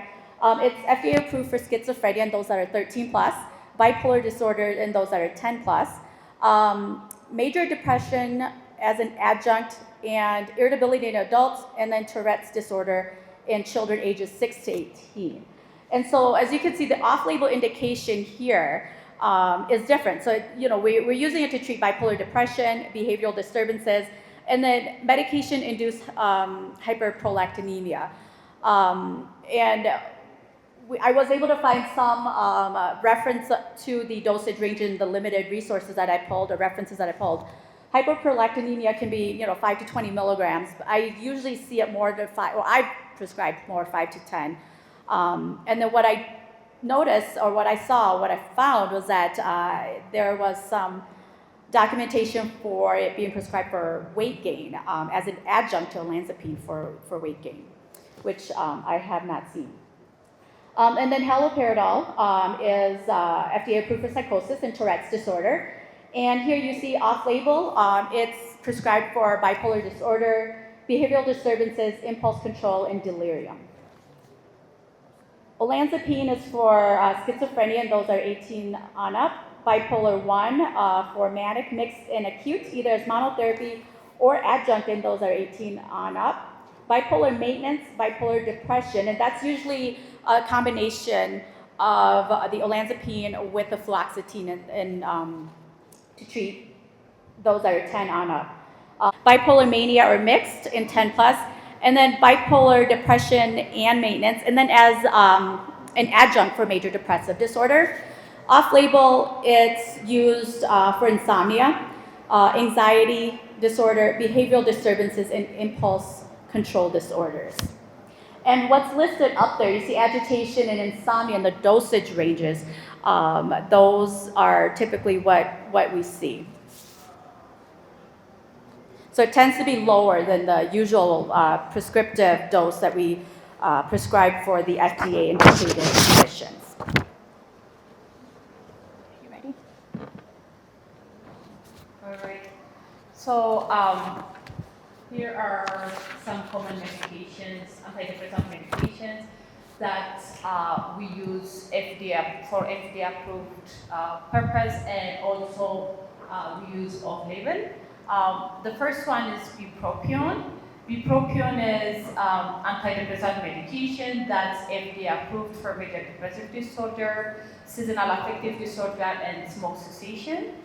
But bupropion is used for ADHD, for sexual dysfunction, bipolar depression, off-label. And these are just few of the off-label uses that we found on the research findings that we used. And there are other off-label uses, but we did not add them here because just is not supported by the research that we found. Duloxetine is also antidepressant medication that is FDA approved for major depressive disorder. It is also approved for generalized anxiety disorder for starting from children 7 years old and above. Duloxetine is approved for diabetic peripheral neuropathy pain, fibromyalgia, chronic musculoskeletal pain. Duloxetine is also used off-label for other neuropathic pain, other than the indicated on FDA approved for FDA approved reasons. Duloxetine is used for an anxiety disorder. It's also used for stress urinary incontinence, off-label. The third medication we have here the dose range that we did not put because, again, on the evidence that we found, there was no dose range just specified. So that's, in some evidences, they have the dose range that we typically use on the FDA-approved dose range. So that's, I think, prescriber specific. And the third medication is mirtazapine, that's Remeron. Remeron is FDA approved for major depressive disorder. And off-label, Remeron is used for panic disorder, for PTSD, generalized anxiety disorder, insomnia, for nausea, for appetite stimulation, and also used for akathisia. We use it for akathisia, especially for second generation antipsychotic or first generation antipsychotic use akathisia. We add mirtazapine, and the dose is 15 milligram. And migraine, headache, nausea, social anxiety, these are some of the off-label uses of mirtazapine. Another antidepressant is trazodone. Trazodone was approved for major depressive disorder. Due to the sedation effect of trazodone, trazodone is rarely used for depression. Trazodone is mostly used for insomnia and anxiety, and the dosage range 25 to 100, but we see it being prescribed higher than that. Also, we see it being prescribed off-label for dementia-related agitation in a very low dose. These are commonly used antihistaminic medications by psychiatry. And diphenhydramine is antihistaminic medication, FDA approved for allergy symptoms, motion sickness, and occasional sleeplessness. But off-label, diphenhydramine is used for extrapyramidal, FDA approved. So less than 1% of gabapentin is used for FDA approved. So that means 99% of the time it's used off-label for an anxiety disorder, for alcohol, benzodiazepine use disorder, for withdrawals, for akathisia and anxiety, for bipolar disorder as an adjunct medication, for insomnia, and other uses. Just gabapentin is highly used for off-label. And pregabalin is the same. Pregabalin is FDA approved for diabetic neuropathy pain, for spinal cord associated neuropathic pain, and for partial seizure and fibromyalgia. But it is used again for generalized anxiety disorder, alcohol, benzodiazepine use disorder, and for withdrawal symptoms, for anxiety, social anxiety. Was used to measure self-esteem of the caregivers. The Kessler tape was used to measure study participants' psychological distress. Perceived stigma and discrimination and discrimination was used to measure stigma, and in-depth interview was used to collect data for qualitative data. This was the measurement with indices for the measurement model, particularly for the outcome variables, the adaptive and maladaptive, and all the measures were in the recommended or in the accepted ranges, and also the model validity was also in the accepted ranges. When I come to the results and discussion, maladaptive coping was 34.65 with 95 confidence interval of 34 to 35.2, which was higher than 25 study conducted in Ethiopia and Saudi Arabia. Saudi Arabia was lower than Saudi Arabia, and this might be due to the population variations in Saudi. It was conducted in health professionals, and in the Ethiopian study was conducted among the ministry participants only, and the assessment tool was also different with different Likert measurements. Our qualitative study participants shows that caregivers use post-coping strategy with religious coping, the most common adaptive method. There are factors that affect directly the coping, the indirect and the total effect, meaning both the direct and indirect effect.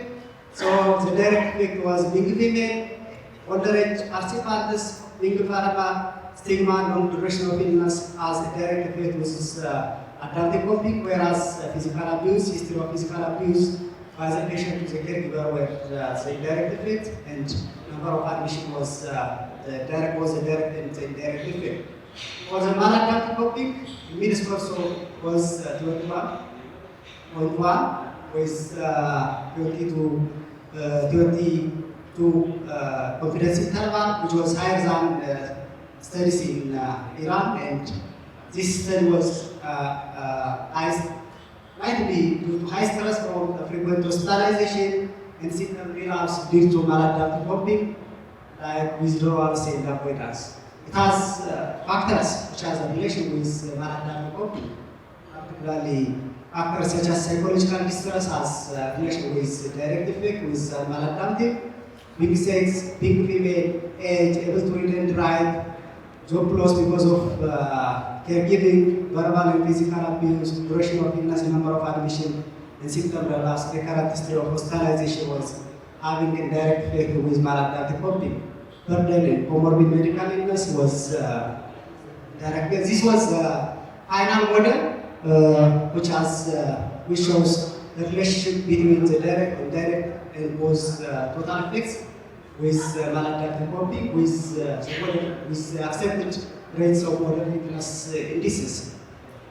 The result of the quantitative study was there was experiences of the individual, particularly regarding the patient's behavior and illness, such as hopelessness, mental exhaustion, loss of personal purpose or work, safety concerns, violence and distraction, and also self-harm experiences of related to the patient's behavior and illness.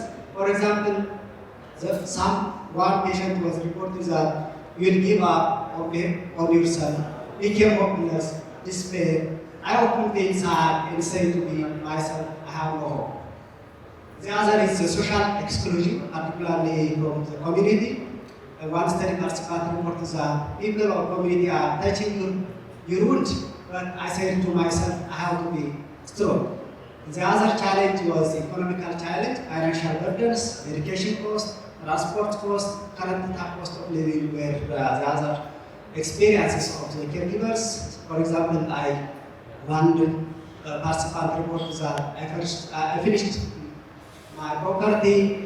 I have gone as far as Wallo and other Shaw Robbie to get a solution for my child health. The other is the religious topic. Their experience of praying, religious rituals, trust in faith. For example, one participant said, I pray to God and say that take care of me, calm my mind. The other is the avoidance and withdrawal, that is a maladaptive coping, living their home and taking time off from work is the experience of the caregivers. For example, one caregiver reported that I will go out, I shut down the door of my house and go to the neighborhood. These are the factors which has relation with adaptive coping. One is female.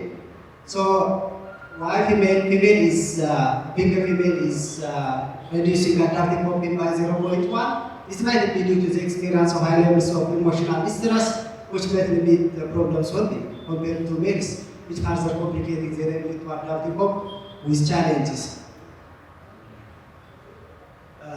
Our study is supported with other study findings. Our qualitative study findings shows that mothers and sisters reported experience a strong emotional burden and greater direct caregiving involvement.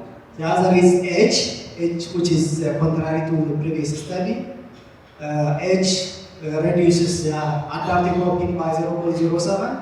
This might be related to declining physical health, loss of social support and network, increased life stressors in my study. The other is perceived stigma, which is a counterintuitive finding, which increases adaptive coping. The other is number of admissions. Number of admission has indirect effects on adaptive coping with 0.01.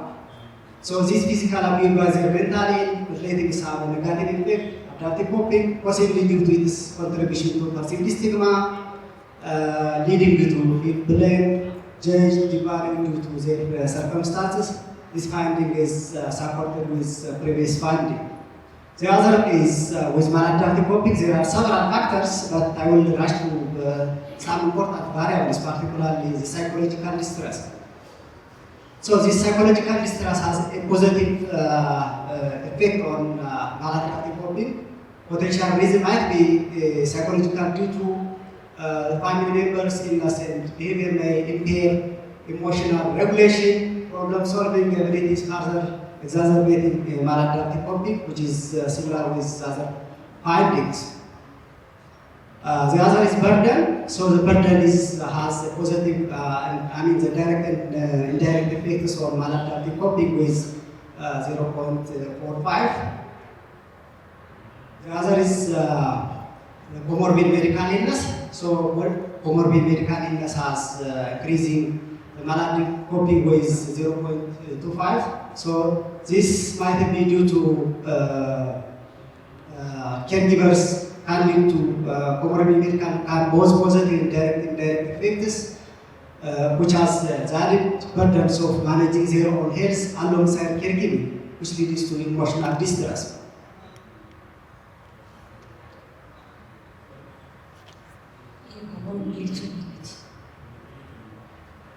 Okay. The other is job loss. Job loss has a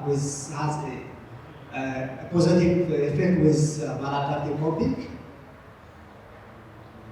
The other is recurrent hospitalization of the patient, which has repeated hospitalization can exacerbate feeling of hopelessness, overwhelmed, making it harder to caregivers to utilize effective coping mechanisms.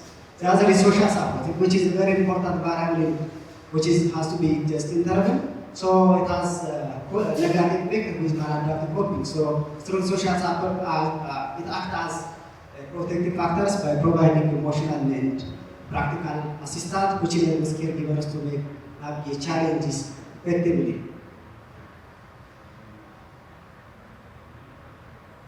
So as a conclusion, family caregivers were having low adaptive coping compared to the general population. and caregivers use both adaptive and maladaptive coping. Subsocial demographic variables and clinical variables of the patient were unaffected with adaptive coping. Over medical illness, caregivers literacy level, and subsocial demographic variables also have unaffected with maladaptive coping. Furthermore, caregivers present psychological distress have direct and positive effects with maladaptive coping.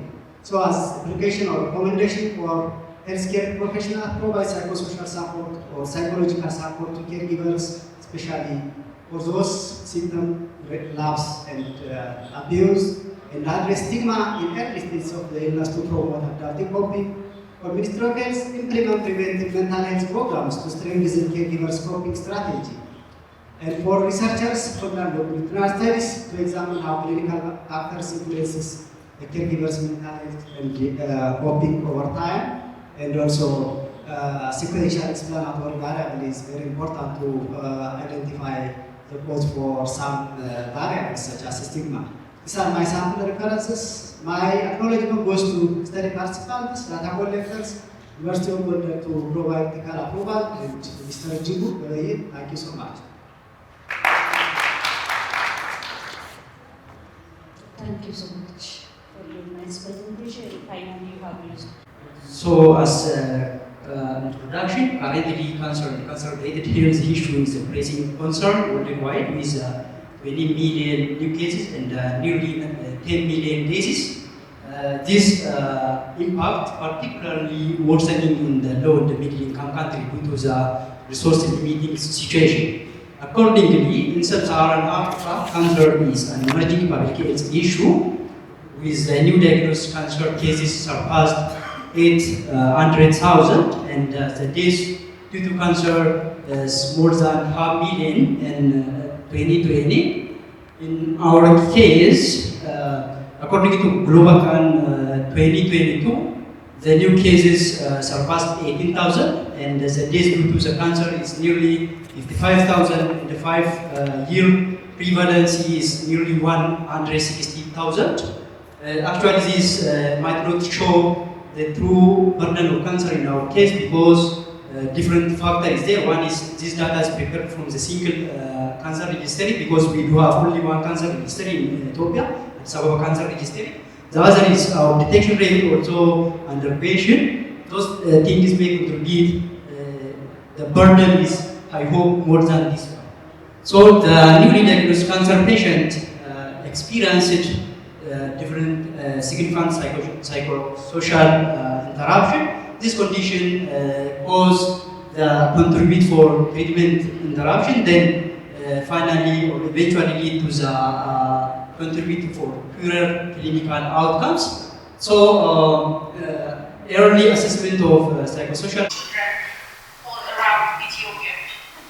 So when we look at the impact, like I said, it's not going to be concentrated in Addis because, like I said, services are mainly located in Addis. So through the ECO community, we will be able to reach different types of providers in different types of settings. That is being a center, hospital, a private clinic, or even just one-to-one at-home professionals. So it's very important and impactful. Like I said, most parents are still in the dark. Because I might have the chance, to search or to come in contact with professionals like you, but most parents don't have the time or the right proper resource or contact to do that. But if we could create this community and that anyone that is available nearby, any parent can give the service or can support a family or a child. So, like Jane said, in this community, all teach, all learn. We are there to learn, we are there to teach. So I eagerly invite you to join this mission with us. So for our current Autism Ethiopia Hub members, the facilitator for us is the wonderful Miss Dr. Jane Birra.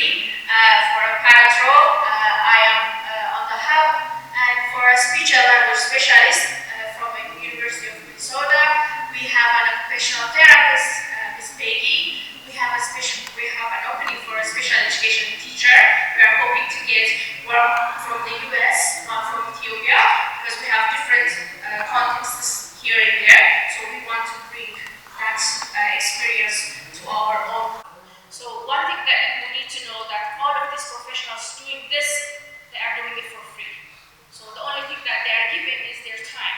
So 90 minutes, twice a month, free of charge. They are willing to share their experiences. The only thing they request from the community is to bring, like Dr. Jane said, to bring a case. So if you have a challenge or if you have a case that you wanted to discuss, you would be able to bring it to the hub, and then all of these professionals would be able to give you feedback, which, like I said, most of these professionals that we don't have in Ethiopia.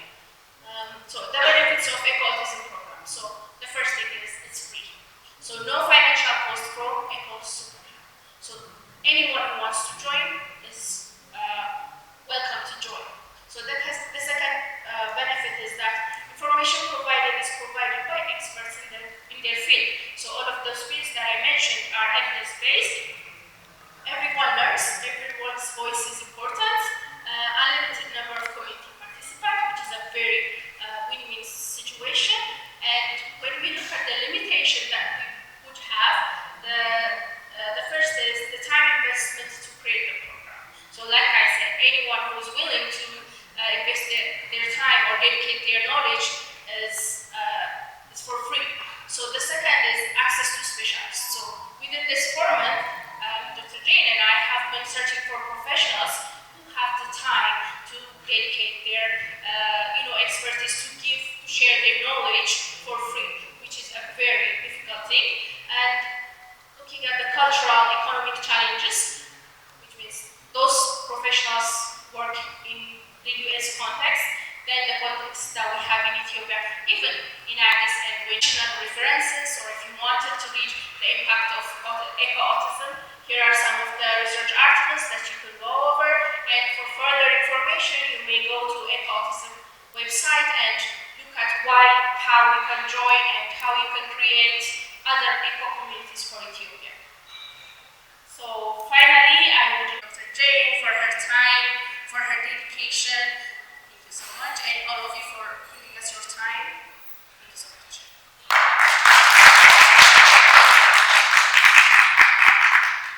Thank you, both presenters, but Leah forgot to thank Oromia Regional Health Bureau, which is a co-host for this, right? Thank you, the audience, also for your attention, and I may give one. Unknown. How common it is, you say? Your question was how common it is. Yes, how common it is. Yeah. Sadly, there are no statistics that shows this percent of the community or this percent of children have ASD. So as professionals, I think it's our duty to give focus into that area as well. And to add, I think this autism is, the spectrum is wide in Ethiopia, including attention deficit disorders. So even delineating between autism and the other attention deficit disorder is difficult, I think. The figure is not yet ready to talk, at least to the national survey. But we know from different factors the burden is high because there is no adequate social support. There are risk factors, obviously.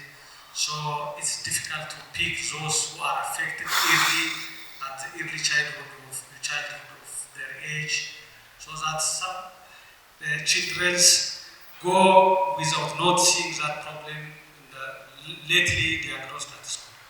That's my experience. And about 50 to 80% of children with autism spectrum disorder have co-occurring ADHD.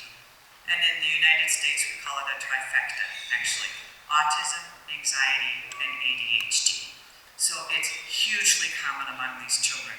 But for anyone with autism, adult or child, they're much higher risk for comorbid medical issues and psychiatric. So schizophrenia, bipolar disorder, the whole range of mental health disorders, much higher risk if you have the diagnosis of autism. So there's a huge burden for these kiddos. And as you said, the earlier we intervene, the much better the outcome. Thank you very much for your time. Thank you very Thank you, Dr. Reddy, for raising this important issue. For the sake of clarity, we do have around 3 tools in our MECA project to assess the quality of like European Organization for Research Certification, and also FACG version 36 for the sake of validating FACG in our context, because FACG is a European tool. So far this tool is not valid in our case. So for validation of this FACG, we have used WHO quality of life as well as European Organization for Research Certifications. So for the sake of my time, I need to present here. Sorry for that, but we do have 3 tools. As you know, all tools have a robust side as well as strong side. To see the variation between the tool, we have used 3 tools in our MECA project. For this presentation, I didn't present it. For that, I would like to apologize. The other is about coping strategy. About coping strategy, I will didn't involve in our analysis, but I will do. For your information, this project is not the cross-sectional project, cross-sectional design, but prospective cohort, which will follow those newly diagnosed cancer patients for 1 year before the treatment, at 50% of the treatment, and at the end of the treatment, and after 1 year of the diagnosis, we will see by 3 different dimensions of quality of life, as well as we assess multidimensional of the patient. For instance, the nutritional status of the patient. In the very beginning, I didn't present here, around 50% of the patient is malnourished before the initiation of the treatment. The treatment by self can cause more malnutrition, more low quality of life, and the psychological stress. We will see those pattern of those factors. For that matter, we evaluate the patients in different tools. So this I do have.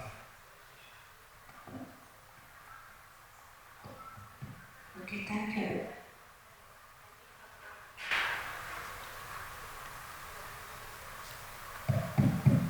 I may have one issue of clarity.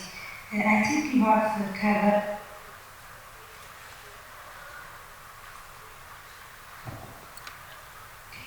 you have covered the face of Ethiopian patients with the display. Amazing. That's not the foreign. The white people face is not good.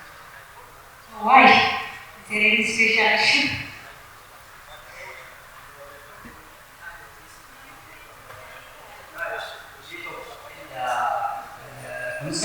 For that reason, I hide those patients, but what I've used in white patient already Google or access on the online. So for that matter, hide is very important for those patients. Already we can find on the online. So for that reason, but in our maybe that people may have the consent of displaying that photo, but we need to take over such kinds of issue. And thank you for the nice presentation, and thank you for active participation. I thank all of the presenters and have a seat. And by this, I think we will have finalized today's presentation.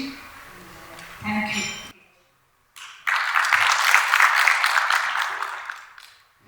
Thank you so much, George. So we will have a few notice for our tomorrow's session. We will start the session at 2:30 within this hall. The morning session will be the common session, which will be undertaken on with panel discussion on important issue for all participants. It consider mental health training, research, and the policy perspective in Ethiopia. So don't miss it. Come and read. You will get a lot of expertise on this area. So poster presenters, you should have to be at the side of your poster. during the key time, and there are facilitators to take attendance. So Lando Biomedical Solution also requests you to visit their product. They are on the corner of outside. Thank you so much, Nagano.